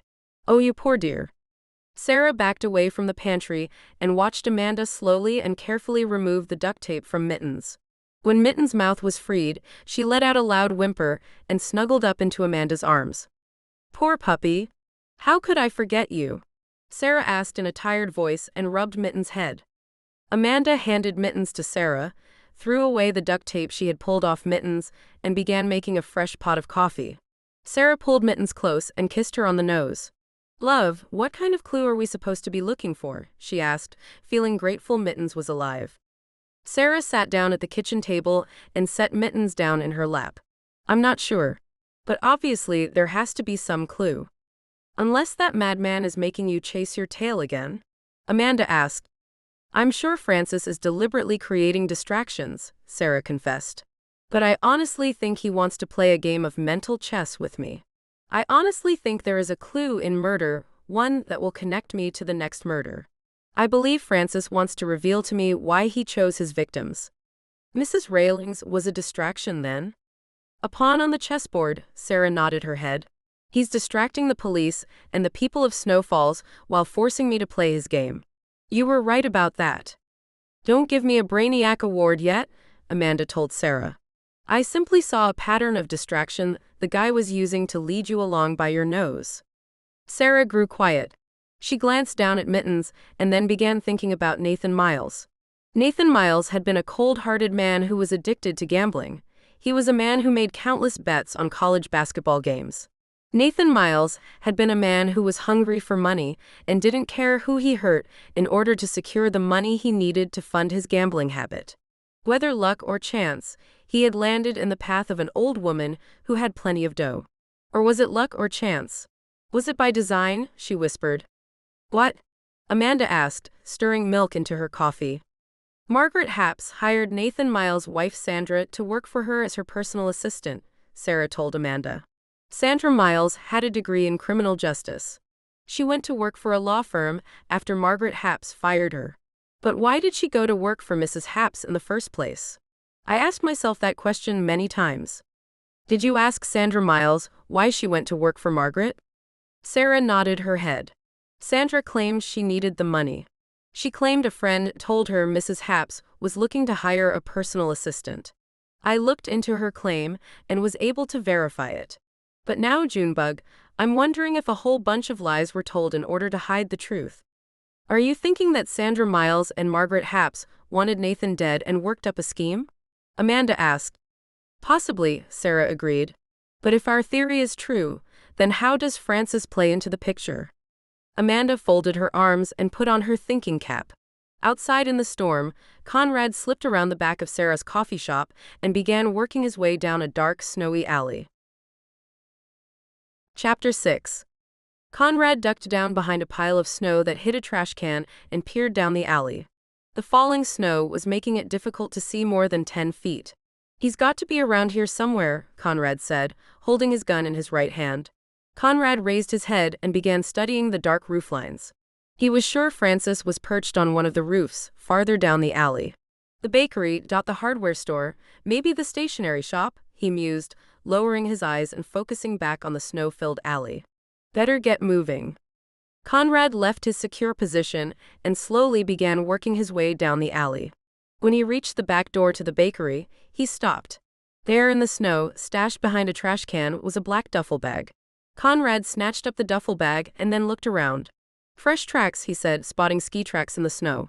Conrad glanced down at the knee-deep snow he was trudging through and knew that there was no way he would be able to catch a person on skis. By the time I get to the snowmobile, these tracks will be covered over. It'll take too long to follow them on foot, he said in a desperate voice, watching the heavy falling snow begin filling in the tracks while the winds struggled to erase them. I can't stand here and do nothing, he said, and decided to trace the tracks on foot, and got his legs moving as quickly as he could. Francis was only 3 blocks ahead of Conrad when a black box began buzzing in his pocket. He stopped pushing the ski poles in his hands through the snow and looked over his shoulder. Someone had tripped the silent alarm he had set up behind the bakery. Someone had walked through the invisible laser beams running from the back door of the bakery to the back alley wall. "So, I have a visitor," he growled and shot west in order to enter the alley from behind, using the same route Conrad had taken. Unaware that he had tripped an alarm, Conrad continued to follow the ski tracks. The tracks led into a quiet neighborhood, filled with small cozy cabins and brick homes. Conrad followed the tracks past one home after another. When the tracks stopped at the end of Maple Street and turned north, Conrad paused to catch his breath for a few seconds and then worked his way up Dove Avenue, carefully following the ski tracks. When the tracks stopped and aimed west, running down Snowbird Lane, Conrad put his hands down on his knees and bowed his head. "What are you doing?" he asked, breathing white streams of smoke out of his frozen mouth. "Where are you going?" Conrad raised his head, drew in a cold breath, and got moving down Snowbird Lane without realizing that Francis was leading him in a wide circle to set up a rear attack. Francis skied back to Maple Street, carefully following Conrad's snow tracks. "Run, run," he hissed, skiing past a bright and warm log cabin. "Oh, how foolish people are to believe they are safe behind locked doors," he hissed again, feeling rage consume his heart. Someone had located his hidden position, and that someone wasn't Sarah Garland. The tracks in the snow belonged to a man he would catch and severely punish. "Whoever you are," Francis promised, "tonight is your last night alive."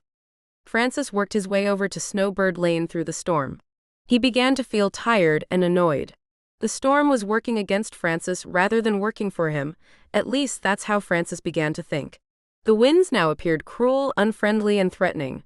Earlier, the winds appeared refreshing and powerful, a companion in crime. The heavily falling snow became burdensome and difficult to maneuver through, even though Francis was equipped with skis. "You're tired," Francis warned himself, pushing his body down Snowbird Lane. "It's been a long day. You need to rest."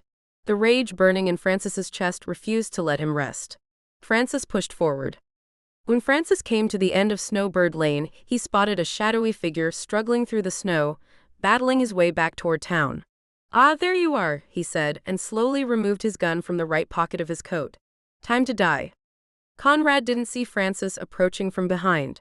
His eyes were focused on the ski tracks in the snow. "He's made a loop?" Conrad said in a confused voice. He stopped walking, lifted his head, and looked toward town. The town was dark and creepy.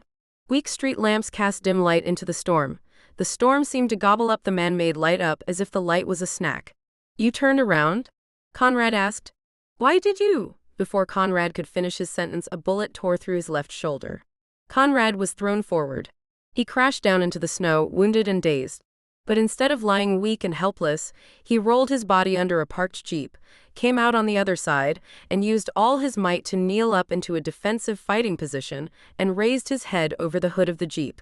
He was immediately met by gunfire. Conrad ducked his head down and waited for the gunfire to stop. "Give it up, Francis," he yelled, knowing the wind would carry his voice away. Francis stopped firing and gritted his teeth. He was an expert marksman as long as he was firing a rifle. When it came to handguns, he lacked skill. He had simply managed to wound his prey instead of killing him. But before he could create a contingency plan, he saw Conrad's shadowy figure burst up from behind the car hood and begin firing at him. A single bullet tore into his right hand. Francis let out a loud scream of pain, dropped his gun, and tried to ski away. Panic filled his chest. "No," he hissed, "this can't be happening." Conrad spotted Francis trying to escape. He darted out from behind the jeep and began to give chase. Francis peered over his shoulder and spotted Conrad fighting his way through the snow. With his right hand wounded, he couldn't hold onto the right ski pole. He threw the ski poles down, unlatched his feet using his uninjured hand, and began running through the snow. The snow was deep and difficult to run through. "Stop or I'll shoot you where you stand," Conrad yelled. Francis ran up to a parked green truck and dived behind it and began crawling forward. He spotted a wooden fence half buried in the snowdrifts surrounding a brick house, crawled low to the fence, and then, without wasting a second, shot to his feet and threw his body over the fence. Conrad was only a few feet behind. When he reached the fence and tried to jump over it, his wounded shoulder cried out in pain and his right arm refused to cooperate. With no other option available, Conrad ran up to the gate. The gate was locked. "No!" he yelled and took off around the property, hoping to make it to the backyard before Francis managed to escape. As Conrad ran around to the backyard, Francis eased back over the front fence and began slogging through the snow back toward town in a desperate attempt to reach his rifle. He threw his head over his shoulder and searched for Conrad. Conrad was nowhere in sight. Only the sight of snow-covered trees, yards, homes, and vehicles greeted him. "You're going to suffer," he promised as his legs struggled through the snow, one difficult step at a time. Conrad ran to the back of the fence and searched for Francis. He scanned the snow around the sides and back of the house and tried to spot boot tracks. "Not a single boot print," he said, breathing hard. "He's doubled back on me." Conrad took off like a jackrabbit and ran back to the front road, adrenaline spiking and making him forget about his injured shoulder. He spotted Francis's shadowy form running toward town. "You're mine," Conrad yelled into the wind. Francis didn't hear Conrad. He continued to run toward the alley where his duffel bag was hidden, holding his wounded right hand with his left hand. Never before in his life had he ever been wounded in a fight. He had always played the aggressor, overpowering his victims through surprise and brilliance. Now he was being forced to flee, like a helpless coward. The feeling was crippling, sour, and very, very discouraging. "You'll die," he hissed, finally making his way into the alley, unaware that Conrad was on his tail. Conrad saw Francis run into the back alley. He pressed his right hand over the wound in his left shoulder and picked up his speed. When he reached the back alley, he saw Francis trying to clamber up a rope, trying to reach the roof of the bakery. Conrad raced forward, grabbed Francis by his waist, and slung him down onto the snow. Francis landed on his back and looked up at the barrel of Conrad's gun. "It's over, Clark," Conrad yelled, aiming his gun at Francis's chest. "One move and you're a dead man." Francis couldn't believe that he had been captured. "Who are you?" he demanded. "Detective Conrad Spencer." "I'll remember your name," Francis warned Conrad. "You better kill me now or I'm going to kill you later. But first, I'm going to finish my business with Detective Garland." Conrad began to squeeze the trigger on his gun. Who would weep for the death of a diseased rat like Francis Clark? He would be performing a great service. Besides, the pain throbbing in Conrad's shoulder reminded him that he was fighting in self-defense.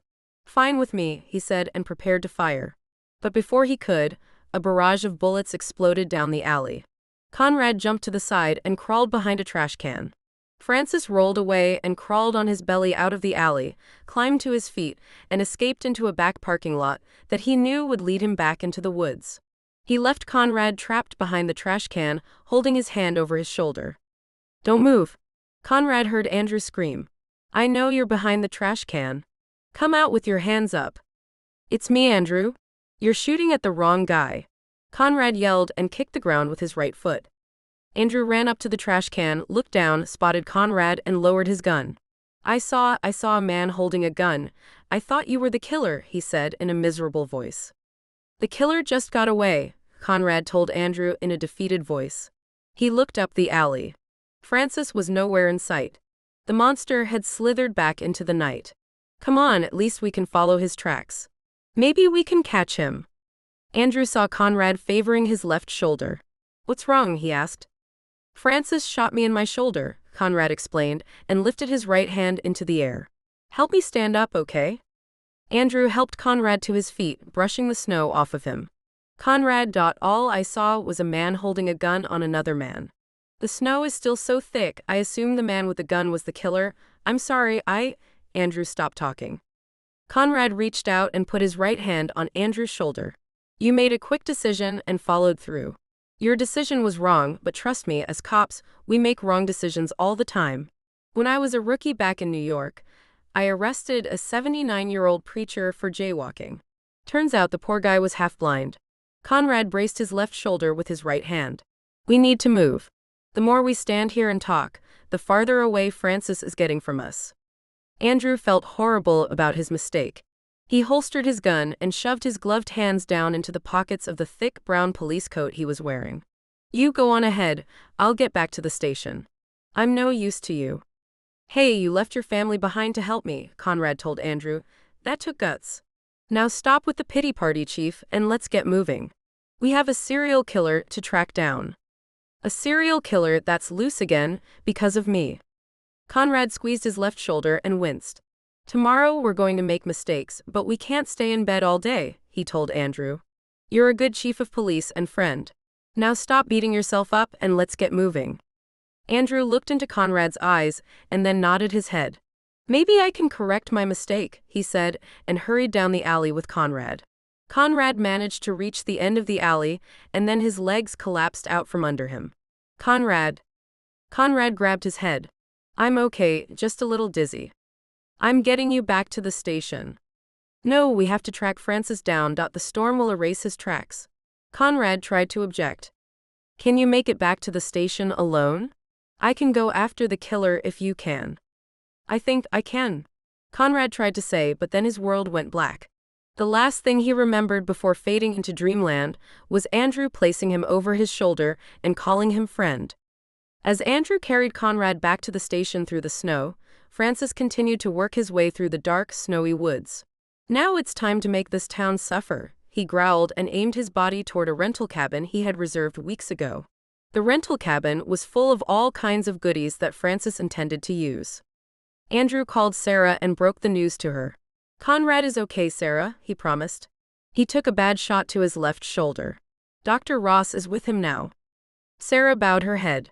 And Francis, she asked. Conrad came to long enough to claim he shot the man in his hand. It's possible, Andrew said, and then shamefully added, Sarah, Conrad had the killer at gunpoint, but because of me, the killer got away. Andrew explained how he had entered the alley and spotted a man holding someone at gunpoint. I thought the man with the gun was the killer. The visibility was so bad, and I believed Conrad was nowhere near the station. I let my inability to believe Conrad could handle someone like Francis Clark weaken my ability to think clearly. So I emptied a full clip at Conrad. I'm grateful not a single bullet touched him, poor guy. Andrew, listen to me, you're under a lot of stress. You entered the alley and saw what you saw and reacted. You can't punish yourself for mistaking Conrad for Francis, Sarah told Andrew. As cops, we react without thinking when the situation calls for that kind of action. What's done is done. We have to focus on capturing Francis and not on our mistakes. If Francis kills anyone, I'll never forgive myself. Sarah closed her eyes. I understand. Andrew spotted Dr. Ross appear in the small, warm waiting room he stood in. Dr. Ross is here. Hold on just a moment, Andrew told Sarah.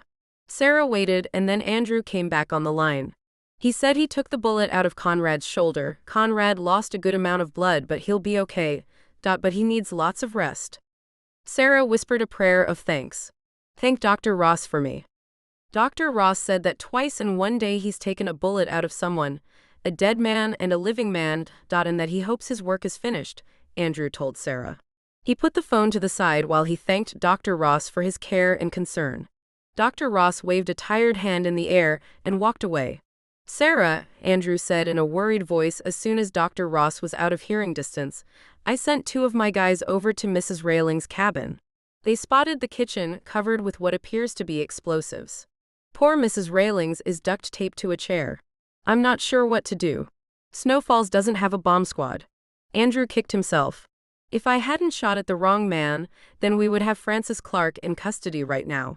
Conrad is a hero for going out into the storm and tracking down that ugly monster. Sarah grew silent and looked at Amanda. Amanda stood beside the kitchen table, holding mittens. She knew that if Conrad had truly shot Francis in his hand, and if Francis was wandering about in the snow wounded, the rules of the game would change. But she doubted that Francis was lost out in the snow, babying a wounded hand. Surely the man had a safe location to go to. Andrew, I'll call you back, she said and quickly hung up the phone. What is it? Amanda asked. Sarah bit down on her lower lip and then ran over to the kitchen table, snatched up the black cell phone, and dialed Francis's number. Francis picked up on the fifth ring. You'll suffer for your actions, detective, he snarled into the phone when he answered it. Francis was holding his wounded hand under a stream of warm water running out of a bathroom faucet. You were nearly captured, Sarah told Francis in a calm voice. You have to be more careful, Francis. We still have to play your game. Sarah picked up a brown coffee mug and took a sip of fresh coffee. I've worked my way through square one and found the clue. Francis raised his eyes and studied the wooden logs that formed the bathroom walls of the cabin.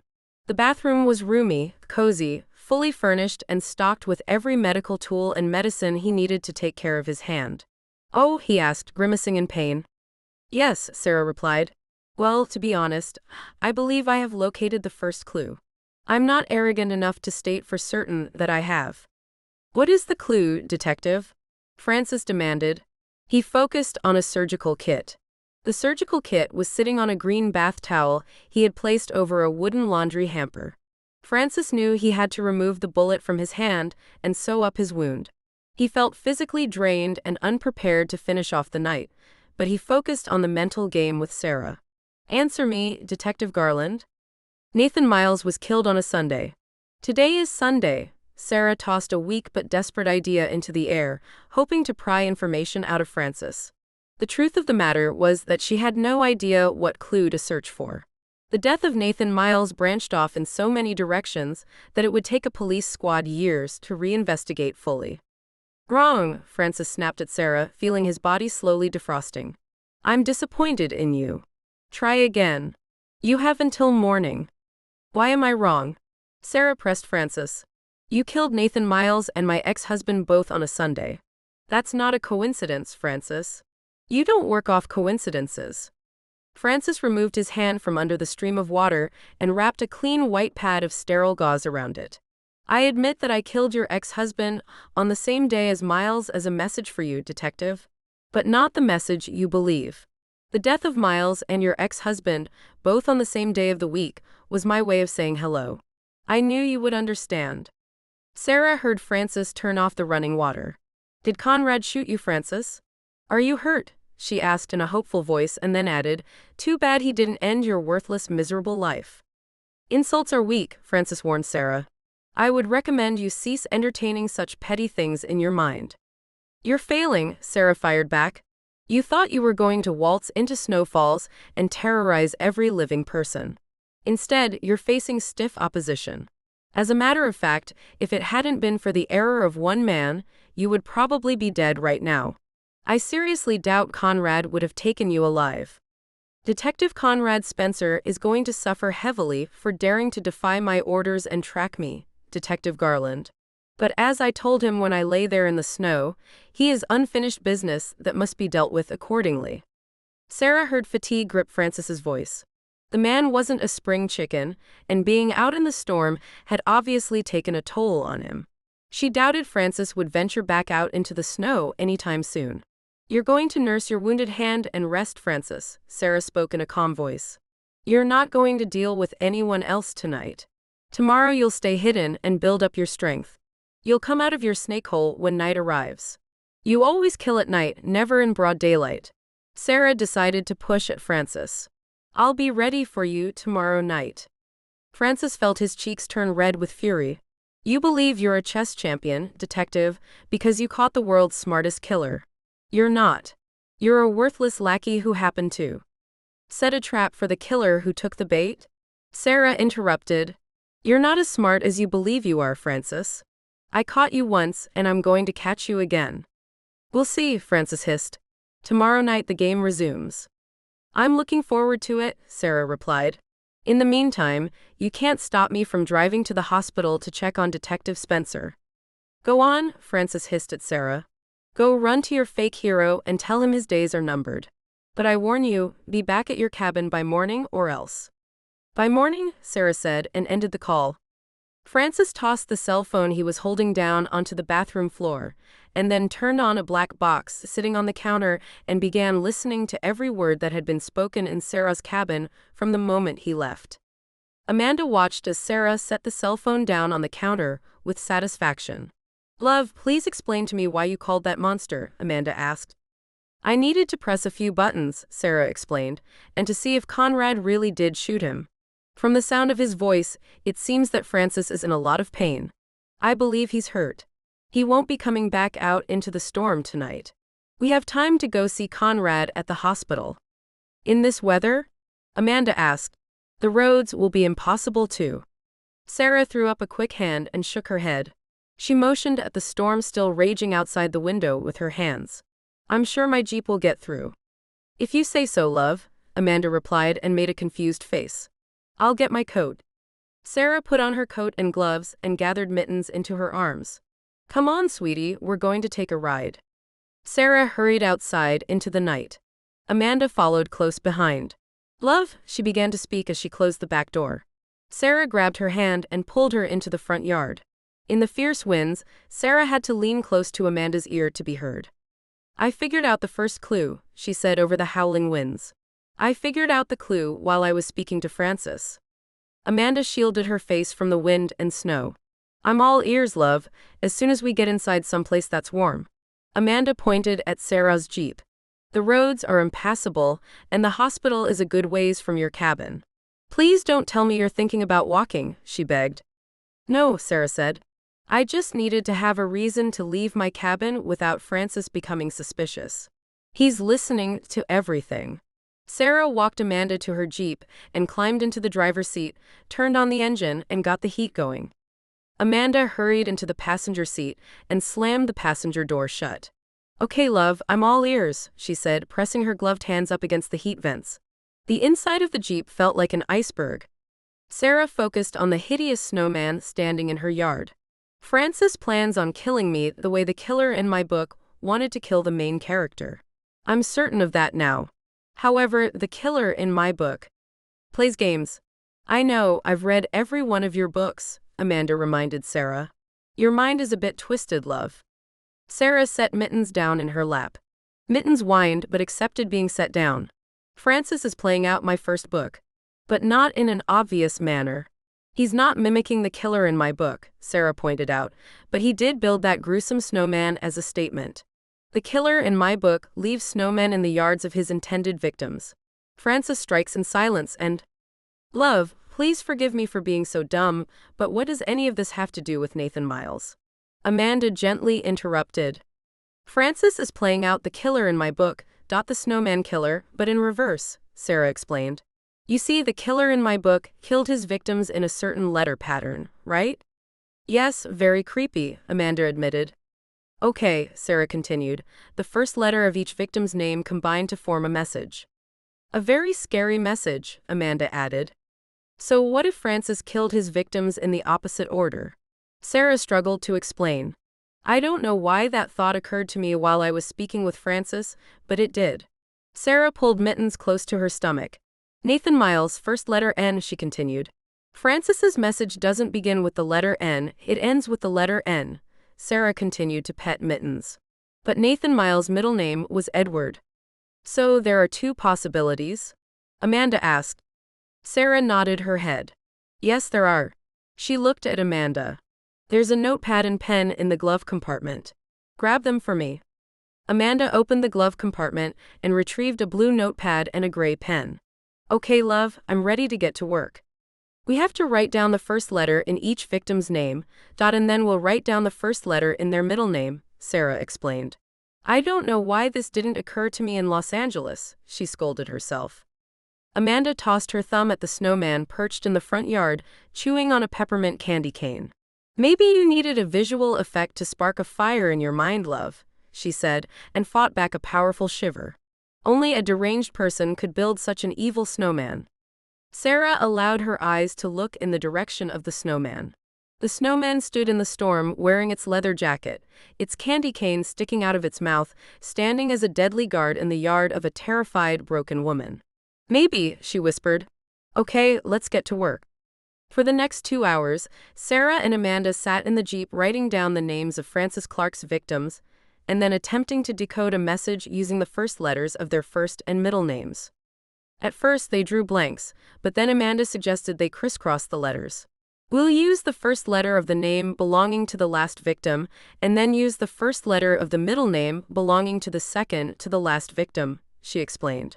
It's like the names braid together. Sarah agreed, and together they wrote the names of each victim down again and followed Amanda's pattern. When Amanda wrote the last letter down, her eyes grew wide and white. Love, do you see what I see?" she asked. "I see," Sarah replied, barely able to speak.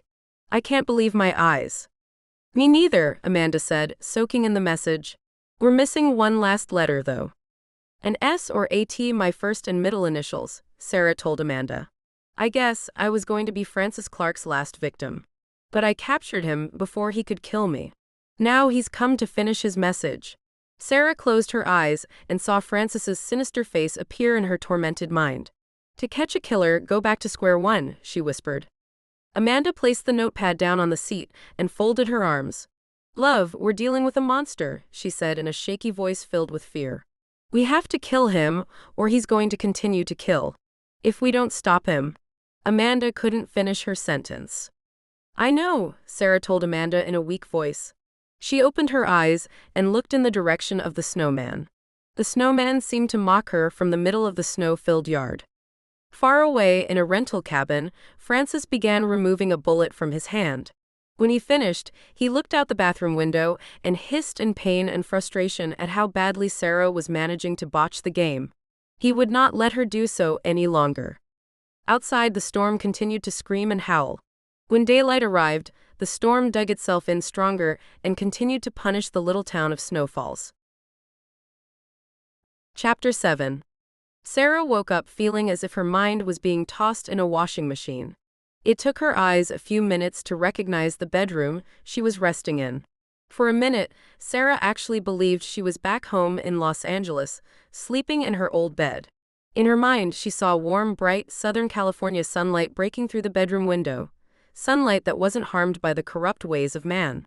The sunlight was pure, welcoming, kind, and gentle, an old friend that had accompanied her through the streets of Los Angeles. "Brad, is the coffee ready?" she mumbled, half asleep. Brad, honey, go make the coffee." Sarah mumbled again and slowly rose up to her left elbow and studied the bedroom. Suddenly the warm sunlight turned gray and icy, the silence was broken by screaming winds, the day filled with frozen snow instead of blue skies. "I'll make the coffee," a sleepy voice promised. Sarah jerked and turned to her right. She spotted Amanda asleep next to her, wrapped up in a warm sleeping bag. As she looked at Amanda, her memory opened, and she began to remember the nightmare Francis Clark had poisoned her heart with. "It's okay, Junebug, I'll make the coffee," she said and wiped her eyes. "Didn't we just fall asleep?" Amanda fussed. "We talked until the sun came up."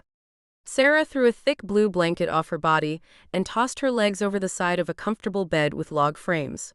Feeling like a stranger in her own bedroom and a shadow in the gray light, she slowly stood up and brushed a few wrinkles out of the dress she had worn the day before. "I'm a mess," she whispered and felt her hair. "I need a shower and a change of clothes." Amanda grumbled something and tried to go back to sleep. But when the black cell phone on the nightstand beside the bed began to ring, her eyes shot open. "It's him," she said in a panicked voice. "It's okay," Sarah promised. "The message we discovered isn't okay," Amanda reminded Sarah in a very low whisper and then pulled the sleeping bag over her head. Sarah closed her eyes, listened to the winds howl and scream outside, and then slowly answered the incoming call. "I'm here, Francis." "Good," Francis told Sarah, standing in a comfortable kitchen cooking himself an egg breakfast. "Here are the rules for today, Detective Garland, so listen very carefully." "I'm listening," Sarah assured Francis as she fought back a yawn. "Before I tell you the rules for today, I want to know if your pathetic mind somehow discovered the first clue?" Sarah bit down on her lip. "I need more time," she said in a convincing voice that sounded like a plea. "You haven't given me enough time, Francis. Please be fair." Sarah's answer pleased Francis. The storm had grown stronger, and he wasn't strong enough to face the day until he allowed his body to rest for a few more hours. He wanted to eat and then go back to bed. Besides, A man standing in a kitchen wearing a white bathrobe wasn't exactly fit to run out into the snow and begin killing, now was he? You're not as smart as I had hoped, Frances taunted Sarah. You have until the sun sets to find the clue or people will begin dying. You'll stay inside your cabin until the sun sets, Frances interrupted Sarah. You were right, detective, about me planting a bug in your house. I've been listening to every word you've spoken. Francis flipped a frying egg with a black spatula and focused his eyes on the window in the kitchen. The white nightmare raging outside no longer agreed with him. The storm had betrayed him. If I hear a single door or window open in your cabin, detective, I will detonate the explosives I have set in poor old Mrs. Railing's home. Are we clear? We're clear. Good, Francis grinned, feeling confident that Sarah would obey him. He needed to ensure the woman was locked inside her cabin with Amanda while he rested. Tell your friend from London that she had better sit tight too. If she doesn't, maybe I will make her husband suffer the consequence of you disobeying me? We'll stay in the cabin until you call, Sarah snapped. Watch your tone, Francis hissed. Detective Garland, there may have been minor setbacks yesterday, but I assure you that Francis Clark has regained his full potential and will be equipped to strike when the sun sets. You're a diseased snake. Sarah fired at Francis and quickly caught her tongue. Oh, why do I bother to condemn you? You only understand two things. Oh, and what are those two things? Francis asked. Prison bars or a bullet, Sarah informed Francis in a tough voice. I prefer the bullet. Francis felt his temper rising. Tonight, Detective Garland, you are going to die. After our game, of course. You're very important to me. You're the crown jewel and I will crown you with a splendid death, Francis told Sarah, gripping his temper and keeping the full force of his fury at bay. I'll be waiting, Sarah promised, fully understanding Francis's riddle. I know you will be, Francis grinned. When I'm finished with you, I'll begin a new quest, beginning with Detective Conrad Spencer. By the way, how is he? He'll live. Was your visit with him last night pleasant? Francis actually laughed. Oh, to be so close to capturing the famous back alley killer. Please thank the chief of the police for me. After all, he did save me from being killed. Sarah closed her eyes. Frances had bought her ploy and believed she had actually visited Conrad at the hospital with Amanda. The killer was unaware that she and Amanda had sat in her jeep until daybreak. I'll thank the chief once he puts a bullet in you. Francis rolled his eyes. He was growing tired of Sarah's weak threats. A mouse trapped in a maze pretending she is a lion, he told Sarah and then warned her. Stay in your cabin or the old lady is dead. I'll be in touch after the sun sets. I'll be here, Sarah replied and ended the call. Amanda slowly slid the sleeping bag off her head like a child, expecting to see the boogeyman creeping out of a dark closet. Well, she dared to ask. Sarah tossed the black phone down onto the bed and spotted Mittens asleep in a warm dog bed in the corner. We're trapped in the cabin until nightfall, she said in a tired voice. I'm going to make a pot of coffee. You can have the first shower. I could use 10 hours of sleep, Amanda yawned. Her eyes were sleepy and full of worry. Me too, Sarah agreed and walked out of the bedroom and made her way into the kitchen. The cabin was quiet and still captive to a powerful snowstorm. Even without a madman trapping her in her cabin, the storm would prevent her from leaving. Conrad had her snowmobile. The local plows were paralyzed. The entire town was shut down. People were locked in their homes in fear. Think, Sarah ordered herself in a quiet undertone and hurried to make a pot of coffee. There has to be a way. Sarah stood silent for a few seconds and studied the kitchen. If Francis was crawling out of his closet when the sun set, she had time to set a trap for him. But what type of trap? Surely a deranged killer would be expecting his victim to put up a fight. He's giving me time to panic and hang myself, she whispered, and then jumped when the phone hanging beside the refrigerator rang. Calm down, Sarah scolded herself and ran to answer the phone. Hello. It's me, Conrad told Sarah, sitting up in his hospital bed. I tried calling 3 times but didn't get an answer. Amanda and I were asleep, Sarah told Conrad, feeling very thankful the man was alive. We didn't get back from the hospital until daybreak. Huh? Conrad asked, feeling groggy from the pain medicine Dr. Ross had fed him. Oh, I see, he said, even though his mind was having trouble focusing. Sarah, I almost caught the bad guy. I had him right under me. I was preparing to put a bullet in him, but Andrew, oh man, Andrew really messed me up.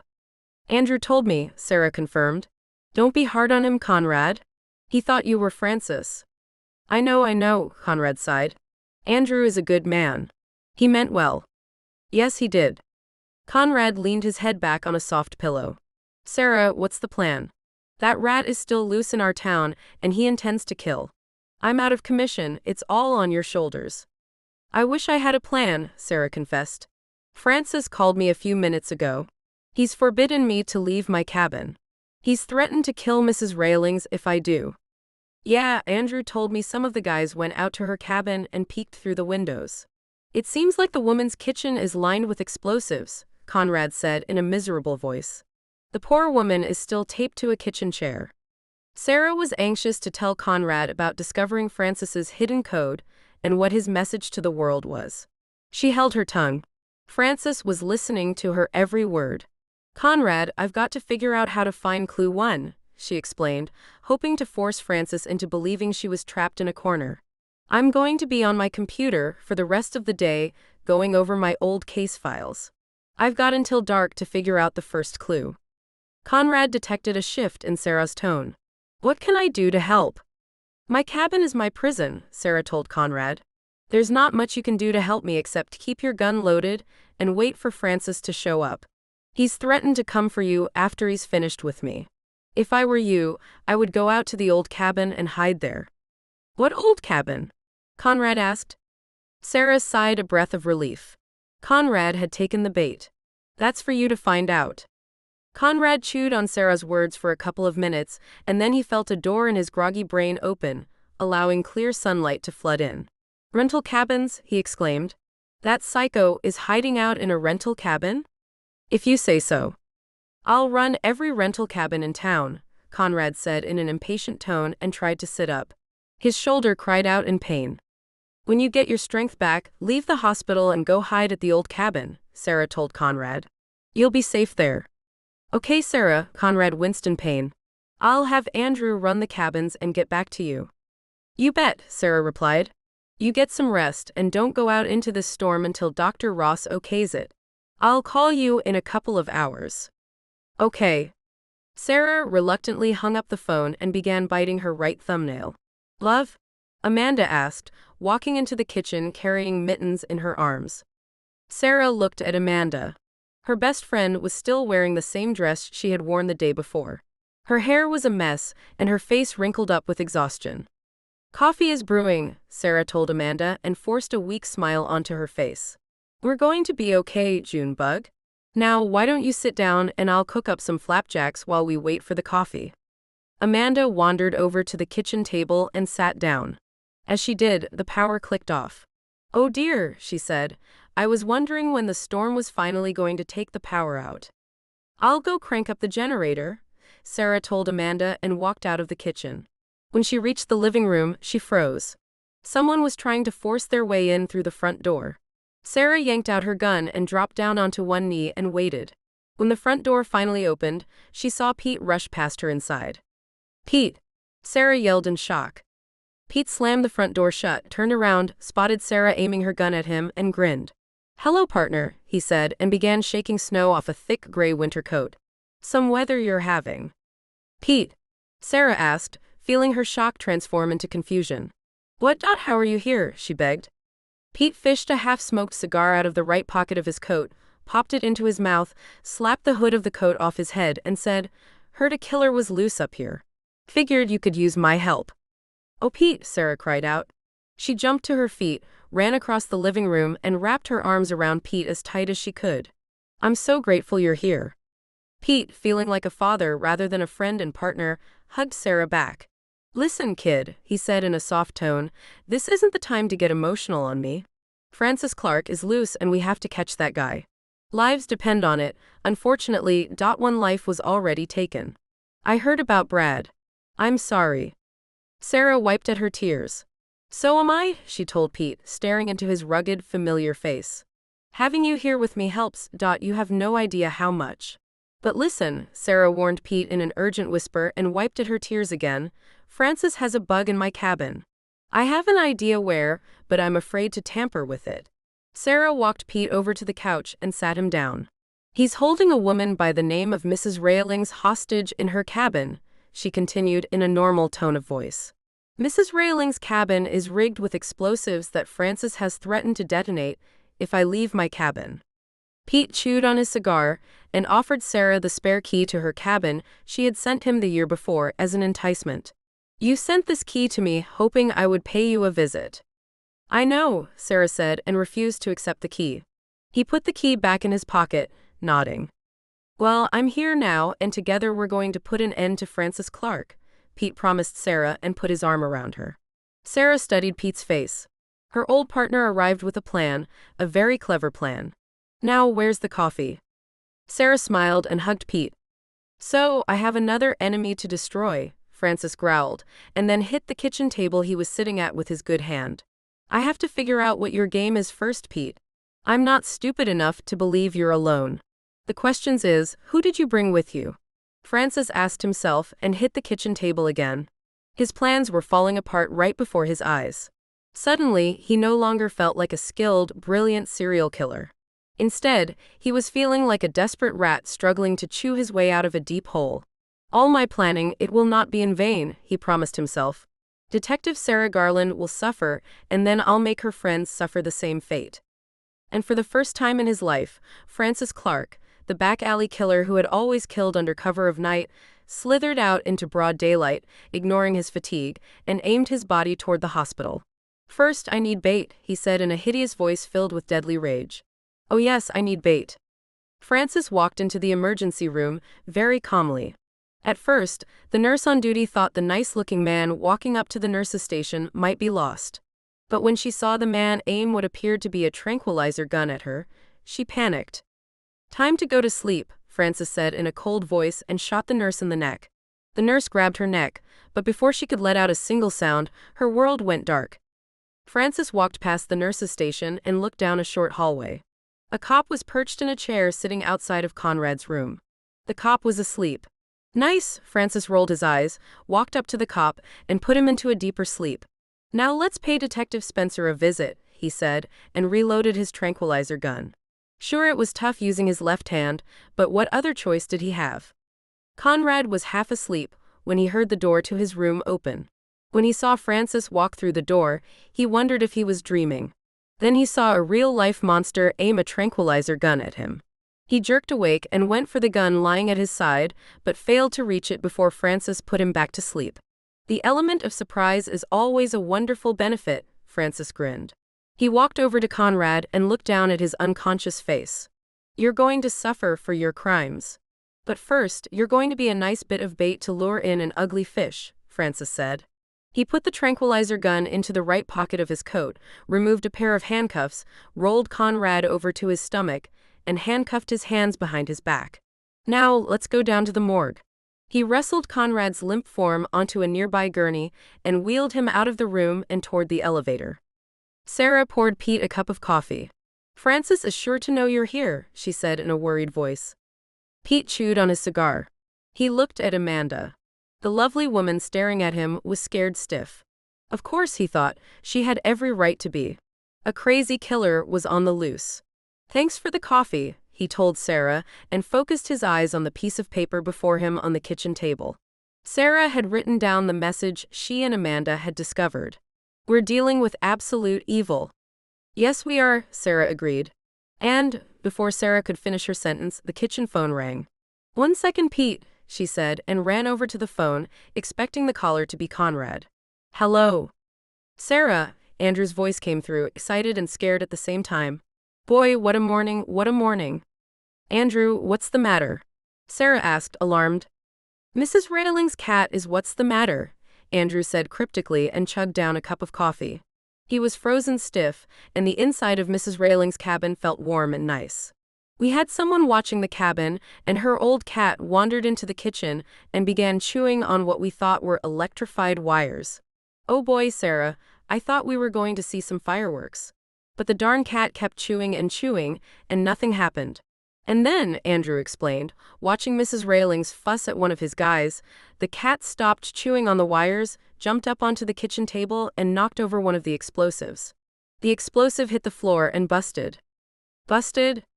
Busted right open, Andrew confirmed. I expected to be blown into a million little pieces, but no fireworks, Sarah said. Exactly, Andrew replied and continued. Well, after my mistake last night, I decided it was time to stand up and do right. So I kicked open the kitchen door and ran into the kitchen. Never been so scared in my life. And as you can hear, I'm still alive and so is Mrs. Railings and her cat. Sarah threw a thumbs up at Amanda and Pete. Andrew. Wait, that's not all, Andrew interrupted Sarah. I called the station a few minutes ago to check on my wife and son. I had my wife calling around about the rental cabins for me. And? Sarah asked in an anxious voice. My wife had to nag at old man Greenson to make him give up the information, but finally the old coot caved in. Anyway, 3 cabins have been rented out in the last month, Sarah. 2 were rented out for 1-week intervals. The folks who rented those 2 cabins have already left. The 3rd cabin was rented by Brad Garland, Sarah finished for Andrew. Yes, Andrew confirmed. The check-in date was 2 days ago. 2 days? But Brad arrived in town yesterday, Sarah stopped talking. No, he didn't. Brad arrived a day early. He didn't call me from Los Angeles. He called me from the rental cabin. Sarah bowed her head. Dr. Ross said he had rope burns on his wrists and ankles. Oh, how could I have missed that? I have a man at the hospital watching Conrad, Sarah. I'm going to take all of my guys and go over to the rental cabin and cut the head off the snake terrorizing our town. Sarah closed her eyes.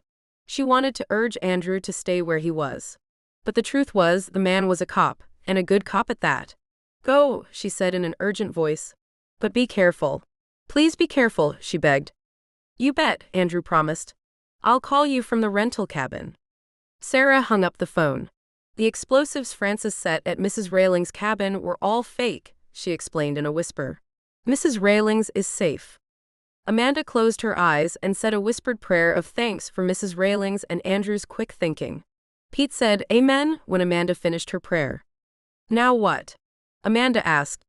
Sarah wanted to mention the rental cabin, but kept her mouth shut. If Frances was listening, she didn't want to alert him to Andrew's attack plan. She sat down and stared at Pete. We wait. Frances said he was giving me until tonight to figure out the first clue, she said, maintaining the misleading dialogue for Frances's ears as she tapped the piece of paper on the table. We wait until Andrew calls me back. Pete removed the cigar from his mouth. He read Sarah's eyes. Okay, kid, we'll wait, he said, and snatched up his coffee.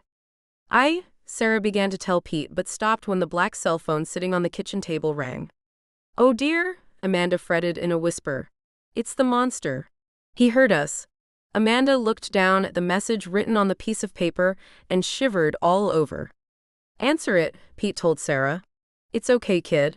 The decoy killer Clark set loose in Los Angeles is behind bars. I slapped handcuffs on the guy 2 days ago and then got moving in your direction. Pete, why didn't you call me? Sarah begged. FBI put me under a gag order and took my phone, Pete explained. The FBI wasn't happy that I stole their spotlight in catching who they assumed was Clark. Afterwards, they placed me under house arrest. I knew I had to reach you, kid, after I figured out that we had arrested a decoy who had been hired to be an exact copycat of Frances Clark. I didn't want to call you because I was worried the FBI might be monitoring your phone. And they very well could be. Sarah stared at Pete and then grabbed the cell phone. I'm here, she told Frances. Next time, answer my call in a timely manner, Frances hissed at Sarah, closing the door leading into the morgue. He walked out into the hallway and looked around. Your old friend Pete has paid you a visit, I see. Yes. You realize he has signed his own death warrant? Frances asked. I thought you were resting. Sarah asked Frances, avoiding his question and fishing for clues. I had a change of heart, Frances informed Sarah. Now, we're going to play a little game, Detective Garland. For now, we're going to put the game I had designed for us to play on hold. Temporarily, of course. Sarah bit down on her lower lip. Where are you? You're not in your snake hole. The games we play, Detective Garland, sometimes force us to leave our warm snake holes, Frances told Sarah. He studied the hallway, removed the tranquilizer gun from his coat pocket, and methodically began exploring the hospital for other staff and patients. Detective Conrad Spencer is in my custody at the moment, Detective Garland. If you want to ever see the man alive again, then you will do exactly as I tell you. Sarah froze. You're at the hospital, she asked. Officer Deansmore was asleep outside of Detective Spencer's door. He was very easy to disable. John Deansmore.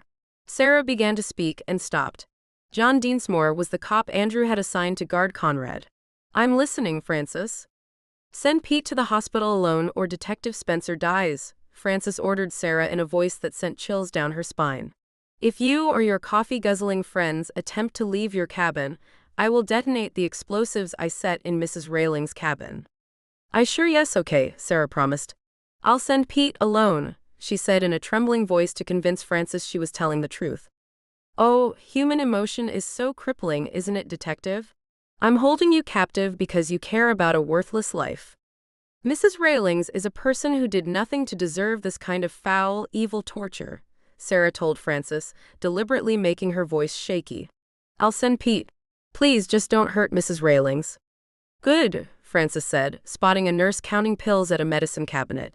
He put her to sleep, and then wandered up to a nurse walking out of a patient's room and put her to sleep. The element of surprise, he grinned, and peeked his head into the patient's room and spotted an old man sawing logs. Pete has 1 hour.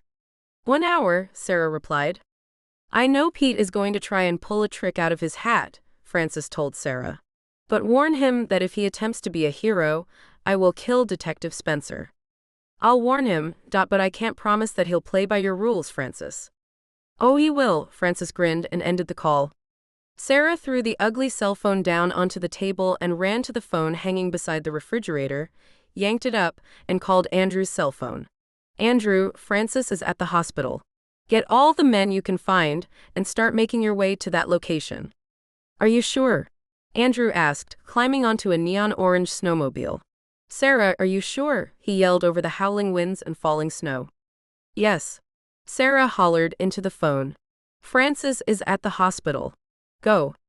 Sarah slammed down the phone, turned to the refrigerator, and snatched up a photo of her and Brad standing on a warm beach that had hung from a magnet for as long as she had owned the cabin. She flipped the photo over and pulled off a round black listening device, dropped it to the floor and stomped on it, crushing it under her heel with the full force of her fury and panic. We have to move. Francis has Conrad, she told Amanda and Pete. Pete jumped to his feet. Kid, the snowmobile only rides 2, he said and looked at Amanda. You're going to have to stay behind. In your dreams, Amanda said and stood up. I'll ride on your shoulders if I have to.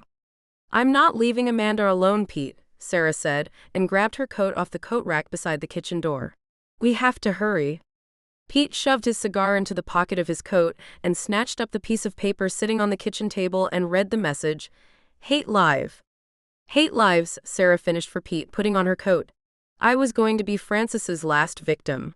The S in my first name would have completed his message. Pete stared at the message. He doesn't seem the type to stop with one message. No way, Amanda agreed and retrieved her coat and began putting it on.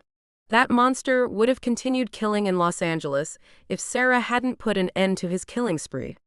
Sarah slid on her gloves, checked on mittens, and then pulled on her warmest hat. Francis had lots of room to play when he was in Los Angeles. Snow Falls is a small town. His field of play has been drastically reduced. His weapon of choice is control, intimidation, and threats. He knows if he can keep everyone in line by using those as weapons, he can maneuver about freely. Right now, he has no idea that Mrs. Railing's cat saved the day, and that Andrew located the rental cabin he's hiding in. We have the element of surprise. Sarah wrapped a white scarf around her neck. We have to play smart, kid. Even if this creep is cornered, he's still dangerous, Pete warned Sarah and gulped down his coffee and winced. You still make awful coffee. Complain about my coffee later, Sarah told Pete and yanked open the back door. Conrad's life is in danger. Amanda walked to the back door and studied the storm. So, we're just going to play John Wayne and rush into the hospital with our guns blaring? She asked in a nervous voice. No, Sarah said and grabbed Amanda's hand. I have a plan, she promised. But I can't act until Andrew arrives at the hospital. Pete smiled proudly as they walked to the snowmobile. Detective Garland is about to outsmart a clever fox, he told Amanda. Just like last time, huh, kid? How did you manage to catch Francis Clark? Amanda asked Sarah, shielding her face from the icy winds.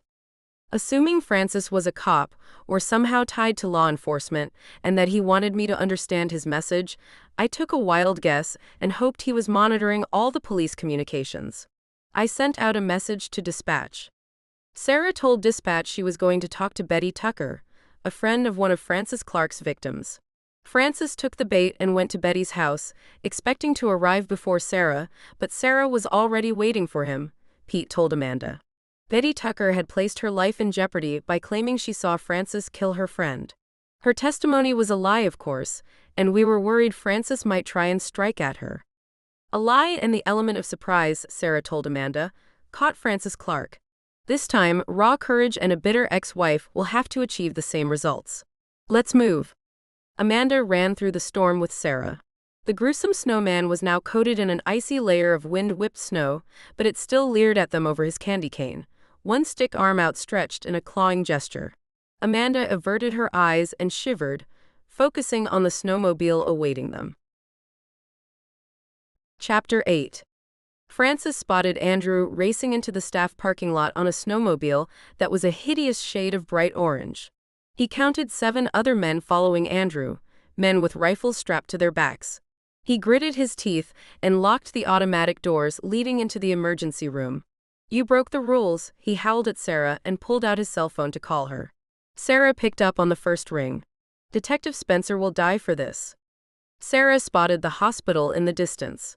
Rather one death than many, she said, holding onto Pete's waist with her left arm and the phone with her right hand.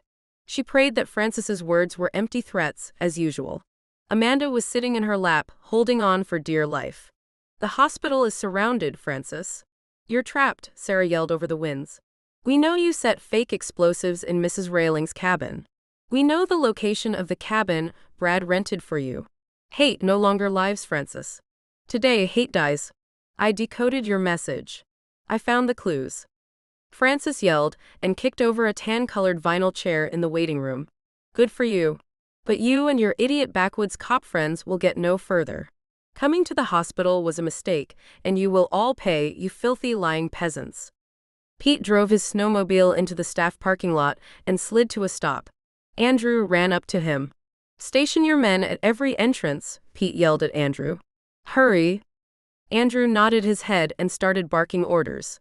Okay, Matt, take Will and cover the front entrance. Henry, you and Charlie cover the emergency room entrance. Andy, Ken and John, you guys go cover the exits. Hurry. Pete watched Andrew's men bravely charge at the hospital. He climbed off the snowmobile and helped Amanda off Sarah's lap. Amanda felt like a twisted pretzel. My back, she moaned, fighting through the snowdrifts to stand upright. Sarah remained in her seat, clutching the phone to her ear. Francis, the hospital is surrounded. There's no way out.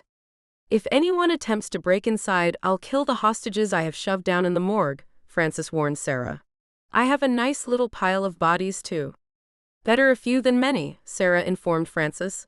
You can kill every hostage you have, but you will never leave the hospital alive and kill anyone else outside of Snowfalls. Today, hate dies, you disgusting monster. Today, the good guys win. You're bluffing, Francis yelled at Sarah. You're not going to willingly sacrifice innocent lives. Francis spotted 2 men appear outside the emergency room door and quickly ducked down behind a desk. Call the dogs off or I start killing. Francis, Sarah said, staring at the main entrance of the hospital, we're going to play a little game. Her mind went back to the night. She stood in the front lobby with Conrad as a very disturbed young man pounded the glass doors of the hospital with snowballs. The hospital had been the same that night, dark, gray, and creepy, a snow-covered, frozen scream that would never end. A game? Francis asked. He paused. Yes, a game, Sarah said. You see, I'm no longer a cop. I'm retired. Of course you know that, Sarah explained, and finally climbed down from the snowmobile. We're not going to play by your rules, Francis. We're going to play by my rules. Oh, Francis asked. You've read my books, Francis, right? Sarah steadied her mind. After all, you've been mimicking the snowman killer, now haven't you? Francis didn't answer. Maybe you didn't mimic the snowman killer in every detail, but your style was the same. Shut up. You didn't begin your killings until after my first book was released, back when I was just starting out as a writer in Los Angeles. I never wanted to admit that the back alley killer was a product of my book, Sarah continued. But I had to finally admit that horrible fact to myself when I saw the snowman you built in my front yard here. At first, I thought you left the snowman as a message. Sarah blocked her eyes from the winds. Maybe you were telling me that I was going to be killed in the same manner the snowman killer wanted to kill my main character? But then I finally had to admit the obvious. Francis, I created you. Don't be absurd, You killed your first victim and stashed him in an alley within my jurisdiction. You knew I would be assigned to the case. You began the game, Sarah informed Francis. Now I finished it, and we're going to play a new game, Francis. I'm going to destroy you, Francis promised Sarah. You thought you were brilliant, didn't you? You created a master plan, but it blew up in your face. And now you're trapped. Your end has come, Francis. And I'm going to be the one to put you in checkmate. Anytime, Detective, Francis challenged Sarah, feeling the madness consume his mind. His eyes grew dark and feverish with rage. Anytime you want to begin your game, I'm ready. Go unlock the far back exit door and then hide, Sarah informed Francis. I'm going to wait 5 minutes, and then I'm coming in after you. 5 minutes? Francis hissed and threw his cell phone up against a wall. 5 minutes to play, he whispered and stalked away into the bowels of the hospital. Sarah tossed the black cell phone in her hand to Pete. I'm going in, she said and pulled out her gun. Give me half an hour. If I'm not out, you know what to do. Why play this game, love? Amanda begged. We have that monster trapped in. If we all rush in at once, Francis will kill his hostages, Sarah explained. She hugged Amanda's neck. I have to be the one to end this. Amanda felt tears sting her eyes. She tried to speak but couldn't. Instead, she hugged Sarah as tight as she could and backed away. Half an hour, kid, Pete said and put his arm around Amanda. Sarah checked her gun and walked off through the gusting winds of the snowstorm. She made her way through the deep snow, one difficult step at a time, and arrived at the back of the hospital. Henry, she told a tall, thin man wearing a camouflage hunting suit, shoot anyone who tries to exit through this door, she ordered. Are you going inside? Henry asked, holding his rifle. Yes, Sarah told Henry. She walked up to the exit door, found it unlocked, pulled it open, and walked into a short service hallway. The winds pushed the door shut behind her, and it was suddenly quiet. Okay, she said, taking a deep breath, it's time to play. Sarah examined the hallways. To her left was a door leading down to the basement. To her right, she saw a door leading into a laundry room. She heard dryers running in the laundry room. Where are you? Sarah whispered, and forced her mind to review the first book she had written. In my first book, the snowman killer hid in a high school and… Sarah stopped speaking when she heard the door at the end of the hallway open. Francis appeared holding a black box with a red button. Francis. The explosives I planted at the old lady's house were fake, Francis called down to Sarah, but the explosives I have attached to the oxygen tanks in the morgue are not. Put down your gun or this hospital is going to go boom. Sarah stared down the hallway at Francis. She didn't see a human being, she only saw a monster. He had draped himself in a white hospital sheet, but she could see his eyes among the messy folds, and they were bloodshot and crazed. You're bluffing. Shall we find out the truth? Francis asked and began to press the red button. Wait, Sarah yelled. Sarah kept her eyes on the black box. She had expected Francis to play out the role of the snowman killer. Instead, her gamble had gone horribly wrong. He had managed to put her in checkmate after all. You what, detective? Francis asked, cackling crazily. I set a timer to the explosives, detective. You have 5 minutes to put down your gun, or we're both going to go boom. I can shoot you and disarm the explosives. You can try, Francis grinned. He held up his wounded hand. I have nothing to lose, and you have everything to lose. Sarah felt snow fall off the winter cap she was wearing, and the melting ice slid down her cold face. Desperation began torturing her mind. If she put down her gun, Francis would surely kill her. If she didn't, he would detonate the explosives he had set in the morgue, assuming the explosives were real. Conrad's face whispered into her mind. She saw Conrad tied up in the basement, surrounded by innocent people. Was she willing to risk sacrificing their lives on the hope that Frances was lying about the explosives? Okay, Frances, she said and dropped her gun. You're so weak, Frances yelled at Sarah. He stuffed the black box under the white sheet draped over and around his body and pulled out the tranquilizer gun and slowly began walking toward Sarah. I knew you were expecting me to play the part of the snowman killer, Detective. The element of surprise is always the best weapon. Sarah watched Frances walking toward her. She glanced to her left and saw the door leading down into the basement. Yes, it is, she exclaimed and charged at the door, yanked it open and ran down the stairs, barely missing being hit by a tranquilizer dart.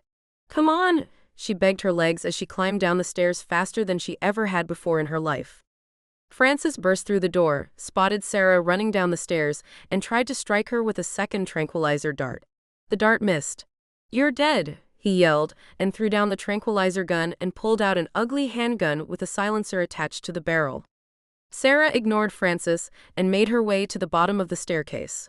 She pulled open a gray metal door and rushed out into a cold hallway. Okay, she said, breathing hard and focusing her eyes on the boiler room. Frances slowly walked down the staircase.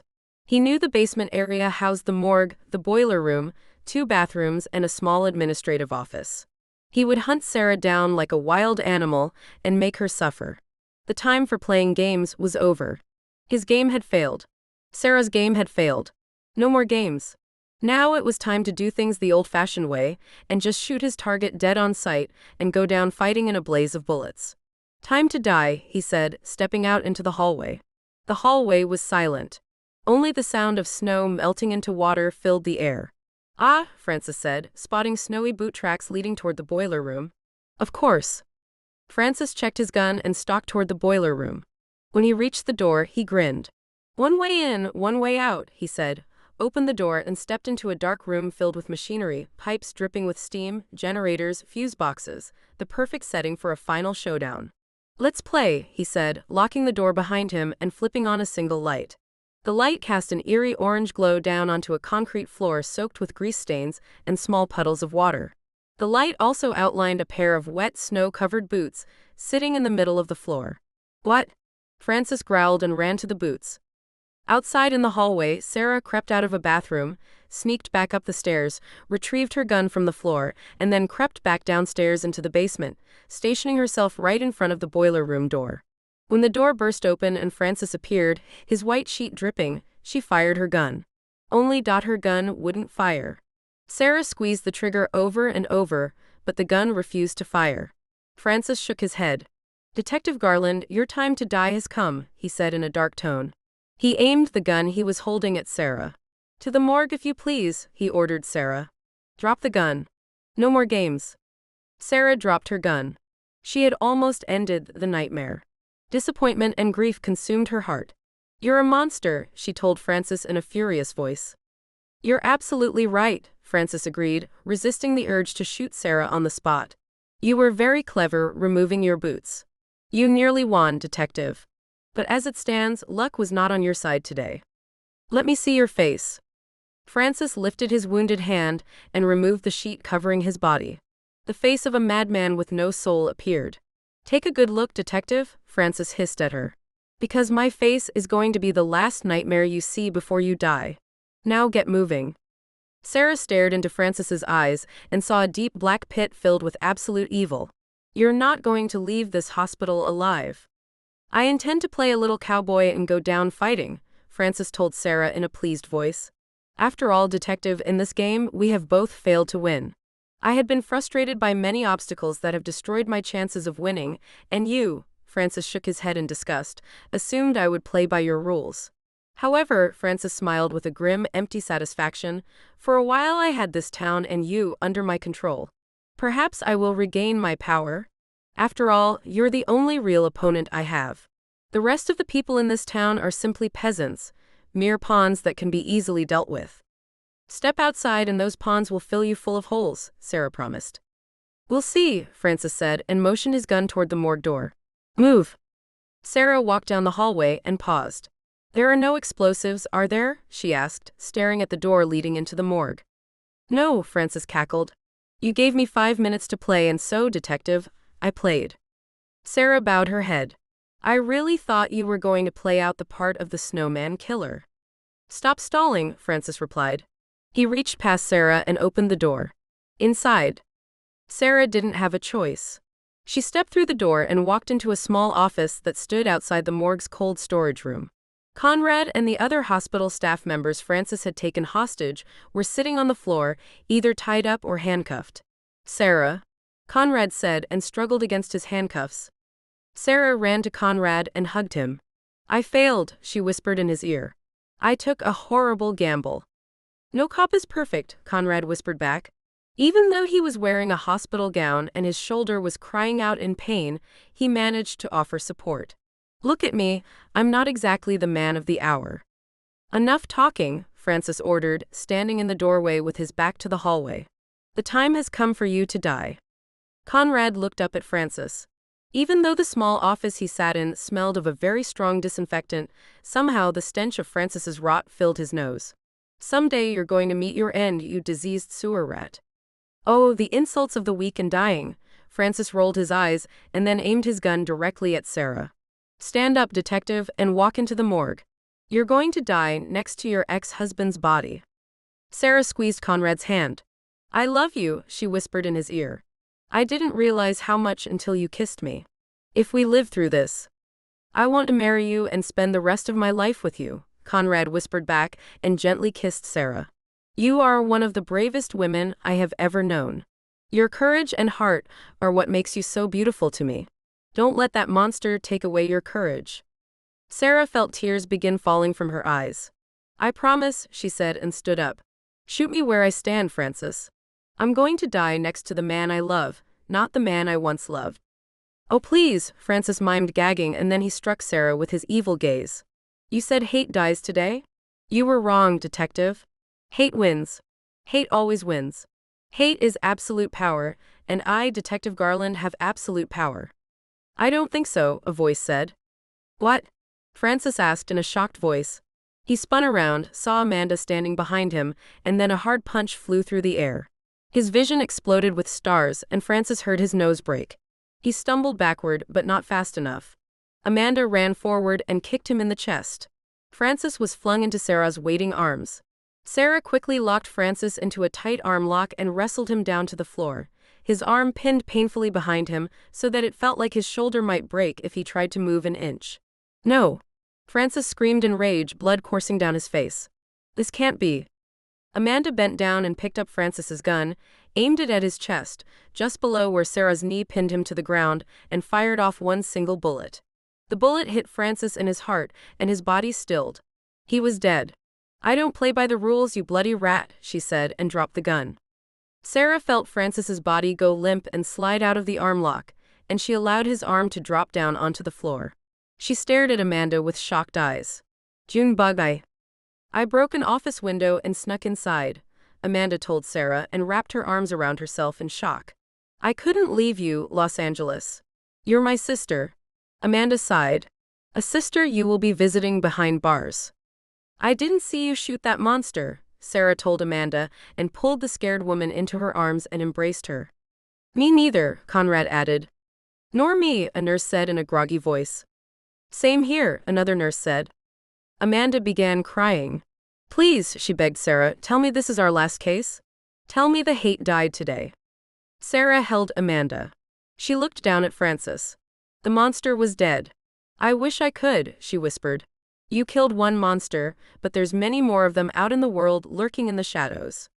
I was afraid you were going to say that, Amanda said in a miserable voice and put her head down on Sarah's shoulder. A few minutes later, Pete appeared with Andrew at his side. When he saw Sarah taking a pair of handcuffs off Conrad, he lowered his gun. Kid, he asked. The monster is dead, Pete, Sarah said, helping Conrad stand up.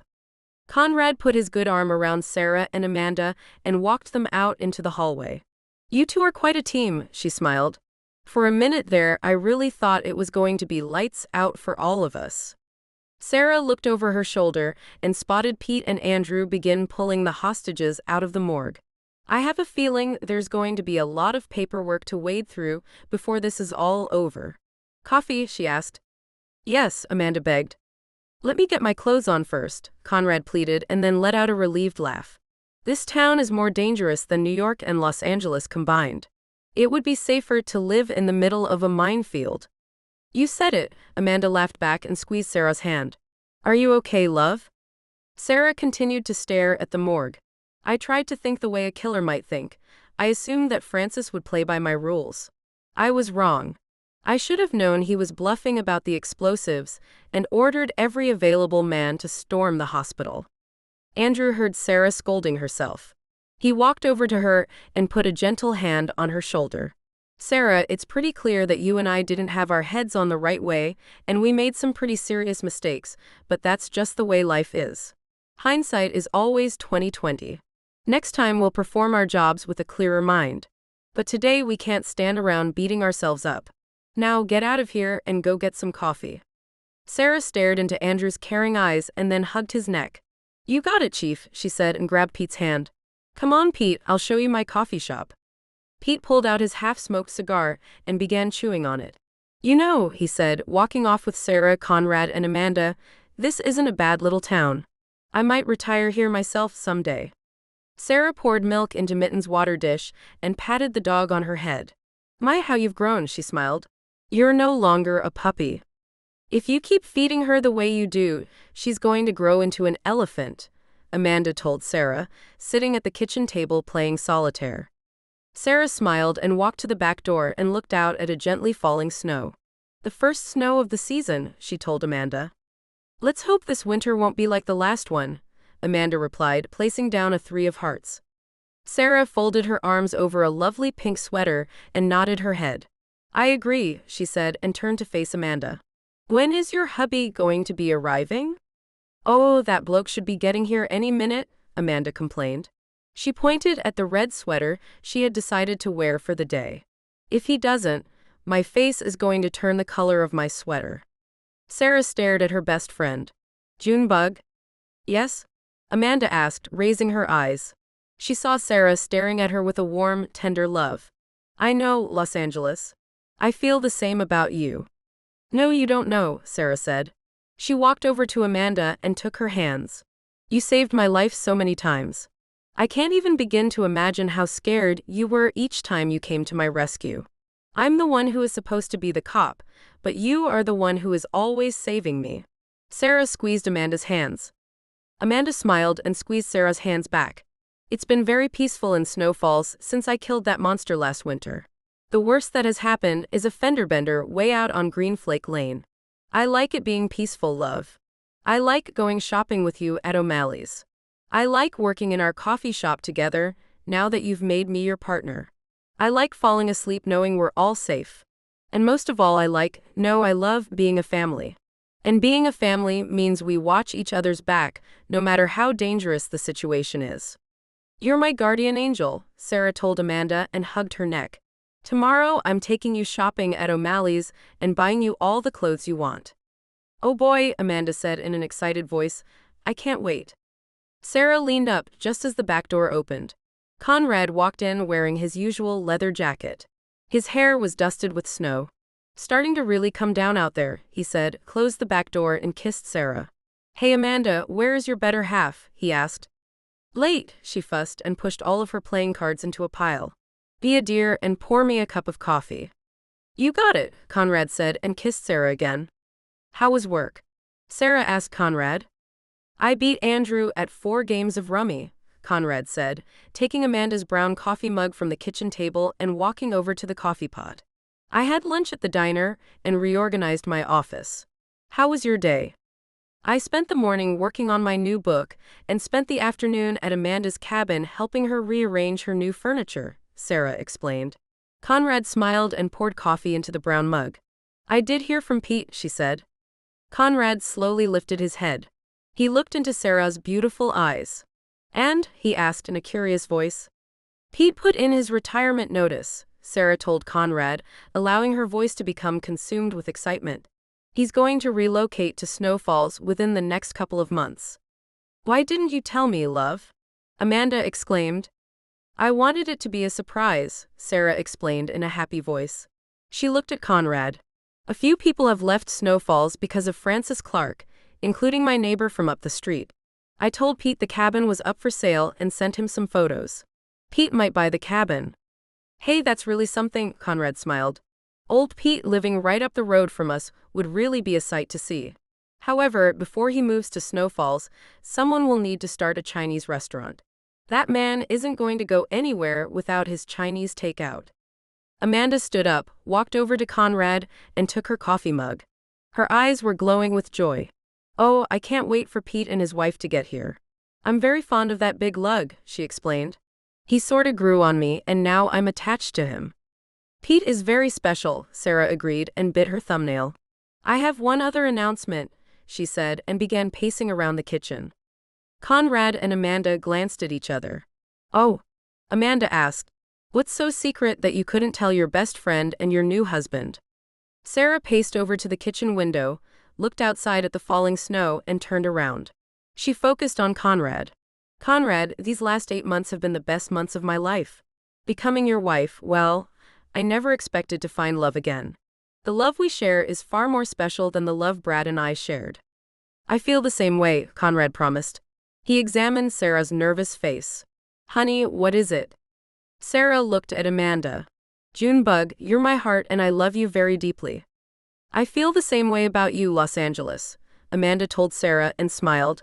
Now, what are you so nervous about? Sarah bit down on her thumbnail again. Well, a few hours ago, before you arrived, I received a call, she began to explain. Roger Downing called me.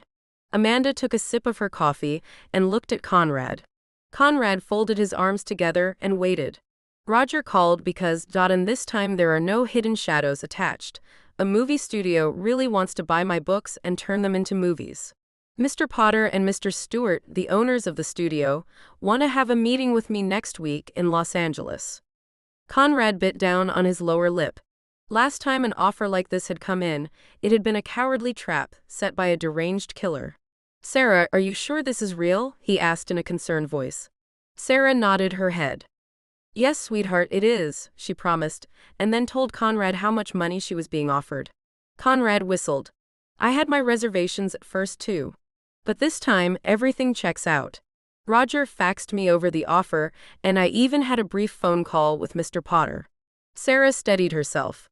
Francis Clark has made me famous all over again, and Mr. Potter wants to take advantage of that, especially because I stopped using a pen name and am writing under my own name now. Amanda put down her coffee mug. Well then, she said and clapped her hands, it looks like I'm finally going to get my grand shopping trip after all. Of course, I want to be put up at the finest hotel and eat at the finest restaurants. A limousine would be nice too. And? Sarah held up her hand. Junebug, she said, before we start planning our trip there is something I need to tell you. You're not taking me? Amanda asked, feeling her heart break. She made a sad puppy dog face. Of course I'm taking you, Sarah promised, and ran over to Amanda and hugged her. What do you need to tell me then? Amanda asked, confused. Sarah looked into her best friend's eyes. Oh, just this, Sarah said and pulled a piece of paper out of her pocket. On the piece of paper was written a dollar amount. See that amount? Amanda looked down at the piece of paper. Her eyes grew wide and white. Yes, love, she swallowed. That's yours, Sarah laughed and grabbed Conrad's hand. Right, sweetheart. Conrad studied the dollar amount and smiled. She deserves every penny, he agreed. Amanda couldn't believe her eyes. Love, I don't know what to say. What I mean is, I love you, money never mattered. I know, Sarah promised and gently hugged Amanda. I know love is all that matters. And this money is given in love. Now, if you two will excuse me, Mittens needs to go out and tinkle. Sarah hurried and hooked Mittens to her leash and walked her outside into the snow. Well, girl, she said, making her into the front yard and staring at the spot where a gruesome snowman once stood. It seems like we've come out where the grass is greener after all, huh? Mittens looked up at Sarah and let out a happy bark. Sarah smiled and walked Mittens down her street and back. The day was growing late and getting dark. The snow was picking up along with the winds, but Sarah didn't mind. The snow and winds weren't menacing or threatening, they were familiar and soothing to her. Sure, sometimes snow and winter winds made for a good suspenseful story, but sometimes the snow and winds were needed to end a story on a happy note. But our story is just really beginning, huh, girl? Sarah asked Mittens, walking past the vacant cabin Pete was interested in buying. The nightmare is long over, and now we're beginning a new chapter filled with happiness. Mittens let out a happy bark again and looked around at the snowy day. She romped through a snowbank with joy. Finally, the nightmare was over. Only normal snowmen from now on. Come on, girl, let's get back home. I could use a good cup of coffee. Sarah walked back down the street with Mittens, at peace with herself and the world, allowing the snow to fall gently on her and the winds to tickle her smiling face. The sky was fading to twilight, and a purple glow suffused the snowfall. Sarah smiled. It was going to be a beautiful evening. Thanks for listening to Snowy Misery, Book 7 from Alaska Cozy Mystery Series by Wendy Meadows and read for you by Michelle from Google AI. For more information on Wendy's available books, visit www.wendymeadows.com.